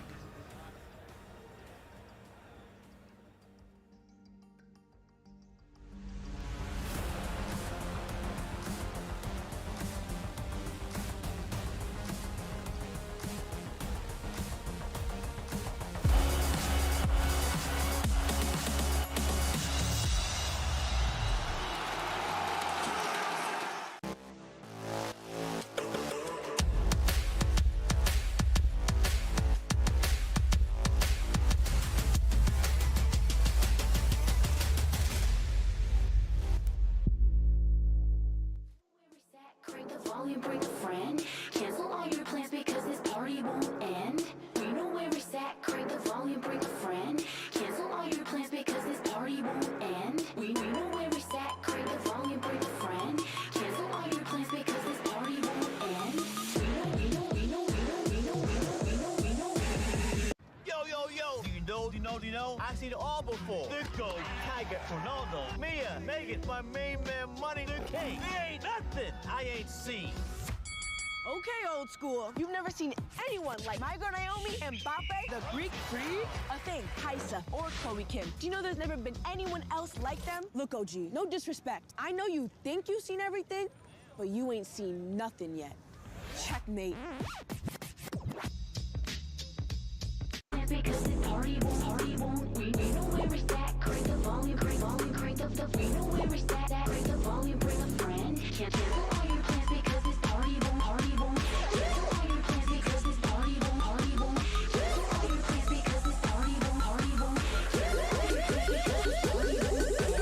Cancel all your plans because this party won't. Party won't. We know where we're at. Crank the volume, bring a friend. Can't cancel all your plans because this party won't end. We know where we're at. Crank the volume, bring a friend. Cancel all your plans because this party won't.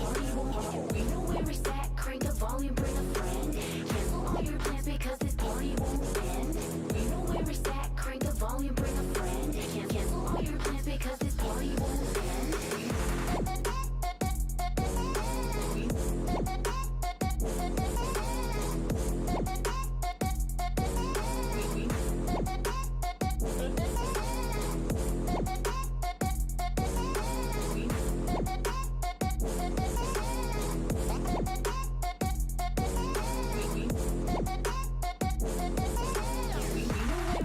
Crank the volume, bring a friend. Cancel all your plans because this party won't end. We know where we're at. Crank the volume, bring a friend. Cancel all your plans because this party won't end. We know where we're at. Crank the volume, bring a friend. Cancel all your plans because this party won't end. We know where we're at. Crank the volume, bring a friend. Cancel all your plans because this party won't end.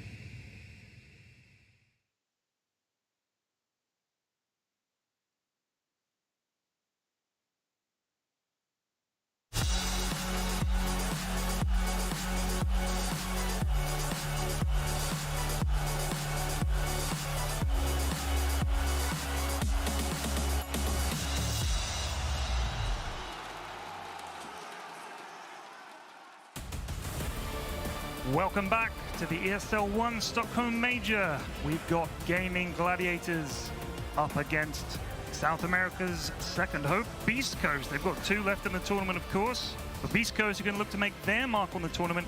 Been dropped down to the lower bracket. They managed to overcome Boom this morning, and now they're up against Gaming Gladiators. I am here with Quinn, SVG, and Lacoste as before. Chaps, let's talk about the draft. It's not ready yet. You said that Gaming Gladiators are quite predictable in their drafting, so I'm going to excuse you on that, but I want 2 heroes from each of you that you would like to see Beast Coast pick. Quinn, you can go first. I am a big fan of Whisper Bat. He has spammed that hero in pubs for eons, and I think teams honestly just haven't figured out how to deal with it yet. He owns every single game. And I think the Schofield Nyx is a hero that I don't know if they will pick, but it is an absolute Schofield classic. Okay. Are you writing these down? I am writing them down. Later? Yeah, yeah. You're an intimidating teacher. I don't know if I Go want try that hard grade. then. Yeah, now I have to change my picks. I was going to give some. Yeah, I got you. I'm going to go with the Schofield Snapfire. Sorry, Whisper Snapfire. Let's go with that one because they do flex it. And also K1 with the Raid Key. He brought it out of the retirement. He thought that hero is really not good after the changes to Reincarnation. He said he's not going to touch it ever again. He was keeping the word until today, and he brought it out. Yeah. I expected to pick him one more It's like time. a last pick Wraith King as well. Yeah. Right? Yeah, yeah. SVG, you've had time to think now, so I expect good answers. I want to see the Bloodseeker Tiny Airlines combo. I think it is a subtle one they pick every now and then, but when they get it, absolutely devastating. They have the aggressive players to make it work. I think it's one of Hector's underrated carry heroes. It's also one they can steal from Gaming Gladiators because Duraccio is super comfortable on it. Right. So you get the double value, the wham bam. See you in the next game. See you in the next game. Well, I mean, this is a 3-game series. How important do you think it is for Gaming Gladiators to get the first one? Because I feel like if you give Beast Coast a sort of chance, they sort of start to accelerate and they get all confident and everything like that. You want to win the first one, surely.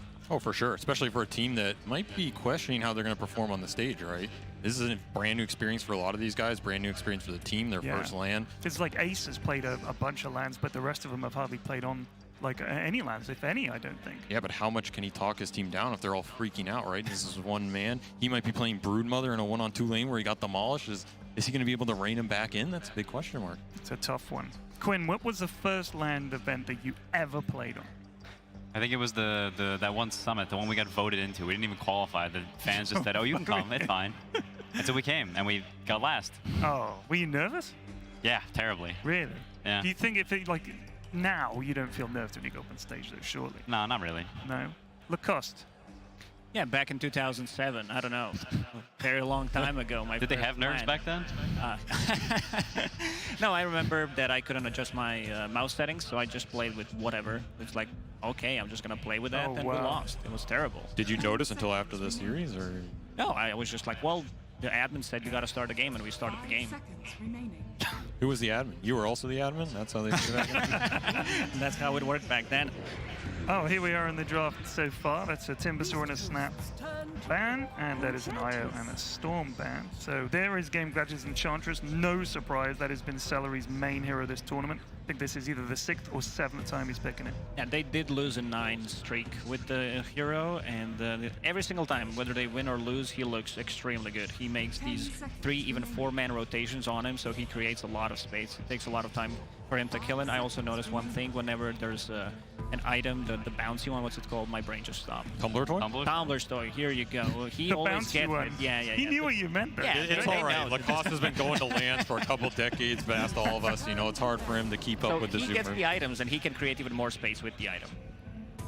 There's 1 point for Quinn. Whisper Bat. The Whisper Bat. Oh, well done, Quinn. That's 1 for you. They're so far undefeated with the hero. 4 games played, 4 games won, and I believe they're the only team who played it from the off lane. I don't think people coming into this tournament expected Batrider to be played from the off lane, and looks really, really good. I mean, love the itemization. I feel like I still don't expect it except for this team, right? I feel like he is the one off-laner at this tournament who's making it work. It's looked very underwhelming on a lot of these other players, so... Is it good because it's hard to find like a safe laner who's like, I'm fine against Bat, no problem? Is that the problem? Like, it's hard to find a matchup that's bad for the Bat in that lane? To be honest, I think Bat is good for this team specifically because of the type of players they have. They're all these really high-skill individual players, so the hero tends to have a pretty bad laning phase unless the enemy team like messes up, so they can play these games where they're behind and they outskill you. They can tiny toss you back into lasso, into force staff, into Rubik lift, and they screw you in the fountain, you know, just random clown stuff like this. I think they're a team that is able to come back super well, like we saw in their game earlier. I mean, the games that we watched this morning, they team fight so well. Like, their positioning in the team fights, they bait out things and then they back up and then they're back in. They seem to sort of move like some kind of a multi-legged single entity. Well, yeah, they really know how to team fight. So not longest just them. standing roster, right? Yeah, 2019. Yeah, so they put a lot of confidence in each other, and like they're not overlapping any of their abilities. I think it's also a thing for Thunder Awaken, because so far they've showed pretty much a flawless team fight execution. I'm going to give you half a point. I was about to say, take note of that tiny ban. I hope you're taking note of it. No, I'm going to Did not score 0. I'm going to give half a point because of the tiny ban, obviously, you know, and I'm going to give half a point to Lacoste because they banned snap fires. What are you giving points to this guy? Because I mean, it's the first phase. I need to get 0.75 at least. You want 0.75? All right, okay, you've made a good case there. Thanks, Dad. I see how this panel's gonna work. I would have predicted a different hero if I knew we were being graded. Sorry. Snooze, you lose. It is interesting to see them pick up this bat this early because they have upped the priority over the course of the tournament, so they're obviously feeling more powerful with it. But also that Storm ban.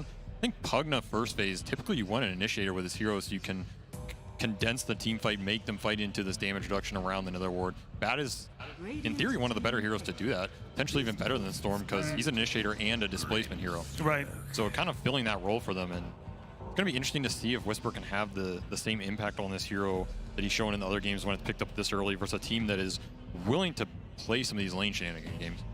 Yeah, I mean, on the flip side, as big of a fan I am as of Whisper Bat, I think it can be hard to get the counters to CK from other roles, especially when you don't have counter picks. You're not going to get this Underlord, you're not going to get things like this from the offlane, and there's not a lot of mids that counter CK in the same way, especially with Pango banned. So I question like what heroes they would get to deal with the CK, because the heroes are quite single target right now. Are you saying that you like the Bat more as an initiator because he can go in and like bring the hero back? We saw a Storm performance, I think it might have been this morning, went in, got an amazing 4-man sort of leash, and then where team? You know, it's kind of like everybody else then needs to try to catch up with him. Whereas Bat can be like, I'll get him, lads, and bring him to you. I mean, I don't think Bat is traditionally as strong an initiator as he used to be if you go back years. And I don't think he's nearly as powerful a hero as Storm, so I think it's kind of their backup option here. I think they much would have preferred that Pugna Storm option. But I think, though, again, Quinn talking about the way this team plays, the way they like having people who can go in, cast spells in a very high skill way, play off each other. It's a team that likes to make space in the fights, and Bat can be one of the heroes that excels at that. If you manage to live on 100 or less HP, oftentimes you win the fight because you can start throwing the flame breaks, throwing the stacks on your way out. It's very like guerrilla warfare, you know? Yeah, they're pairing it up with the Spirit Breaker, so that means you have like a guaranteed stun in the lane, allows you to have a little bit of a like global presence, and just feels good because they need to play with the 4 heroes until K1 comes online. And sort of extends the fight, get that extra kill that maybe would have gotten away. You've got the Spirit Breaker charging him. That certainly felt it this morning. They wouldn't just get a couple of kills, they'd get another one and another one because you just can't escape this team. Oh wow, there's a Bloodseeker. Who called that? 4 points for me.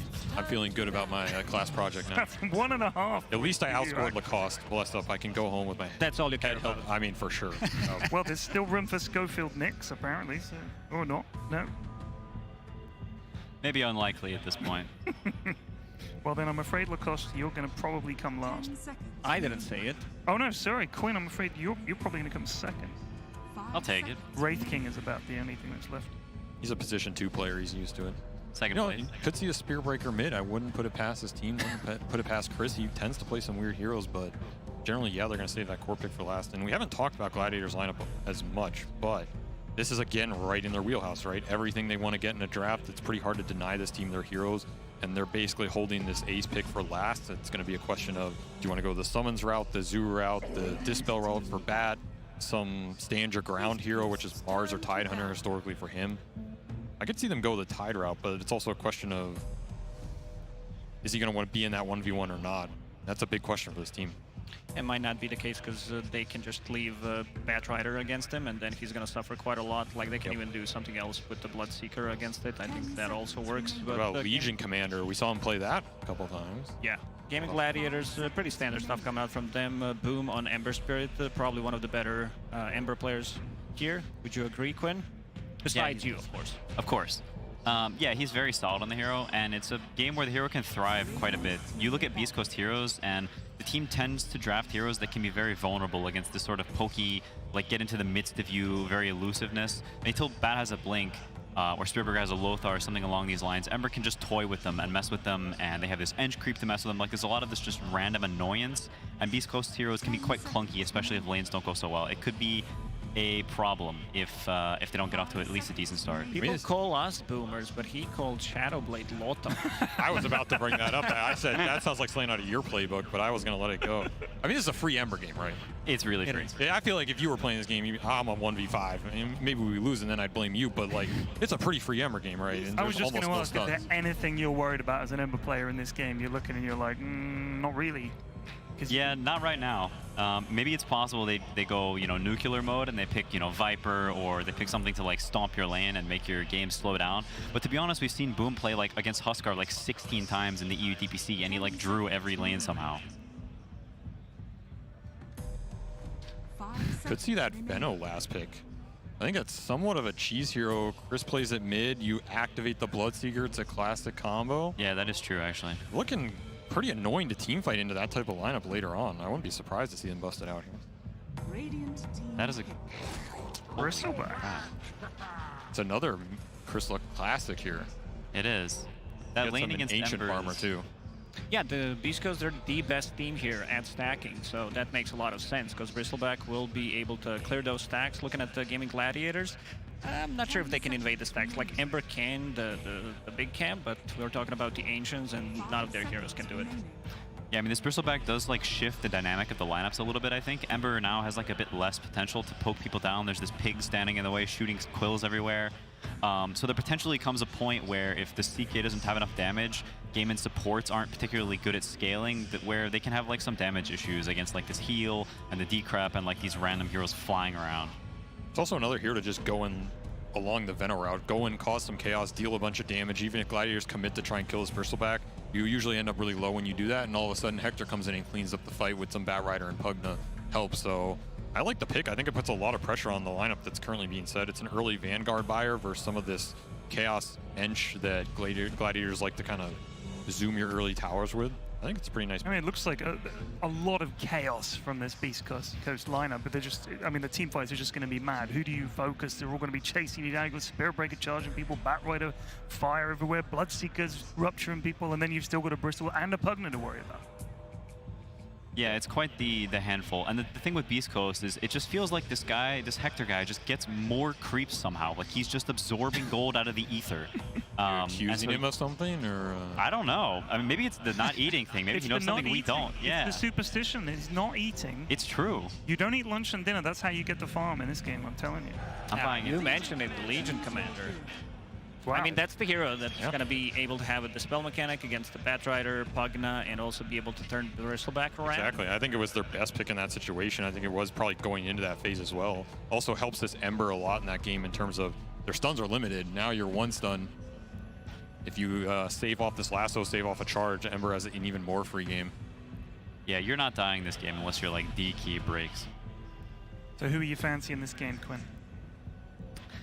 I think I'm going to go with Beast Coast. I think Whisper Bat hasn't lost yet. Teams have yet to prove that they have an answer for it. I think this is like right up Beast Coast alley in terms of comfort and their ability to just be crazy and scale and Hector get a buttload of items. They might not have what it takes to be able to deal with the Ember, so they need to play around it, but I think hitting the timing with the Bristleback is going to be crucial, and they do have a lineup that comes online very fast, and also this time around, the K1, he's not some farmer that doesn't want to join a fight. He wants to be active. He's playing the Bloodseeker. What happens when he gets trialing, though, which is, I feel, again, what they're looking at, right? They're very happy to try and get this Legion versus Bat one-on-one, trialing the Bloodseeker, who historically can suffer in those matchups. Right. I mean, their trialing is absolutely absurd. Ench, Grimstroke, Chaos Knight. What are you doing in these lanes? It's a tough one. Well, to take us through the game and to find out who will be winning, let's throw it over to our casters, Sunsfan and Cinderin. Take it away, lads.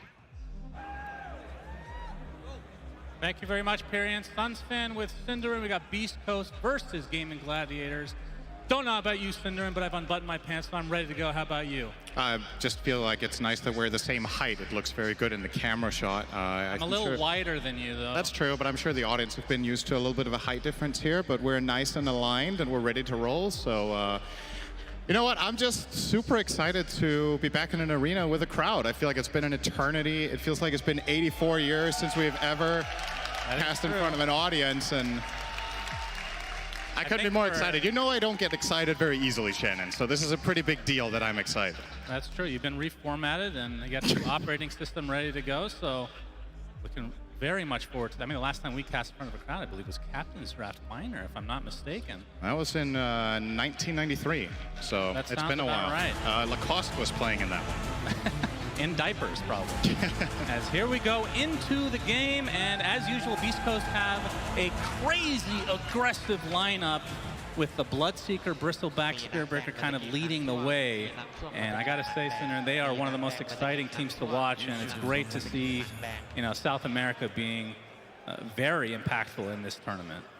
Yeah, 2 teams in top 6 already. Let's see how far they can go. Obviously, Beast Coast here, and then tomorrow you're going to have Thunder Awaken as well, playing up against OG, who just came off of a victory in the other series. So very good odds right now for a top 4 placement, if not even better. You know, we've seen from Beast Coast, they've been improving gradually over time, and in this game for me, they have some of their absolute best picks. They have the Hector Bloodseeker along with a ton of random teamfight damage, right? You just want to ramp up this Bloodseeker to become a menace. You have Quill Spray, you have Charge going through enemy heroes, Nether Ward dealing damage, Bad Rider Firefly with Sticky Napalm. I think they haven't lost with this strategy, actually, in this tournament. It feels like every time they pick Bloodseeker, they win. And the funny thing is, you know they're picking Bloodseeker most of the time, right? Yeah. We've seen them first phase it a couple times as well. So the fact that you can pick something that other teams aren't picking in general and still find success is extremely impressive. Yeah, Gaming Gladiators definitely can't be surprised with what they're facing here. This is... And it's the same for Beast Coast, really, right? This is the type of strategy that Gaming Gladiators have basically, I want to say until they faced TSM, I think they were like 6-0 with their Enchantress strategy. Yeah. And in all fairness, in those 2 games that they did lose, they were looking like favorites, especially in the second one. They were super far ahead in the early mid game. The first game was very close until they suddenly got 2 lanes of barracks, but then dropped the ball a little bit and got countered super hard. TSM really brought it back in both games. So I could foresee Beast Coast being in a similar position here where they need to come back from a rough early laning stage with this Enchantress potential tri-lane that Gaming Gladiators run unless they play it with the Legion. Talk to me about the Bristleback, another hero we don't get to see that often. Obviously, LC, a pseudo counter to that hero since you have to face him, or her in this case, to actually attack, which leaves him very susceptible. Is this a game where Bristol can pop off is really the question. I think so. I think what they were looking for in this pick, they wanted a good lane matchup against the Ember. They wanted a hero that can sustain some of the damage from Chaos Knight. It's a little bit tricky because I believe when you get Reality Rifted, you'll get pulled in and face. Yeah. And you're also playing against Legion Commander that can duel you to force you to face your front toward the enemy team. Up, K1. He's going to get Chaos Bolt. He gets up a nice Blood Right, and that was basically just to ensure the rune for Gaming Gladiators. Yep. And it looks like it's going to be 3 for 1 in terms of the bounty rune in favor of Gaming Gladiators again. More than anything, this Bristleback pick just shows me that Beast Coast have a really good idea and understanding of how they play around Bloodseeker, because I think what was the icing on the cake here that made them not just pick it for the lane matchup and the matchup against TK is that they have this spread damage that will allow their Bloodseeker to snowball the fight. Even if you kill Bristle, a lot of the time he will deal a lot of damage, right? Just randomly across the fight if he gets to turn his back. And at that point, your Bloodseeker can win fights 4v5 if your Bristle's the first target. So it does pressure Gaming Gladiators a little bit in that laning as well as mid-game aspect. But if there's anything this team has proven to us time and time again is that they might be the strongest laning team of the tournament, to be honest. Like, consistently coming out of these ench lanes with a pretty major advantage most of the time. I mean, we've had games where the score is similar on respective sides, and Gaming Gladiators way ahead because Celery is the one dying, right? He's kind of sacrificing his life for the betterment of his team, as we're seeing him get harassed a bit, but he has the regen. Stinger does not. Will be able to get away, but still taking heavy damage nonetheless. Already zoning him out. The resulting one-on-one matchup being Legion against Bloodseeker up here is pretty good for Legion in the beginning levels for sure. One lane Durasio will be 5 napalm stacks. They will expire. Well, talk to me about mid lane. It is Chris Smile playing the Bristle versus Boom's Ember Spirit. So typically, Bristle likes playing against melee heroes. Is that also the case here? My experience with watching this matchup might be a little bit outdated, but at least back then, I want to say a year ago or something, it's not very often you see Bristle versus Ember, right? But I feel like Bristle was generally favored in this matchup. You can bypass Flame Guard entirely because your Pulse Spray is physical damage. You just pressure him as much as possible, and then you can go and farm stacks in addition, which Ember will obviously be able to farm the small camp as well as the medium camp, but he can't go and get those Ancients as well that C-Small will be able to do here if they do stack them for him. So a lot of the time, a mid Bristleback with a good matchup comes out as the top net worth hero 10 to 15 minutes in, and then it's about how much you could do with it. This hero does suffer a lot from dying. There are just certain heroes in Dota that it feels like you die twice every time you die, and to me this is one of them. You really need to be ahead. When the enemy teams start getting specific items like Silver Edge, the game can get really difficult, and obviously Gaming Gladiators have 2 potential Silver Edge buyers here in both the Chaos Knight and the Legion. Well, speaking of the Chaos Knight, and both position 1s in fact, look at their CS. They're getting denied quite a bit from both Dyrachyo and the Bloodseeker from K1. So we'll see if they're able to continue this pressure or not. I mean, obviously, Legion extremely good at doing this against melee heroes. We're going to see the first courier kill of the game in favor of Celery, continuing to be a big nuisance. And bot lane, talk to me about Spirit Breaker, another hero that has kind of just disappeared after seeing so much time, I want to say, towards the last TI and a little bit post.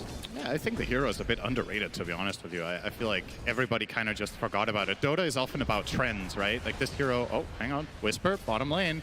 There's a lot of stacks on Tofu here, though. Yeah, has to be careful. 8 stacked. Whisper could have thought about that one, actually. Very slow indeed. Is not going to force Ace out of lane in the meantime. So K1 securing some last hits now as a result. Yep. Back to the Spirit Breaker. Yeah, so I think teams kind of forgot about this hero to an extent. One of its biggest weaknesses is the early laning stage, though, where a lot of the meta lanes don't really get pressured too much by it. But what Beast Coast do when they run this Bat Rider is they actually enable themselves to pick these weaker laning forests, because Bat Rider just works essentially as a hero that doesn't need that many CS in the beginning. It just needs experience, it needs safety. And whether they play the Tiny 4 or the Spirit Breaker 4, they enable Whisper to get off to that good start. And he will eventually get the CS that he needs. And once they have levels, they have kill threat. So this pairing is why they pick SB. I don't think they will pick it with a lot of other stuff. But you know, it's just good to see the hero. I think it's really fun. It's one of my favorite heroes to play and watch. Nobody can deny that. Obviously, we used to see, I mean, we saw a lot of mid Spirit Breaker before TI. Sadly, we're not seeing that anymore. Stinger taking more damage from Ace, as there has yet to be a first blood, despite this being such an aggressive line. I mean, when does Beast Coast want to start, you know, getting a little bit more aggressive? Because right now they're being slightly passive based on how their lineup looks like. As I say that, it's Celery coming in with the Mud Golem onto Smile. He will live through the day, but the baby shards come out now. Those are things you truly have to fear as he kills them easily. The little-known follow-up smash hit to Baby Shark. Baby Shard. Is this a reference that I don't understand? Yeah, you don't know contemporary music, Shannon. You only know old movies. That's true. It's okay. Don't worry about it.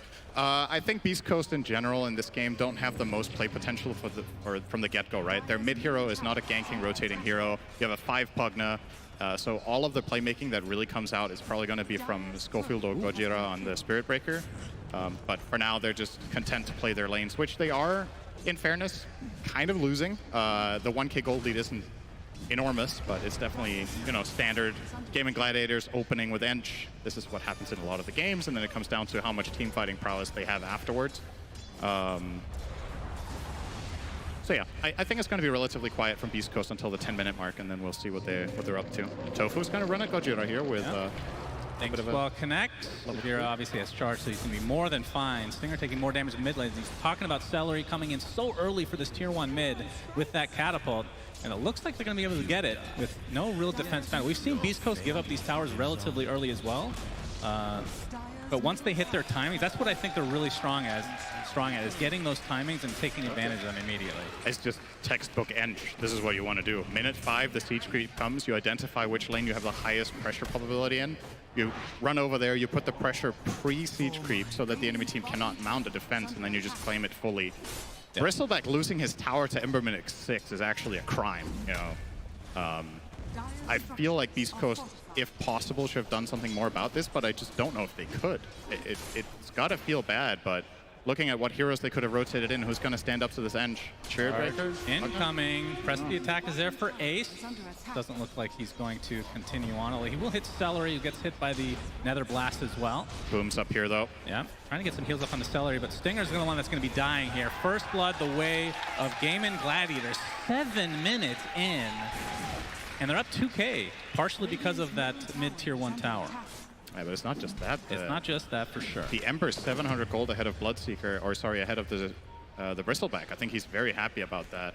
Obviously doesn't know it, but he knows he's having a good timing in this game. I feel like Beast Coast are more comfortable coming back from behind. Is that just me? I think a lot of the time it's also a consequence of how they draft, right? I think in this game, their laning will just inherently be weaker. Six stack is sticking napalm, but Celery is in the bot lanes. We're going to see the Inkswell connect in the meantime onto C-Smile, trying to find a kill on Tofu, as Boom pretty much out of mana right now, as Smile continuing to chase Tofu to actually kill each other, basically. So a 1-for-1, as meanwhile top lane, K1 doing a little bit of damage. Ace will be able to get out with just a sliver of HP, but Gojira with the charge, and K1 rupture. Okay, that was a little scary there for a second, but Beast Coast gets the better of that trade in the top lane. Well, as I say that, Gojira's dead. So Dyrachyo now in the top lane, level 6. I feel like this game state might just become name of the game for this entire series. It feels like today, Beast Coast also, against BetBoom earlier, were having some really tough times in the earlier portions of the game, and then they come back through mid-game team fights. And for Gaming Gladiators, this is their comfortable position that they find themselves in basically 2/3 of their games, but then obviously in the TSM series did not convert it to a win. So very likely that we'll be seeing more of this in the coming games of the series, but for now, it's kind of par for the course for both teams, I think, with what we could expect with the lineups. Oh, Boom. This is a very good position to be in against K1. Yeah, gets off the slide, but Searing Chain's not used yet, but K1, there we go. He's going to take some damage, but the Sleight of Fist, nice dodge onto the Blood Right. Not enough damage regardless, though, as Boom continuing to get charged here. Tofu looks like he's going to be taken out first. And Stinger will be the trade, so support for support. Boom's in trouble. He does not have a remnant. Okay, he does. Wait, he had a remnant. Got you. He wasn't in trouble at all. I think I got myself there, actually. Smile's going to run to several members of Gaming Gladiators. Dyrachyo's here as well, as the hurricane action there from the Wild Wing. And that's going to break things up. Dyrachyo pops the ult, and likely will try to pressure this tier 1 tower on top of K1 as well. More TP support on the way for Beast Coast. Something to keep in mind about the way that Ace skilled for the lane that he was playing is now that he's laning 1v1 against Batrider, he only has level 1 press the attack. And it might not sound like much that the cooldown... Oh, Horsey, Smile wants to go really deep here. Inkswell's on the other side. Good silence. Yeah, the silence can be very annoying for C-Smile to deal with, and Boom. He's going to TP back to base with that remnant in place. As Ace, I don't believe we saw one duel actually in the top lane, but no damage as of yet. I think it's slightly different distances to the cameras there. Yeah, that was a very interesting angle indeed. Let's go Gojira, Searing Chains, Inkswell's coming for you. He gets off the charge, but it looks like the Inkswell will be enough to stun him in place, and the Sleight of Fist to finish him off for Boom. Stinger will secure the 10-minute rune though. And Beast Coast have kind of stopped the bleeding a little bit, right? They were 2K behind 4 minutes ago, and now it's down to 1. And they're starting to ramp up toward that mid-game that they love to play with these heroes, so I think so far so good for them. Obviously, Gaming Gladiators probably not unhappy either, but I'm very curious to see what we're going to get out of Ace in this game. I think a lot of the games that we've seen Gaming Gladiators just pop off, it's been off of Ace having insane farm in that side lane matchup that he's been having. In this game, he's also doing well. It's by no means a bad look for him to be third on net worth, but a lot of their games we have, he's literally first for his team at this point, right? On Beastmaster, on Timbersaw, just ready to take over the game. Legion is a harder hero to do that on. Top lane, tower's low. Yep, another Searing Chains coming in, and Centaur Stomp as well. Gojira just silenced perpetually, will fall, as well as that tier 1 tower, and now they're going on top of Pugna as well, so Stinger gets off the Decrepify, but Whisper's the real prize here for Gaming Gladiators. Another Stomp comes out with that slide. Oh, the lasso got it off! Is enough to take out Boom. Big turnaround for Beast Coast. They do lose 2, but they're just supports. Makes you wonder if we can get a replay of that. I wonder if they could have selected to go for the Batrider instead of the Pugna when they chose that, because that obviously backfired really hard. Whisper finding that big kill onto the Ember. He's going to be very happy about that. And Whisper's going for the build on Bat that we've seen him do a lot in the later portions of this tournament. He's not going Boots of Travel like most other Bat Rider players rush. He goes Drum to have that early fighting impact. So we are going to get the replay here. So Spirit Breaker, 0 impact in this fight except tanking some spells. And now, so they do throw out the stun already. And I guess nobody can connect with Boom here. Oh, they are actually trying, but Durasho doesn't have spells ready. And Boom walking in melee range here, thinking he can get the kill, gets punished immediately. So bit of a mistake from him there, to be honest. Uncharacteristic. Indeed, and we talked about a lot of these players do not have experience on the stage, Cinder. So that is something to certainly keep in mind. That's a lot of damage. 51,000. That's not possible. As Celery getting chased now by C Smile. He's going to get reality rifted onto the high ground, though. 2-second stun from Duraccio. Trying to face him. Ace with that duel will be the first victory of the game for him. As Gaming Gladiators trying to continue this onslaught. Looks like 2 is going to be the limit. Another 51,000 for C Smile. Man, he's just out of control. The 1K lead for Gaming Gladiators. I mean, the good news for Beast Coast is in terms of the net worth, it has not really increased dramatically. Yeah. Still relatively even. I genuinely think Beast Coast are in a better spot here than, they're in a better spot than I would have expected, and I think than SVG on the panel as well was expecting. I think this is a, if you could freeze the game right now and have a look, East Coast are probably pretty happy over. Dead.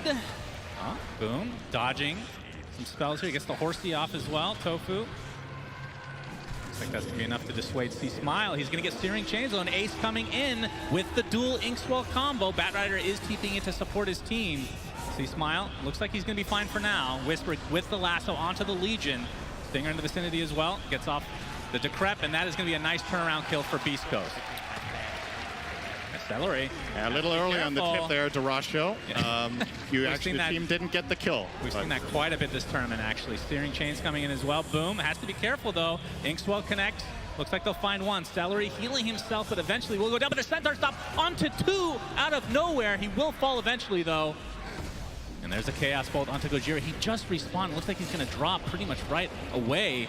Blood Rights there from K1 as well. Does connect, but man, heroes are dropping left, right, and center, and K1 is dead as well. Duraccio just cleaning up. C Smile, last remaining member of Beast Coast, now on the run. He's going to grab himself a DD. There's the pig pole. Sadly, does not give max speed, Cinderin. They cannot catch up this time. Great time for Duraccio to show up there and clean house. This is a weakness that Bloodseeker has right now in the game. The hero is inherently not very tanky. He does have 10 armor as well as a broom handle and phase boot, so you would think he's tanky, but the spells are just overwhelming him right now. Just all of this random chip damage that's coming out through the fight. He can't out-heal it, so he needs Pugna to cover him, but Stinger wasn't really able to siphon enough life into him there. Highest amount of hero damage at 14 minutes for Boom already. Man, he has been all over the place. Second in net worth this game as well. And from, I mean, talk to me about this. When we approach mid-game, where does each team want to be? Like, how important is it for one team to have a lead, if that makes sense? Like, how do they scale going into that time of the game? I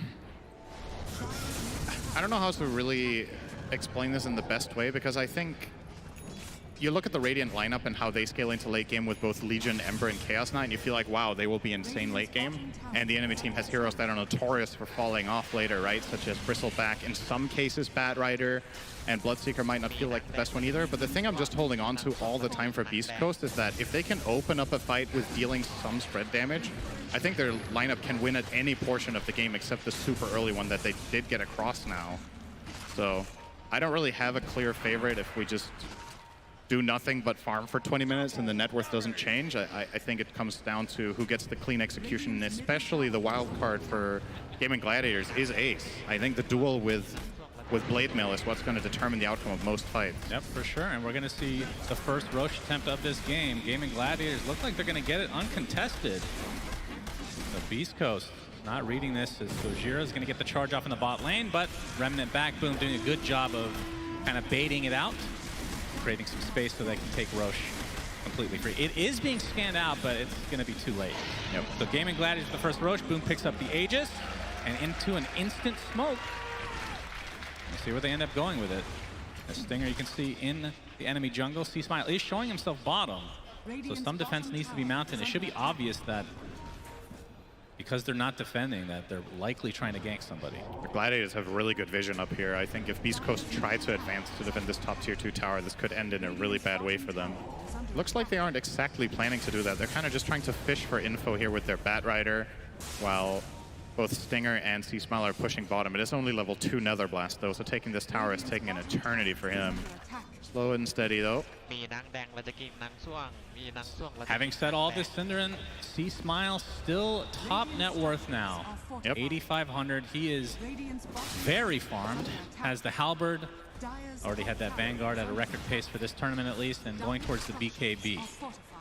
And for K1 on the Bloodseeker, he's had the Maelstrom for a while. So again, a lot of these teams trying to sync up their BKB timings, and that feels like, especially for Beast Coast, who have such an aggressive lineup in general, that seems like the absolute go time for them. Yeah, for sure. It's the best time for them to do something against the Radiant. The only real counter that Gaming Gladiators have to BKB is the Legion Commander duel.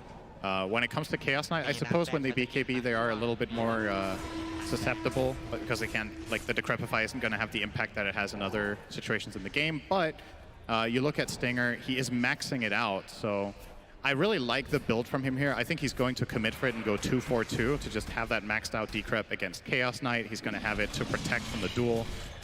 It will be a really, really nice spell to have, and it will be their reliable way of handling Legion Commander.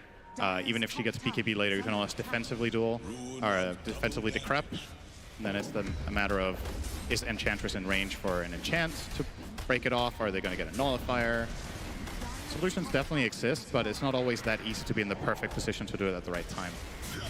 Tier 2 tower in favor of Gaming Gladiators. That was bound to fall there. Yep, Age is still 3 minutes to go, so expecting them to try to use it in some capacity, although they're trying to sync up their BKBs as well. We have the Blink Dagger now on CK and a smoke from Gaming Gladiators. There's the initiation with the duel, another victory for Ace. Nice and easy. 30 damage overall. That'd be a nice change if that actually retroactively worked, Synderen. That could be a nice quality of life change for our favorite Legion commander. That's not what quality of life means, though. For the Legion, it is. Oh. So a buff. Something like that. Smile. All right, we got a lot of TPs from Gaming Gladiators. 2-second stun. Remember, they don't have the Legion duel this time, as Soulbind is only going to connect onto one. They do take out Stinger quite easily, and C-Smile left to his own devices. Looks like he'll eventually fall as well. So nice 2 hero cleanup for Gaming Gladiators, still with the Aegis intact. Nice and easy punish for them, just flat out outnumbering the Bristol as well as Pugna there. Obviously no BKB available just yet for Chris, so can't really protect himself from all the stuns. And they killed Pugna first. That's going to be a short duel. He's not winning that. Yeah, but you know, they get the kill nonetheless. And the outpost does not go to the enemy in this case. So Gaming Gladiators able to extend their lead. So 5K lead for them. And we'll see, yeah, with the BKB now online for Ember, tier 1 tower in their favor as well. Yeah, but the BKBs are coming out now. So K1's got his. Whisper's got his. About a recipe away for the Bristol, though. I think the Bristol's BKB is the least important, though. I wonder if they want to stall out for another 1,300 gold for him, just because with the Bat Rider and Bloodseeker having theirs, I actually think they're in fighting shape. But do you want to fight into Aegis? Another minute. That is true. If they wait that out, probably wait that minute out, but then maybe you don't wait out the full. At that point, maybe you might as well. Like, how far away are you at that? Oh, well, never mind. They do want to go. They want to go. Stinger, he's going to get dueled, but he's completely surrounded.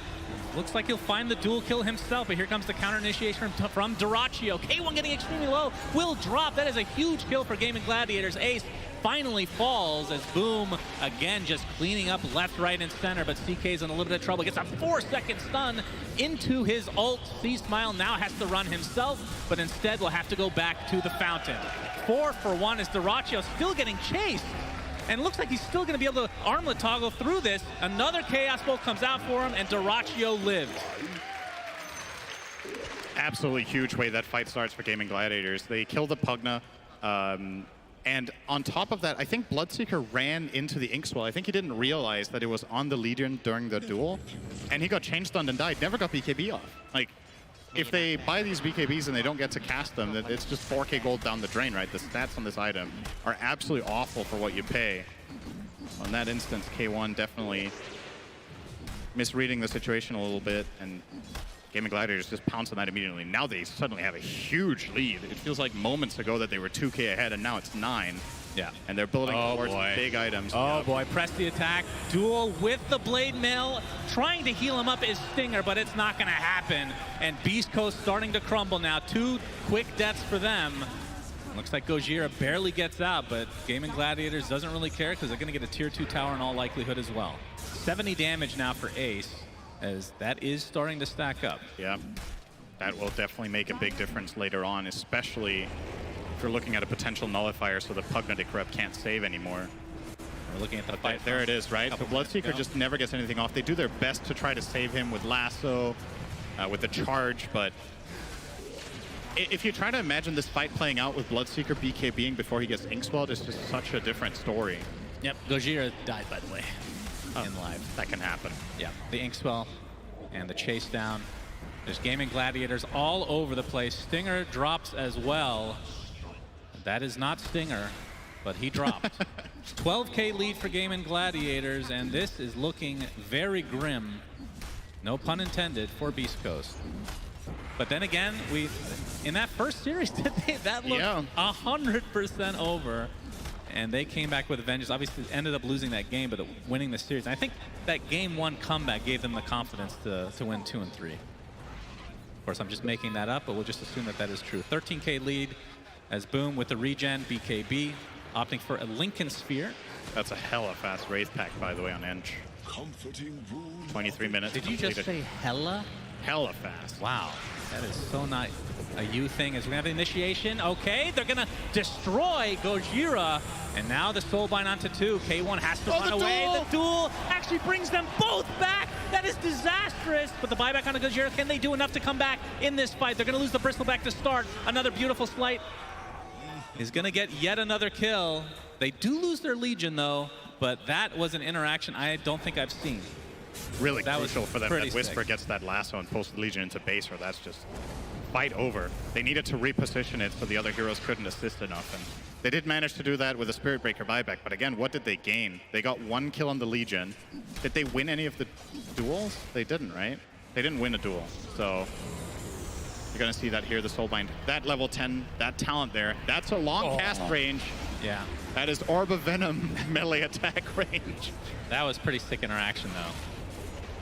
And Ace, like you said, not able to actually get the dual victory, but that was basically 3 deaths for Beast Coast with that buyback. So we'll see as BKB nearing, even for the Liege for Ace. So that is going to be adding insult to injury in all likelihood. I like this from Beast Coast. I think this isn't particularly obvious if they do it really fast. They might find a big profile kill. Okay.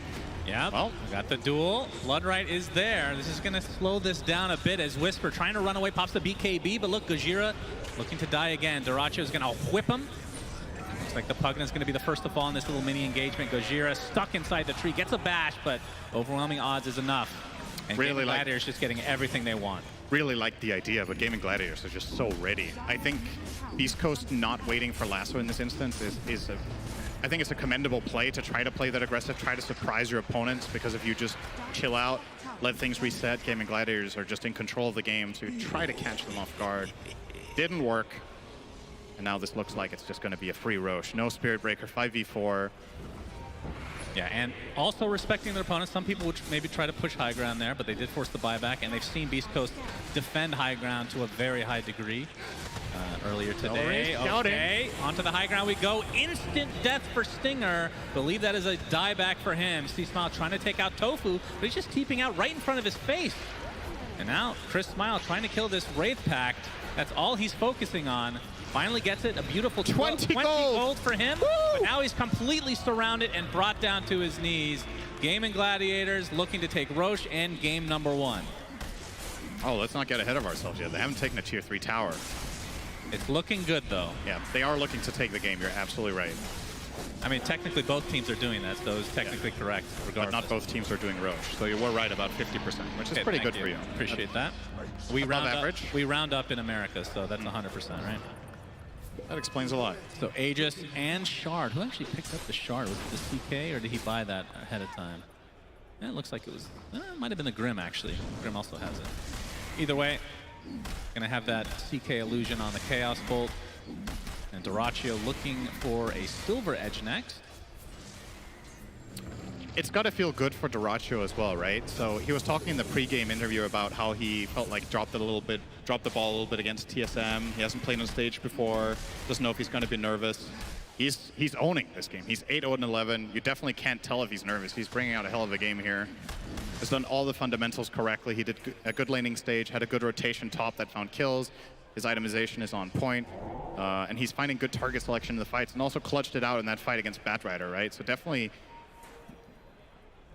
I can't tell. I mean, something else to mention is the comeback, if you want to call it that, from that TSM loss, right? That was pretty heartbreaking. Sure. Both games looked like it was games that they should have won, but to come back with a day's break and look like this, which is how they have looked, to be fair, throughout the entire tournament, the DPC in general, is good to see. It does feel like if Gaming Gladiators, they pretty much every game against every opponent they've had, they have never... I'm trying to remember a game where they were behind in the mid game, right? They're generally either even or very far ahead, like in this game. If you can carry that with you into the next series and just realize how you dropped the ball against TSM in the series that you did and what you can do to prevent it from happening again, you're a team that could go really, really deep in this tournament, even though you're currently, quote-unquote, only top 6. You were picking them to win the whole thing, I think. Yep. After the group stage. Very possible. That is absolutely possible. We've seen crazier comeback stories in the lower bracket before.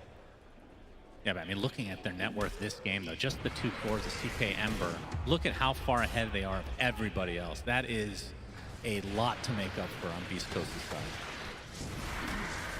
As Dyrachyo, what if you could take a loan? And what's the downside to taking the loan? So you go to the shopkeeper, you negotiate a price, you get like 10K, and then 5 you minutes get later, negative GPM. You lose 20K. It deletes 2 items randomly after 10 minutes. That could be an interesting comeback mechanic. Ice Frog, I'm available to hire. Okay, so smoke up on both sides. Somehow that was a way worse idea than what I was setting it up for. As always, Stinger, he's going to be the first to get Searing Chains. Boom pops the BKB, the leash onto 2. Already a death on the side of Beast Coast. Tofu, looks like he's going to drop it. There's the duel onto Gojira. Another duel victory for Ace. As 3 dead already for Beast Coast. Onto the cliff, pulling an Arteezy. They know they're not in the tournament, might as well go out in style. Triple kill for Boom. And the only remaining member of Beast Coast is K1. This is at least 1 lane. They're going to glyph and try to defend this, but there's waves both bottom and mid, so backdoor protection is not even close to kicking in, and this CK has so insanely overwhelming damage against this. No problem. They're actually already setting up for the second lane. He's heading down bottom, spawning an illusion with the Chaos Bolt to work. And technically nothing is really impeding them from going for Mega Creeps either. There is no tier 2 tower in the top lane. We'll see if they have enough damage to actually do that. Now that the Phantasm Illusions are down, they'll at the very least, like you said, get 2 sets, and we'll see how disciplined they want to play. Still with the Aegis, though, in minute 20, so I'd expect them to play. He has a backpack Silver Edge. Yeah, that is that's an interesting choice. Okay. I mean, I guess he doesn't want to swap out the treads. It just like shows how rich he is and the luxury he has of his itemization. And this is looking like the last stand for Beast Coast in game number 1. Dyrachyo not really too afraid. Actually, a nice bash back into the lasso. Remember, he does have the Aegis, so that's death number 1. Gojira's already dead. Stinger trying to heal him, but has to be careful as Boom's been hunting him all game long. Now all the damage applied to the CK, but gets the BKB and Phantasm off. K1 is just going to drop to the Illusions and Boom. And it looks like this is going to finally end game number 1 in favor of Gaming Gladiators as the GGs come out. What an absolute smackdown. Gaming Gladiators, it looked like Beast Coast weathered the storm quite a bit for a while in this game and kept it close, but you get to the later portions of that game and Gaming Gladiators just completely outplay them, just destroy them. All the way since minute 20 or 25, it's just been all them. And I think something to keep in mind now for Beast Coast going into the next game, I think Gaming Gladiators looked at their absolute best when Boom is playing Ember or Storm, right? Like those are his 2 complete standout heroes. I think in this series against TSM, Storm was banned first phase, and they banned Ember second phase both games to prevent this exact thing from happening. Boom ends the game 18-1 and 15 on that mid-ember. True standout play from him. And Ace with 150 dual damage. That game was not that long. That is quite impressive. And Dyrachyo didn't die once. Remember, he's the one that kind of struggled in the series against TSM, making a couple big mistakes, some could call it. Yep. And that ended up costing that series potentially. But 0 deaths for him and a great showing from Gaming Gladiators. And we'll see if they can continue this onslaught or if Beast Coast can stay alive and keep the South American dream alive for one of the 2 teams still remaining. We'll be back after this break.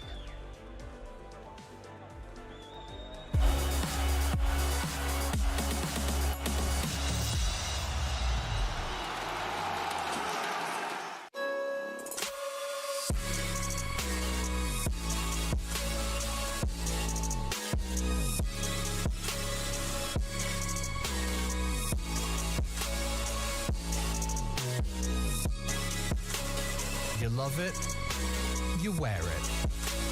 What's your style? Get your merch at shop.eslgaming.com.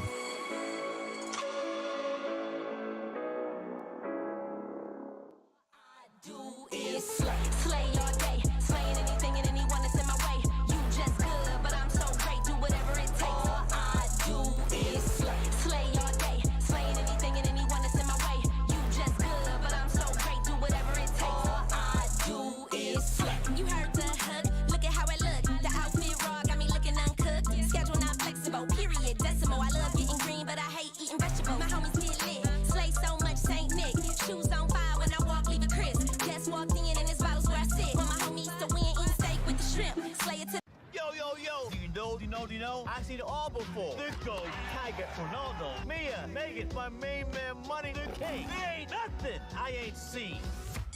Okay, old school. You've never seen anyone like my girl Naomi and Mbappe, the Greek freak, a thing, Kaisa, or Chloe Kim. Do you know there's never been anyone else like them? Look, OG, no disrespect. I know you think you've seen everything, but you ain't seen nothing yet. Checkmate. Yo, slaying every day's a job. I work it like I do a 9 to 5. No punching in or punching out. I'm round the clock, the hardest you will find. So I gotta grind like you never see before, and that's all the time. I'm saying what you need to know, cause I'ma shine. You can get yours, cause I'ma get mine.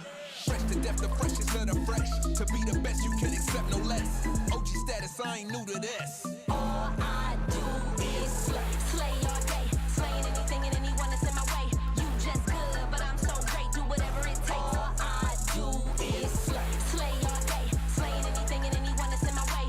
You just good, but I'm so great, do whatever it takes. All I do is slay, slay all day, slaying anything and anyone that's in my way. You just good, but I'm so great, do whatever it takes. All I do is slay, slay all day, slaying anything and anyone that's in my way. You just good, but I'm so great, do whatever it takes. All I do is slay.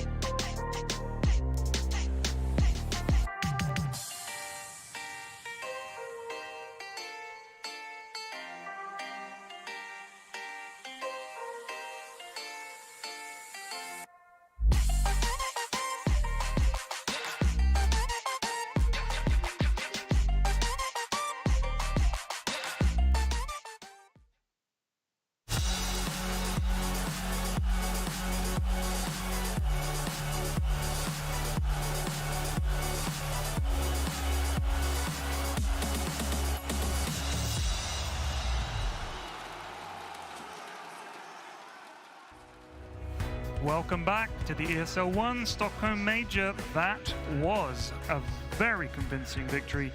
The Gaming Gladiators, Beast Coast will need to recover, but so far, Gaming Gladiators 1-0 up in this 3-game series. Guys, that was not part of the plan for Beast Coast. Definitely not. I think Gaming Gladiators got pretty much everything they want in a game, right? They get all their picks, they get all their lanes, how they wanted them to go. They were the ones trying to force that matchups. They TP down. They're happy with what happens. Felt like they were happy with multiple lane setups that game, potentially. If that team gets the early game they want, I feel like they're still in their comfort zone. It's going to be an uphill battle. Yeah, I think something you mentioned, SVG, before the game started, you talked about them not caring about who's playing 4 or 5. They do a lot of these lane shenanigans where both Tofu and Celery, they play whatever, like whatever is better for the lane. And we saw Enchantress playing with the Legion Commander, setting up him for a success. And also on the bottom lane, they did have this also kill lane that allowed him to CK to get to the most out of the lane and end up the game with 0 deaths. Like they were just all over the place. Like this Bristleback was supposed to be a tanky guy, but against the CK, against the Legion Commander, it was just like never a thing. Like every single time he gets turned and dies. Yeah, I mean, they had no answer for this Ench, really. She got so much done early. She comes in with this Ench creep. She walks behind the tower. She's hitting, tanking. Bristle loses all his HP and has to run to base. Ember gets the rune. Then suddenly Bristleback is a level down with less gold, and it just has problems. And as Sunsfan and Sin said, Bristleback, when he falls behind early, you always feel like just a dead duck. You're just walking around doing nothing. Let's have a quick look at a replay here that we've got from in the game. And Quinn, run your seasoned eye over this one for me, please. Yeah, I mean, Radiant has Aegis. This Ember is untouchable. Legion is just sitting there hitting things with Moment of Courage. And to be honest, Beast Coast just doesn't have the damage to kill anyone. This Bristle's desperately running around trying to slap things. And he gets 1 or 2 slaps off here or there, but they're just down so much gold from lanes. This Ember's game is so free. It's just hard for them to do anything. I mean, this CK was absolutely enormous. It just felt like every single fight turns up, stuns someone, bap, they're dead. Like, what can you do? Apparently not much. They definitely got bopped. You get in the mid game in a better position, right? That's pretty much the only way you're going to beat this hero. He has a super bad laning phase, or you can combat him in the mid game. So much of Beast Coast lineup is dependent on this Bristleback getting to that timing. I also think not going Ag second, going Halberd second is not the way you're going to win this game. Maybe it feels good for him in the fights individually, but overall, I think they have no real big timing to get it in there and get it in there. Let's have a look at the Whisper versus Ace. Head-to-head player v player, because this will tell part of the story. This is how the Bristol did versus the Legion. A very fancy graphic.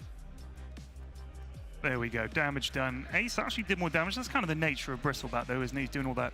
It was Bad Rider. Sorry. Played on mid lane. I mean, Ace completely popped off. They did set him up for a success on that top lane, and he was also going for the solo pickoffs a lot of the times. Like when you're off to a good start with the Legion Commander, you do tend to snowball. He also had a hero to play with. It was a Grimstroke. All good. Okay. One might say that Legion pick was right on point, right, Lucas? Yeah, I don't know where they got that from. Nobody knows. It's another replay. Yeah, that was your idea, actually, before the draft, wasn't it, SVG? Yeah, I think they stole it on the stage. I think they must have stolen it. I mean, I think it's the perfect pick here. It gives them the lockdown. It gives them the extra buff for the Ember. Really, this game is all about this boom on mid, though, because I still think this game is about the Ember versus Bristle. We were thinking they have to put something mid that slows down this Ember's timing, because they don't have the stuns for him in the mid game, especially with the Legion behind him who can save him off a single lasso. It felt like too easy of a game for Boom. This guy has shown time and time again. You give this guy a spirit hero, he starts popping off, he's going to take the game over. He's undefeated on Storm this tournament. I think that Ember's close behind. Undefeated as well, 4 out of 4 games. Seriously. Yeah. That's insane. No one's been able to stop this guy. Apparently so. Let's go and have a chat with Tsunami, because he's been stage side soaking up the vibes. Tsunami, what do you got for me? I gotta tell you, it feels good. Feels good to be back in the crowd. I've been in the hotel, I've been talking to the players. I don't mean anything to the players, but here I'm like royalty. It feels damn good, I gotta say. Stockholm treats you right. This is the way that it should be. This is LAN Dota 2, my friends. This is the experience that we've all been waiting for. Thank you, thank you. And I hope that this is just a taste of what we're gonna have to come. This only day 1. Be sure, show up, Hovid Arena. We'll see you Sunday, Saturday, be there. Fantastic, thank you, Tsunami. Yeah, those lads, I think they're streamers, but they mainly do cooking, as I understand it. Cooking. What kind of cooking are they doing? I guess meat. Well, you know, look with cooking, at the lads, a lot of meat. Boom. Boom. That's true. No, not on this stage, unfortunately. Well, Boom as a player. Oh, yeah, he's cooking for sure. Okay. I thought it was a food. I thought we were going to make a food joke. You've got tofu and celery there as well. You could have made a food joke. He about set it that. up for me. I did not hit it at all, but that's okay. I mean, that looked like how I wanted all my games to go, Mike.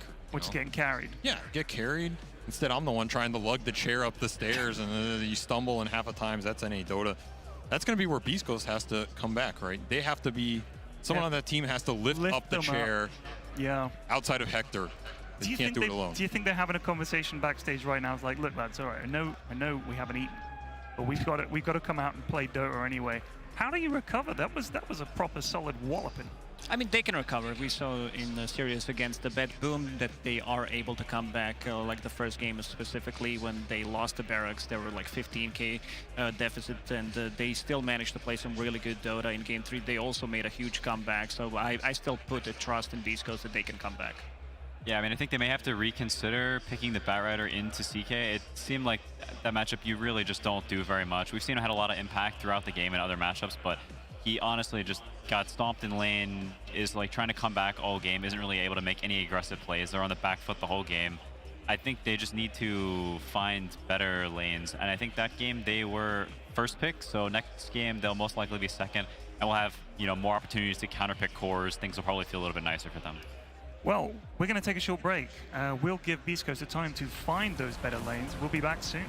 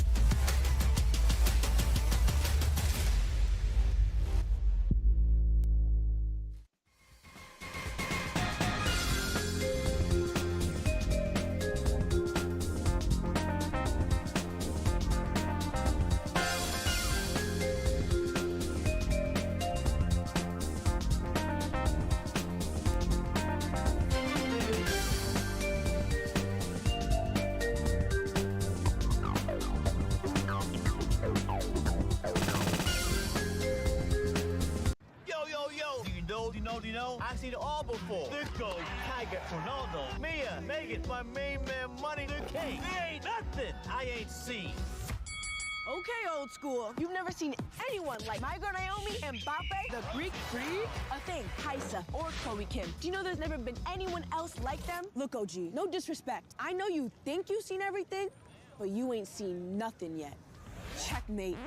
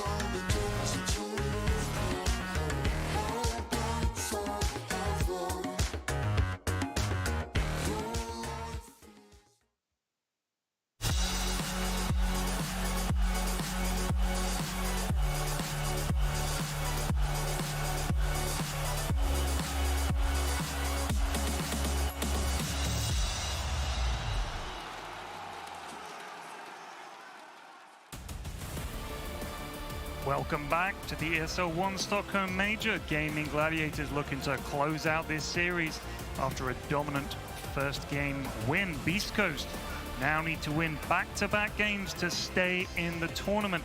Gentlemen, can they do it? I think so. You think so? Yes, Lacoste? I already said that they can. Okay, well, what are we going to look to see from them this game? Do you think they, I mean, because you guys said, oh, Gaming Gladiators got everything they needed. They've got to ban some heroes here. They've got to ban the CK, they've got to ban the Ember, they've got to ban Enchantress. Surely.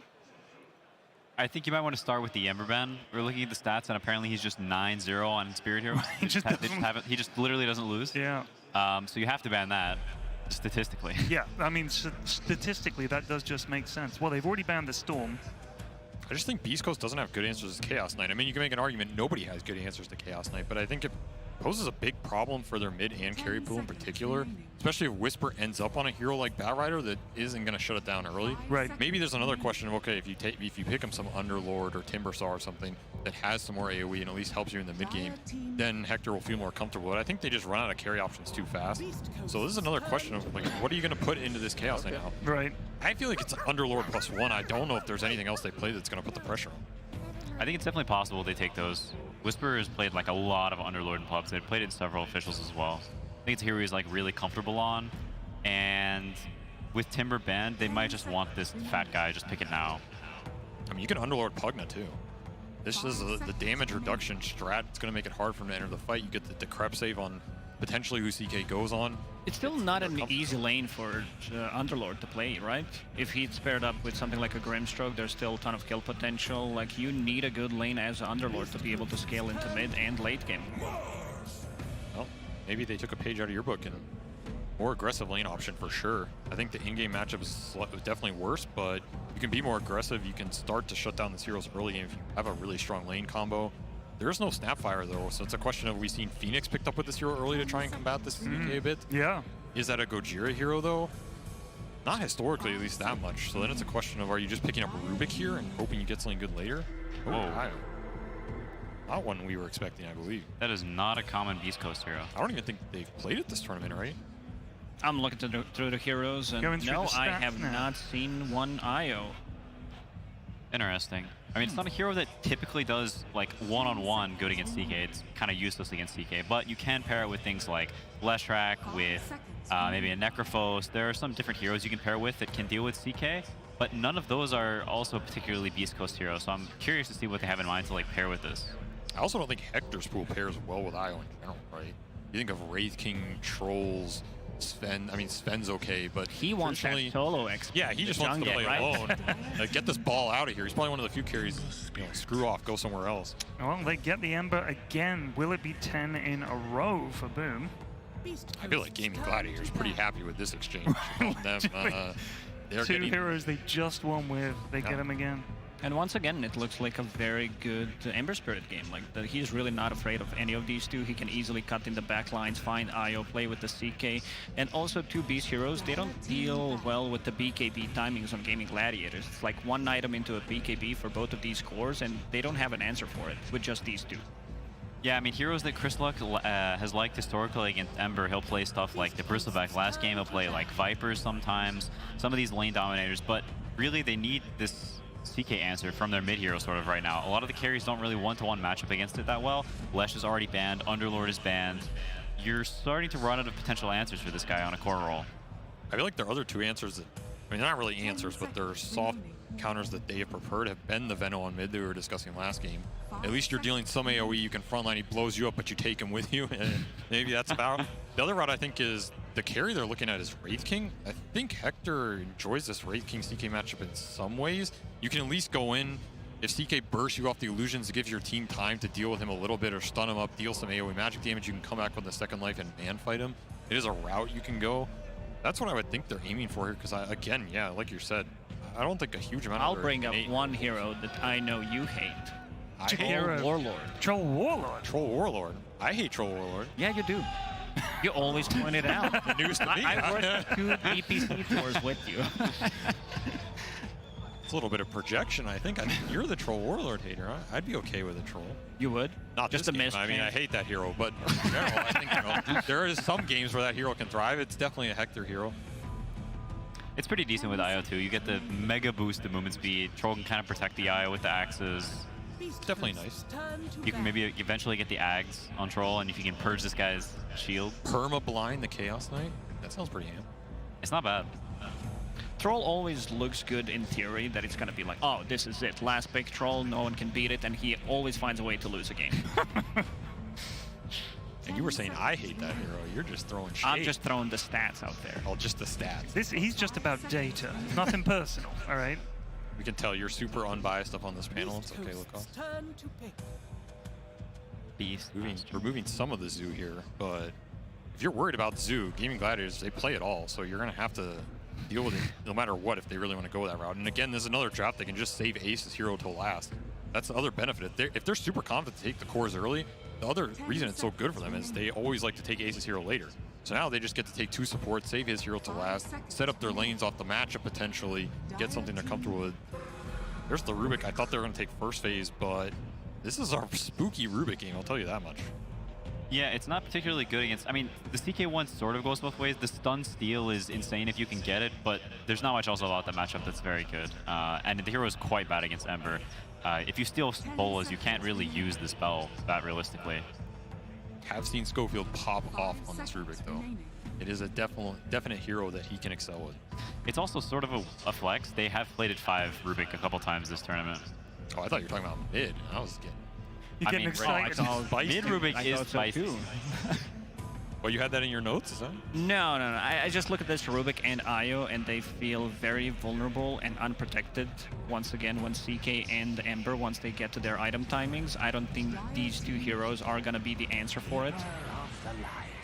Do you sometimes think that the Rubik pick is like, all right, it's not like the best Rubik game, but it puts them off picking certain things because, well, there's a Rubik in the game, so we'll pick something else?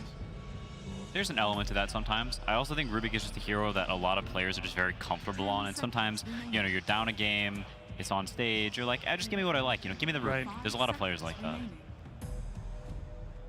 They do like this lane combo too. They've played Rubik Mars a couple times, I think, even probably this tournament at least once. There's some decent spells to steal.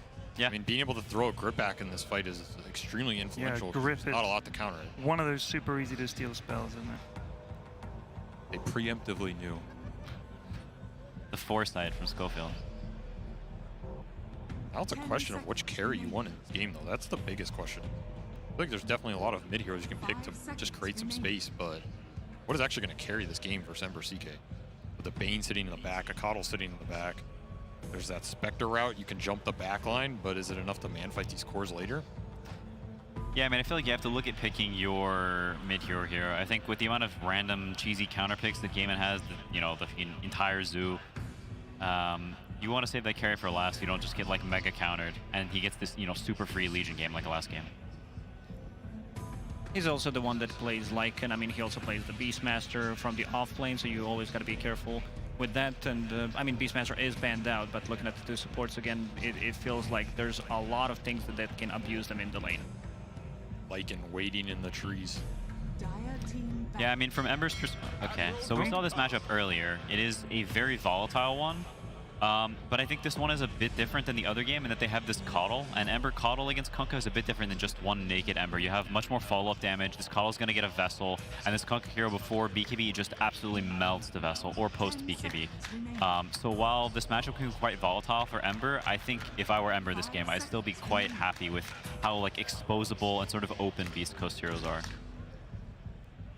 Does help with the Zoo and make their last pick a bit easier, though, in terms of opening up the carry pool. Kunkka helps that carry go in the fight. He's going to give you more AoE, more utility, more sustain versus Chaos Knight Burst. Some disruption for this grip as well. I think it's the pick they needed, maybe not the one they felt ideally they should have been forced into, but again, this is a team that plays for their carry, right? You have to make his life somewhat easy. You have to make his pick open. You can't just leave him on an island and play greedy on the other heroes. So I think it's one of the better picks they could have done in that situation for their team philosophy. Now it's a question of, again, what is Hector going to play? Lacoste. I get it, because Ricky's invisible. I'm looking at what Ace is going to play here. He has not played Tidehunter in this major so far, and I've been most impressed by his Tidehunter throughout the DPC. He's been really a shining star, I would say, whether they want to leave him alone, and if they want to match up the team fight that Beast Coast got with the Arena and the boat, they might need something more team fighting, because right now it's all about like the pickoffs, combo, Keeper of the Light plus Ember Spirit, and they need some time to come online. I mean, he likes Tide that Tide is, Mars yeah, matchup too. Yeah, for sure. There's the Legion ban again. I mean, this would have been a very good Legion game. The save against Kunkka, against Mars, all this crap, it just gives them like a super free game once again. The other option, I think, is a Dragonite to be able to have like a guaranteed stun, something that comes online relatively quickly, just goes for the Blink Dagger, that's their Blink Initiation, and it's a very good lane. Keeper of the Light plus Dragonite just feels really nice to have. There's still Pango here. Pango Coddle? Yeah. No BKB piercing from Beast Coast. They banned Bloodseeker too. You gotta think about it here if you're Beast Coast. I mean, they've picked the Bane, right? So what is it scared of? What's left? Carry Treant? I mean, there's not gonna be much, right? So I'd rather ban Pango than the DK there. I can understand the DK pick, like you're saying, the Blink Stunner, but I do think in defense of the DK ban over the Pango, there is some sense of overlap whenever you have Pango, Coddle, and Ember. Like, he's kind of looking at both these heroes, wanting to mana them both, and they both want his help. Monkey. So it's carry Monkey, CK off lane. Yeah, CK Coddle route. You get the carry Monkey versus a Mars lane. He's going to be super happy. Even the matchup versus Kunkka, I think you're happy to scale into that. It's a lot of pressure here. 10 seconds remaining. Makes his carry pick harder too, because a lot of carries don't have particularly amazing matches versus that hero and can deal with a Coddle CK lane if that's what Gladiators choose to do here. Yeah, I'm not sure what they're looking at. Troll again. Warlord. We're back to the Troll, a cost favorite hero. He's talked about it for 3 seasons. I mean, it looks good on paper one more time. Missed chance against both Monkey, against the CK. You build a Battle Fury. You can play with IO in the jungle. There's going to be a lot of stacks. Beast Coast, they do love to make these juicy stacks. What about Tiny? Tiny is in the pool. A no Tiny game? I don't know if I've ever seen Hector play Tiny, if I'm going to be honest. Which is kind of weird, because he has a built-in cleave, so you think if anybody would love that. Right. I feel like it's Troll or Luna. You might be able to get a tempo game with Luna, Kunkka, Mars here. You have the IO to back it up, the lane strong. Yeah, that's fair. You can get to like early Aegises plus the Shard. Scotty, you have a pretty decent timing. There's a similar idea with this Gyro. Is this the first Gyro of the tournament? It's got to be first or second, pretty up there. I can't remember if we've seen it once. I remember... I stunned Lacoste with that one. Did you see his face? Well, I got to click some buttons. I saw the graphic for unpicked heroes. I don't think Gyro was in it. I think he might have been picked once, but I could be wrong. Unpicked so far. Unpicked, I am wrong. What a surprise. By the way, the camera op absolutely loves Tofu. Lots of shots of Tofu. I mean, I think this Gyro fills a decent amount of holes in their lineup. They have this Kunkka, they have this Mars. They want, like, overwhelming damage with this IO. He is sort of a CK counter. The hero can do good things against Monkey with IO. It sort of turns the matchup on its head a little bit. I think the Gyro can... I think it's a pretty decent fix for their lineup. Like, it helps fill some of the holes they had. I think it's an awesome pick. I think this is kind of a hero people forgot about. People were picking the Medusa versus CK. It's another split shot hero. I think Gyro, with the IO behind him, has enough sustain with the Satanic timing to go front line, deal the flax, early AoE magic damage. He has the boat buff, rum buff behind him. It's go time, you know? Bum rough. Buff the boat that buffs you. I don't know, buff something. I think he can go pretty ham. I'm still looking at the 3 BKB timings on side of Gaming Gladiators. Once they hit that, it's going to be very difficult for Beast Coast to take these fights. But at least they have something to match up the speed. Like this Gyrocopter that we mentioned, like I all eyes on him. Quinn, are you confident? Would you be confident? Are you confident? I'm confident in Ember Spirit. Okay. They are 9-0. The hero just hasn't... They don't lose spirits. Boom is a beast. Yeah. And I think... I'm not sure if the Gyro's enough. Okay. Well, we're going to throw it over to our casters to tell the story on this one. Suns fan and Cinderin, best of luck, lads. Welcome back to game number 2 between Gaming Gladiators and Beast Coast. Suns fan here with Cinderin. Hello? Hello. All right, let's get into the game. Get me off the camera, Yes. please. Into the game we go. I can only stand up for so much time. We need to get back into the game, please. Really appreciate that production. Would love to see the beginning of the game. Beast Coast, will they come back again? That is the question. Thank God we're off camera. Will Beast Coast survive yet again after being down 0-1? They have done it time and time again. These are like the comeback kings, I feel like. Yeah, and they're kind of going all in here, right? Bringing out the Gyro, completely unpicked hero of the tournament, which in a way is perhaps a little bit surprising considering how many IO games we've seen. It is one of the traditional pairings, but has just been nerfed and been less favored for quite a while now. But I agree with SVG. If there was a Gyro game in this tournament, this might be it. So if they can get K1 off to a good start, I think the comeback is possible here for Beast Coast. That said, though, Gaming Gladiators, again, get a lot of their like top-tier picks. They get the CK again. They get the Bane for Celery, which is his fallback plan when he doesn't get the Ench in a lot of their games. They have Boom on an Ember Spirit, which, as pointed out multiple times by the panel, when he's played Storm or Ember, he's 9-0 in this tournament. There's a lot of things kind of stacked against them right now, Beast Coast, so they're going to need to get off to a good start in this one, or they might just get rolled like in the last. So do you agree with panel that Ember should have been banned? Because I love teams that come into a draft knowing that another team has had so much success with a specific hero and they just want to beat it, right? I think, to be honest, I'm not sure if Beast Coast were expecting Gaming Gladiators to first phase the hero. I think they wanted to ban it second phase, which is what they could have done that in game number 1. But this time around, the way the draft went down, when they took away the IO from Gaming Gladiators, they kind of, you know, told them, hey, are you going to go for it or what? I think if both IO and Ember are in after they pick CK, they might opt for the IO, which is what they've run a lot on Celery as well. But this way, you're just setting them up to make it an easy choice to grab that Ember, and then you can't ban it. So yeah, you've got to be ready to beat it. I think C-Smile in the mid lane, this is one of the better lanes we've seen against Ember. The Kunkka does pretty well here for the most part. Gets in a lot of free pot shots with the Cleave, doing damage over time. Once he gets level 3, especially level 5, it starts getting a bit more tricky for the Ember to sustain. But yeah. Well, I do want to mention one thing, not to be a negative Nancy here, Sinner, but Dyrachyo playing the Monkey King. Last time we saw him play this, it was against Amars on TSM, and he was pushed off those trees consistently. We'll see if he plays a little bit different and if Whisper can potentially take advantage of the arena breaking all those trees. I think that's a good point. Also about the comfort of these players, right? Like Dyrachyo, he had a bad day against TSM on Monkey King. They're still not scared of bringing it out on the big stage, right? They still have faith. They know what they want to play. They know what the goals are. And I think if he had any lacking confidence, I think that game number 1 probably brought it back, that he's here for a reason. So I like it. I do think it's a good Monkey King game. The Mars matchup, like you said, can be a little bit tricky at times, but I think for the most part, you want to be on the Monkey King side of that matchup in the game in general. You just need to be a little bit careful with not getting caught off too much by the arena when you jump onto them in trees. Just respect them when they see you, when you know they see you. Don't jump next to a tower if Mars is missing. Don't jump next to the high ground if Mars is missing and ready to jump you. And most of the time, you should be just fine finding an angle. Right, so it will be the offlane CK for Ace. Usually seeing this position 1, of course, but that's kind of the flexibility of the hero, along with Monkey King as well. I mean, you could have gone a lot of different ways with this lineup for Gaming Gladiators. But the mid lane is the one I want to talk about, Cinder, as we will be seeing a homing missile first in the bot lane, but just to harass a bit.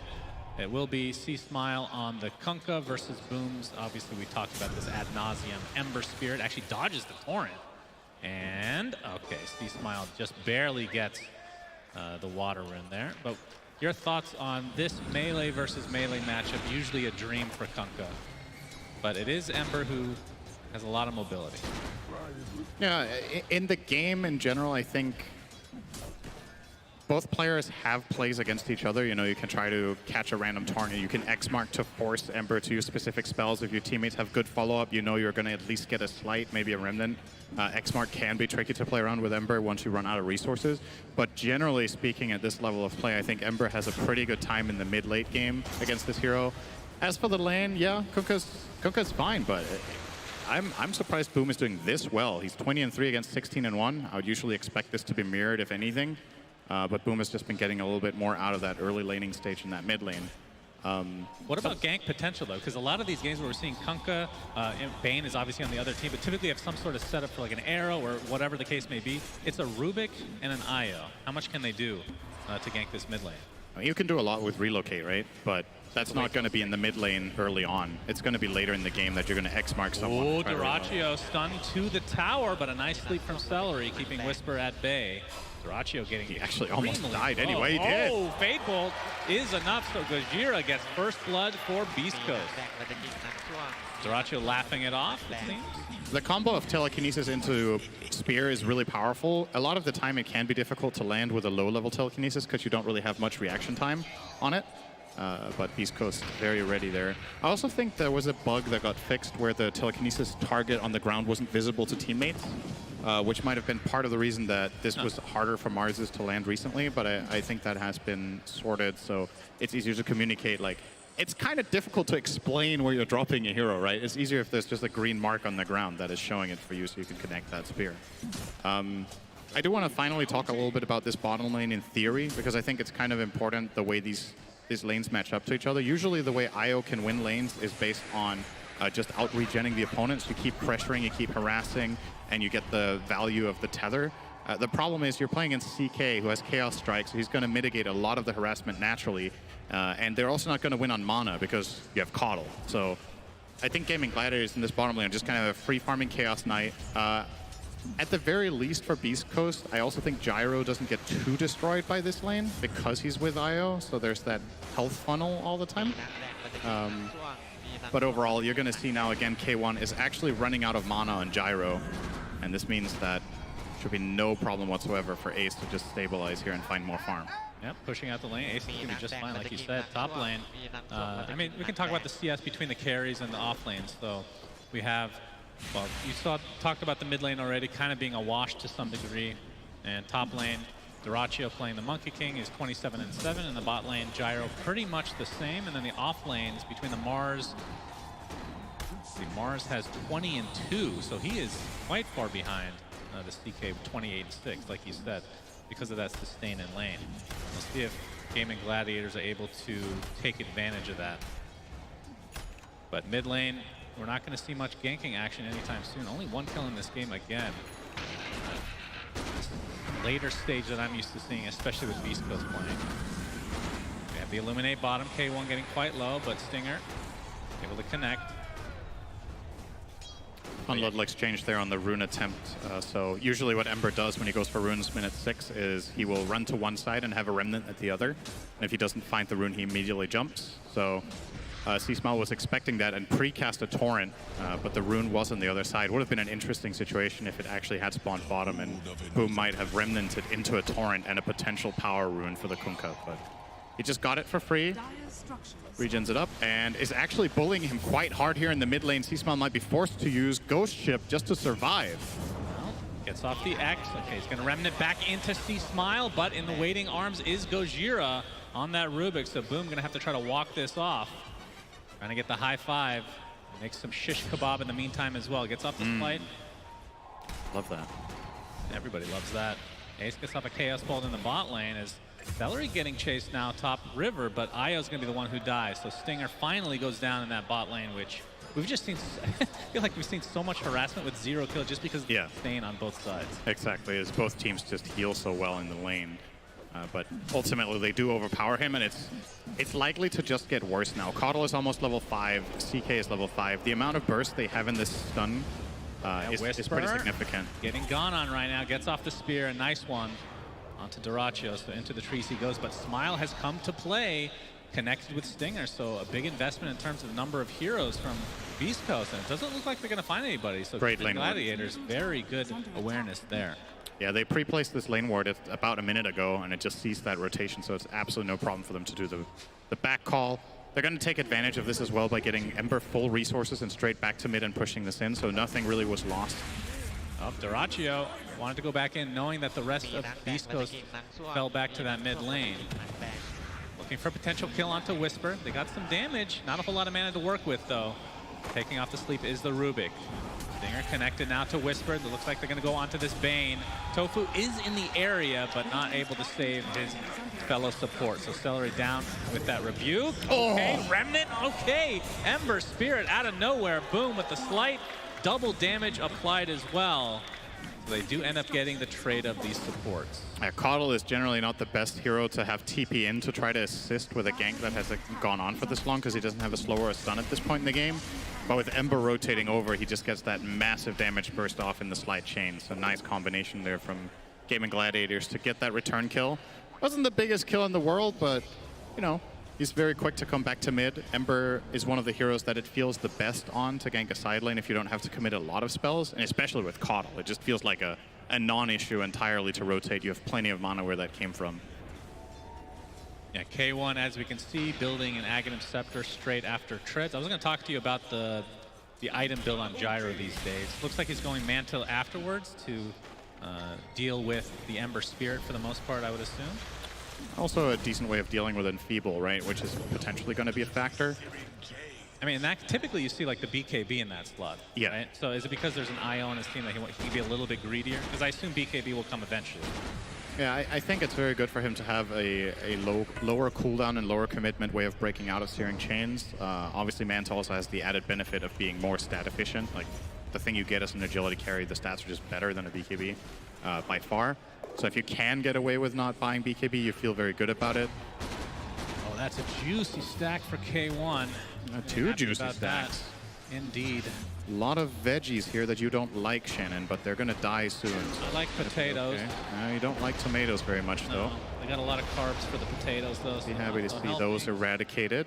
Unfortunately, though, tomatoes in this game do grow back. Even if you've killed all of them off, they can come back there. So yeah, if we could please keep the camera off that space to not get Shannon triggered, I think that's something we would appreciate here so we can focus on the game. That's very kind of you, Cinder. I really appreciate that. I look out for my buddy. You're a kind soul indeed. So, I mean, we're exiting the laning stage. Do you think, I mean, obviously the net worth is relatively even, but who's happier about this state of the game? Or are both teams feeling quite comfortable in the state that they're in? I think it's pretty even. Gaming Gladiators against Sumomo's Game 1 are starting to get a bit of an advantage. This time it doesn't feel like they will snowball it in the same fashion as the last one, especially given the matchups of the defense that Beast Coast have this time around with Io, Mars, and Kunkka with all these defensive spells. But overall, I definitely think Gaming Gladiators should still be happy they're making good progress towards the Battle Fury, which is going to be their counter or their answer to Gyro's greedy build with the Aghanims first. And CK is closing in on an armlet, so Ace as well will be scaling. And this is one of the offlane heroes that, in theory... Oh, hang on.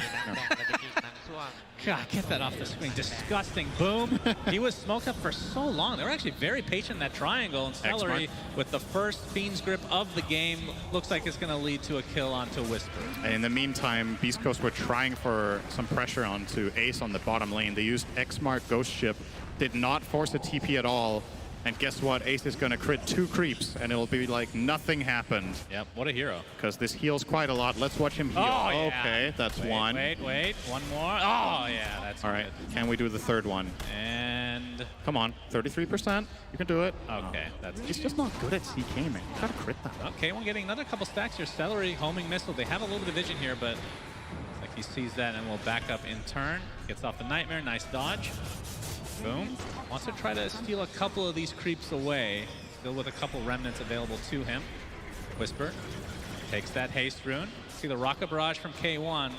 Trying to deal damage to Boom, but Boom just focusing on Stinger right now. Still with a remnant, gets a Sleight of Fist off. Nicely done. Meanwhile, the Mars Arena was used. Looks like that led to a kill on Tofu, so 1-for-1 supports across the board. Yeah, Whisper just ran the Coddle down Arena and speared him and killed him off with a little bit of help from his team there. So, like you said, 1-for-1 trade.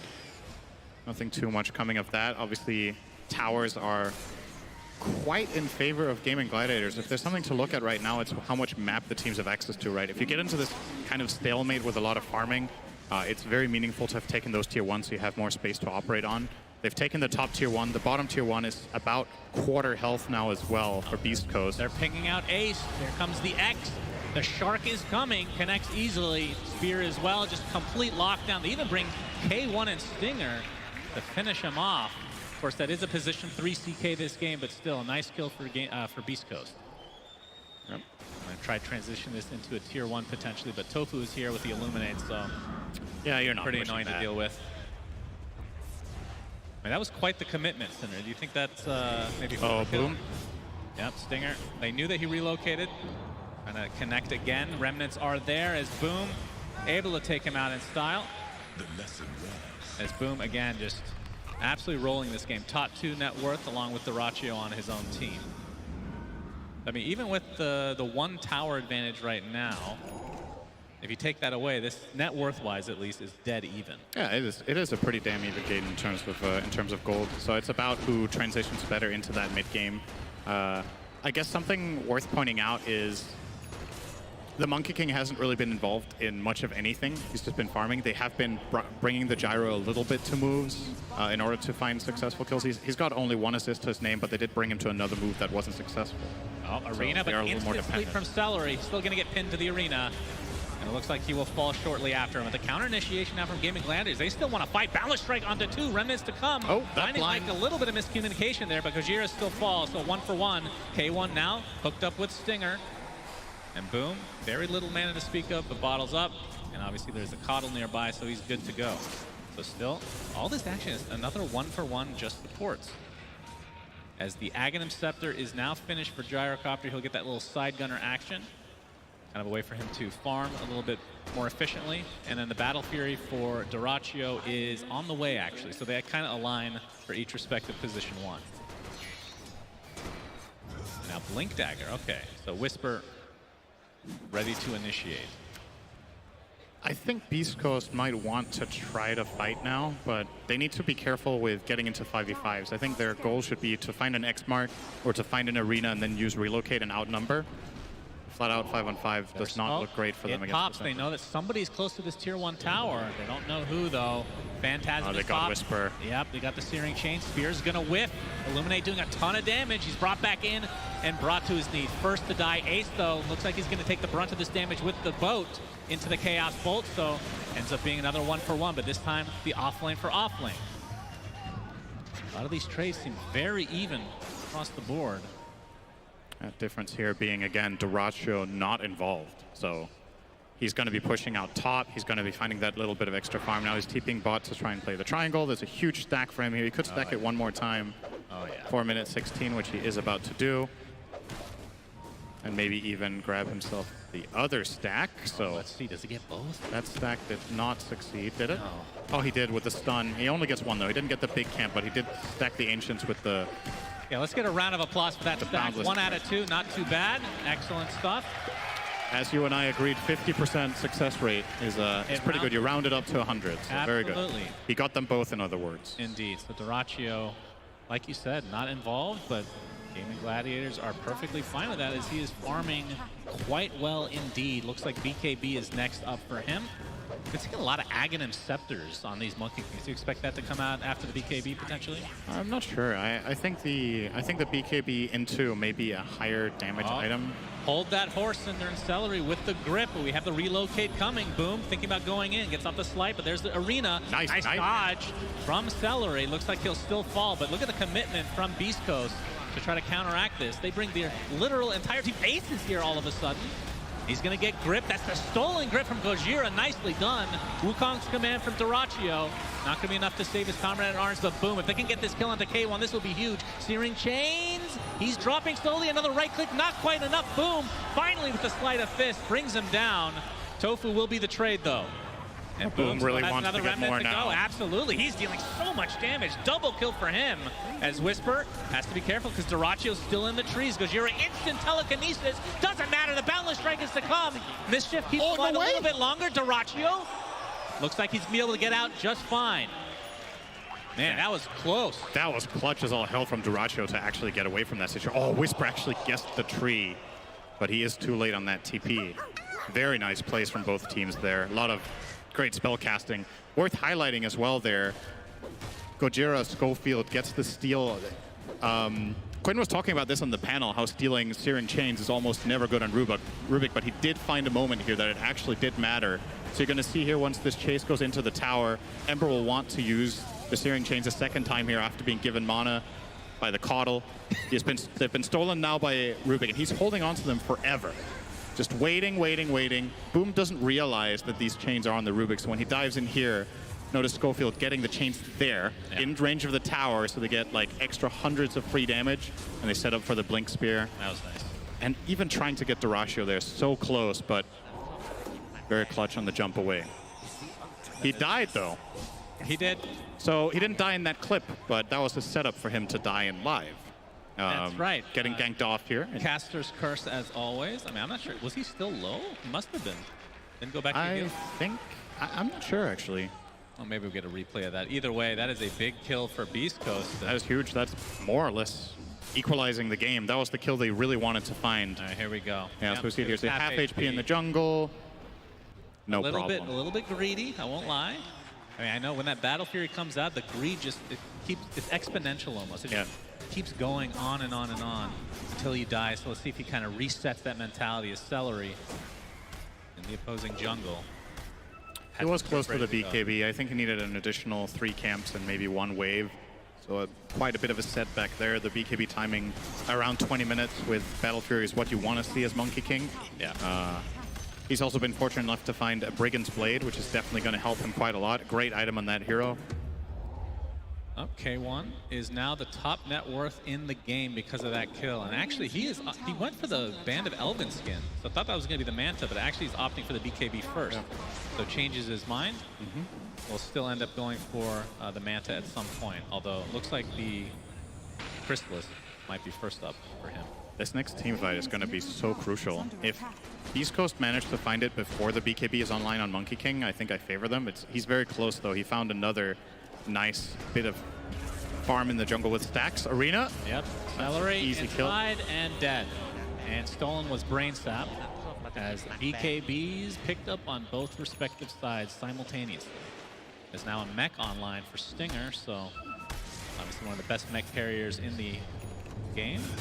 Man, even more. Look at the timing on these BKBs. 4 out of nowhere now is Smile. Not going to be able to do much here. Boundless Strike from afar, but Gaming Gladiators looking to reset. Yeah. Gojira stole the Searing Chains once again. See if he can find a similarly impressive situation to before. I doubt it, but He does you never have know. Shard now, by the way, so they have kind of, I mean, Io is a save type hero. Now, That's true, another save. Now Rubik can follow suit. Yeah, it's a very, very nice way of getting your core out of the Monkey King arena. So.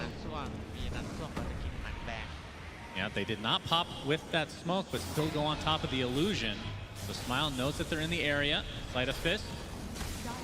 Like they're just going to try to clear up. Okay. Grip. Oh, he's thrown Grip away. from global range, basically, but the telekinesis comes in. Smile looks to be just fine. Gojira, not so much. And the BKB's pop big time here from Gaming Gladiators. I guess K1 did as well. As he is just backing up. And No again, a BKB support kill. Ember, no BKB Monkey. They still have it on CK, but no Phantasm on him. So I think Gaming Gladiators, they're probably just going to Bit of an take awkward this fight.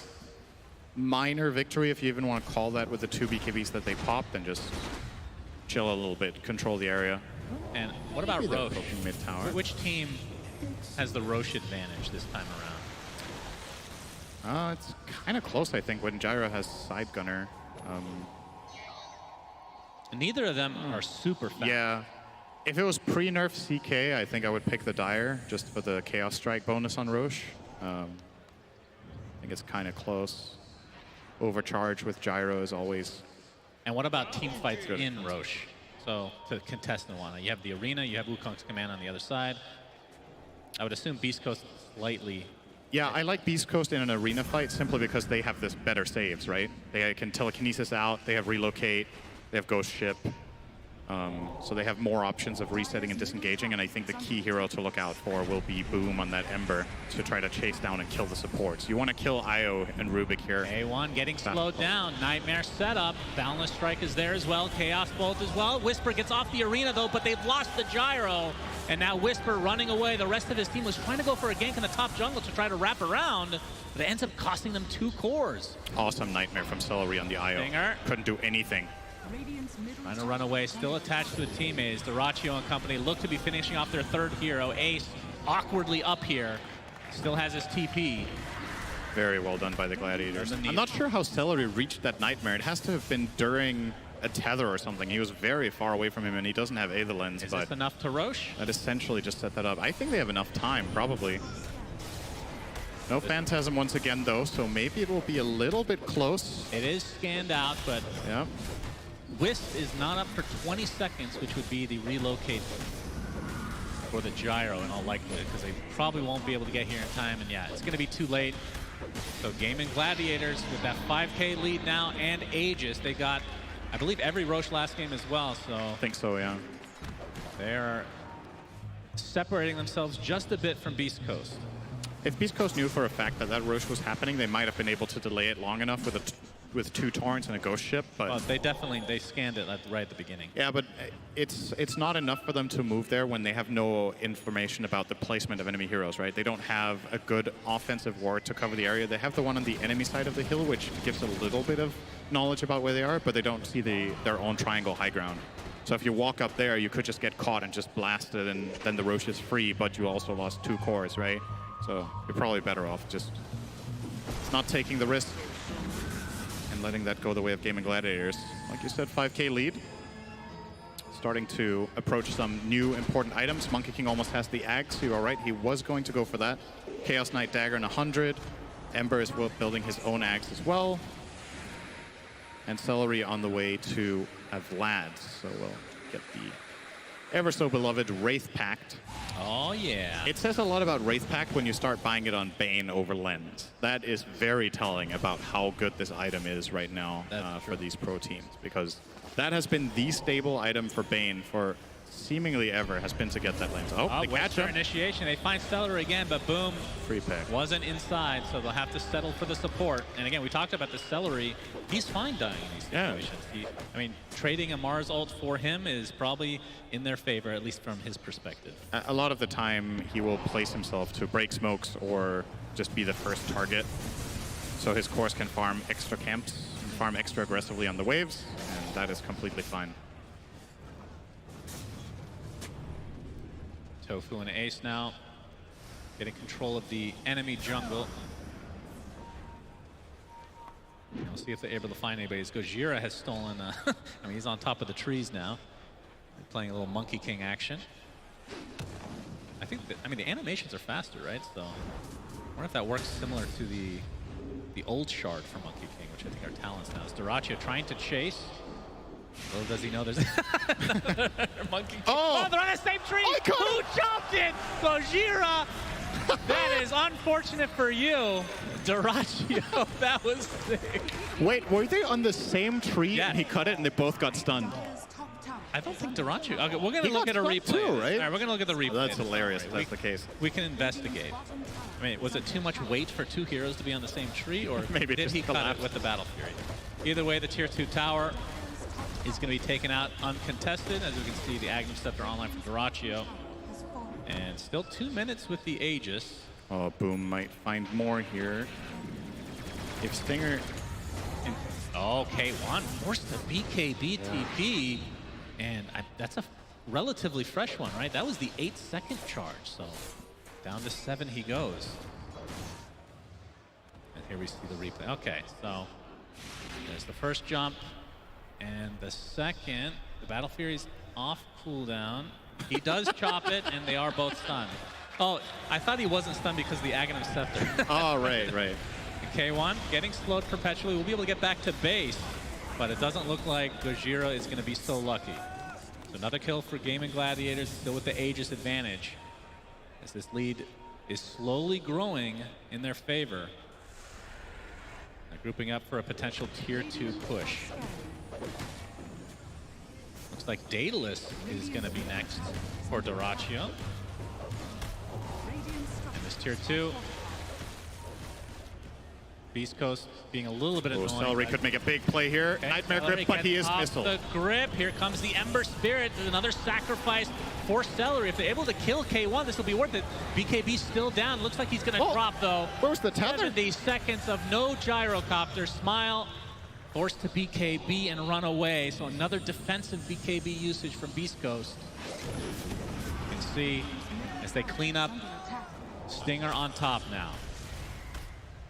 I think either he was too late to tether or it was on cooldown or something repositioned him, but it felt like Gyro was savable there, even without the BKB, since he did get the homing missile off on Bane and kill him alone there during the grip.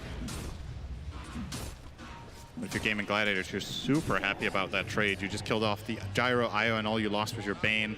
You did this essentially while having full control of 3 lanes.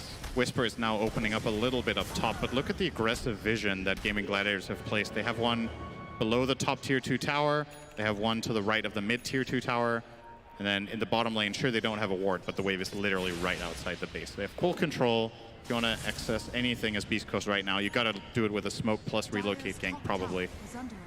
So they have quite a bit of damage control to do right now. Honestly, the map is just closing in on them, similar to game number 1. Yep, and now Boom has the Aghanim Scepter, which I would classify as probably a top 10 Ags, and they're in extremely good. Just ultra mobility. And with the shard too. Did he actually finish that? He got the shard from... Oh yeah, you're right. He has it in his quick buy. Yep. Maybe he'll buy it for a teammate, if only that worked. Maybe for Alchemist, that would be an interesting change. I like that. Oh. Okay, on to Smile we go. For Gaming Gladiators, has to pop his BKBs. The Mars Arena from Whisper, the BKB from him as well. Again, focusing on Celery. Looks like they'll find him eventually, along with Tofu as well. Buyback, though, onto Celery's. Dyrachyo gets off that Wukong's command. Both supports dead for Beast Coast as K1 attempting to get out, but a nice boundless strike onto 2. Dyrachyo cleans up K1.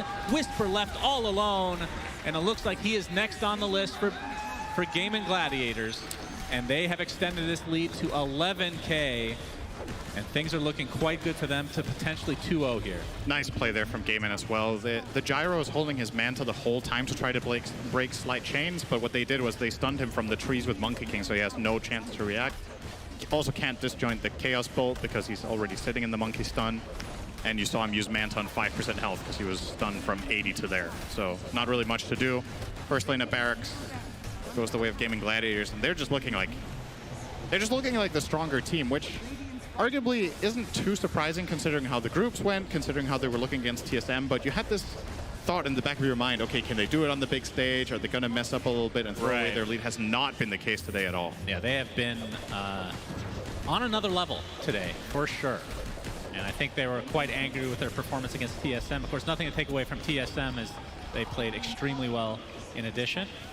So 2 sets of racks for Gaming Gladiators, as now Beast Coast about to get their full lineup back from the fountain. It looks like Gaming Gladiators might want to still fight. Boundless Strike. Now on the retreat they go, but there's the Nightmare onto Boom, so the rest of the team has to stay. Force Staff, there's the Arena, but the BKB pop from Boom, and again, focusing on Celery. That is essentially a dieback for him. Now the focus on the K1 and company. Boom is out of Remnants. Yep. Okay, the Rebuke. Oh, that's a double kill for Whisper. Ace finds 1 kill in the meantime. He gets out the Phantasm as well. Inside the Wukong's command. Down goes Gyro again. No buyback. And the buyback comes out from Boom, so he can get back extremely fast. And this looks to be it, as Gaming Gladiators knocking Beast Coast out if things continue. So Beast Coast with a very good run in this tournament, but it looks like it ends here. On to the Ancient they go, so Gaming Gladiators, GG is called. Very, very impressive performance from them. Yeah, definitely a team to look out for now for the rest of the bracket. You had your question marks. I think they've been turned into exclamation marks for me. Very, very dominant today. Not really a very close series overall at any point. I think Beast Coast were doing okay for 15 minutes in either game and then just got flat out outclassed in that mid game. Which is a very good sign for Gaming Gladiators going up against either the winner of Thunder Awaken or OG tomorrow. Yep. Which should be a very exciting series as well. Obviously, after we saw OG on stage today, should be quite the interesting match. But this obviously, it's the end of the run for one of the SA teams. Getting a top 6 finish here, Beast Coast, I think, is still a very admirable result. Don't think, obviously, they might be a little bit disappointed with their performance today, but once you take a step back, you look at what power level you came in with, you look at the competition, still think a 5th, 6th place finish is a good placement for them. And now, obviously, they will be cheering on the final SA team tomorrow in Thunder Awaken toward that top 4. And for Gaming Gladiators, Boom, 10-2 this game. He is now 10-0 at the major on Ember Spirit. We'll see if that gets banned ever going forward. But they have secured themselves top 4. Let's take a quick break and see what the panel has to say about this 2-0 victory for Gaming Gladiators.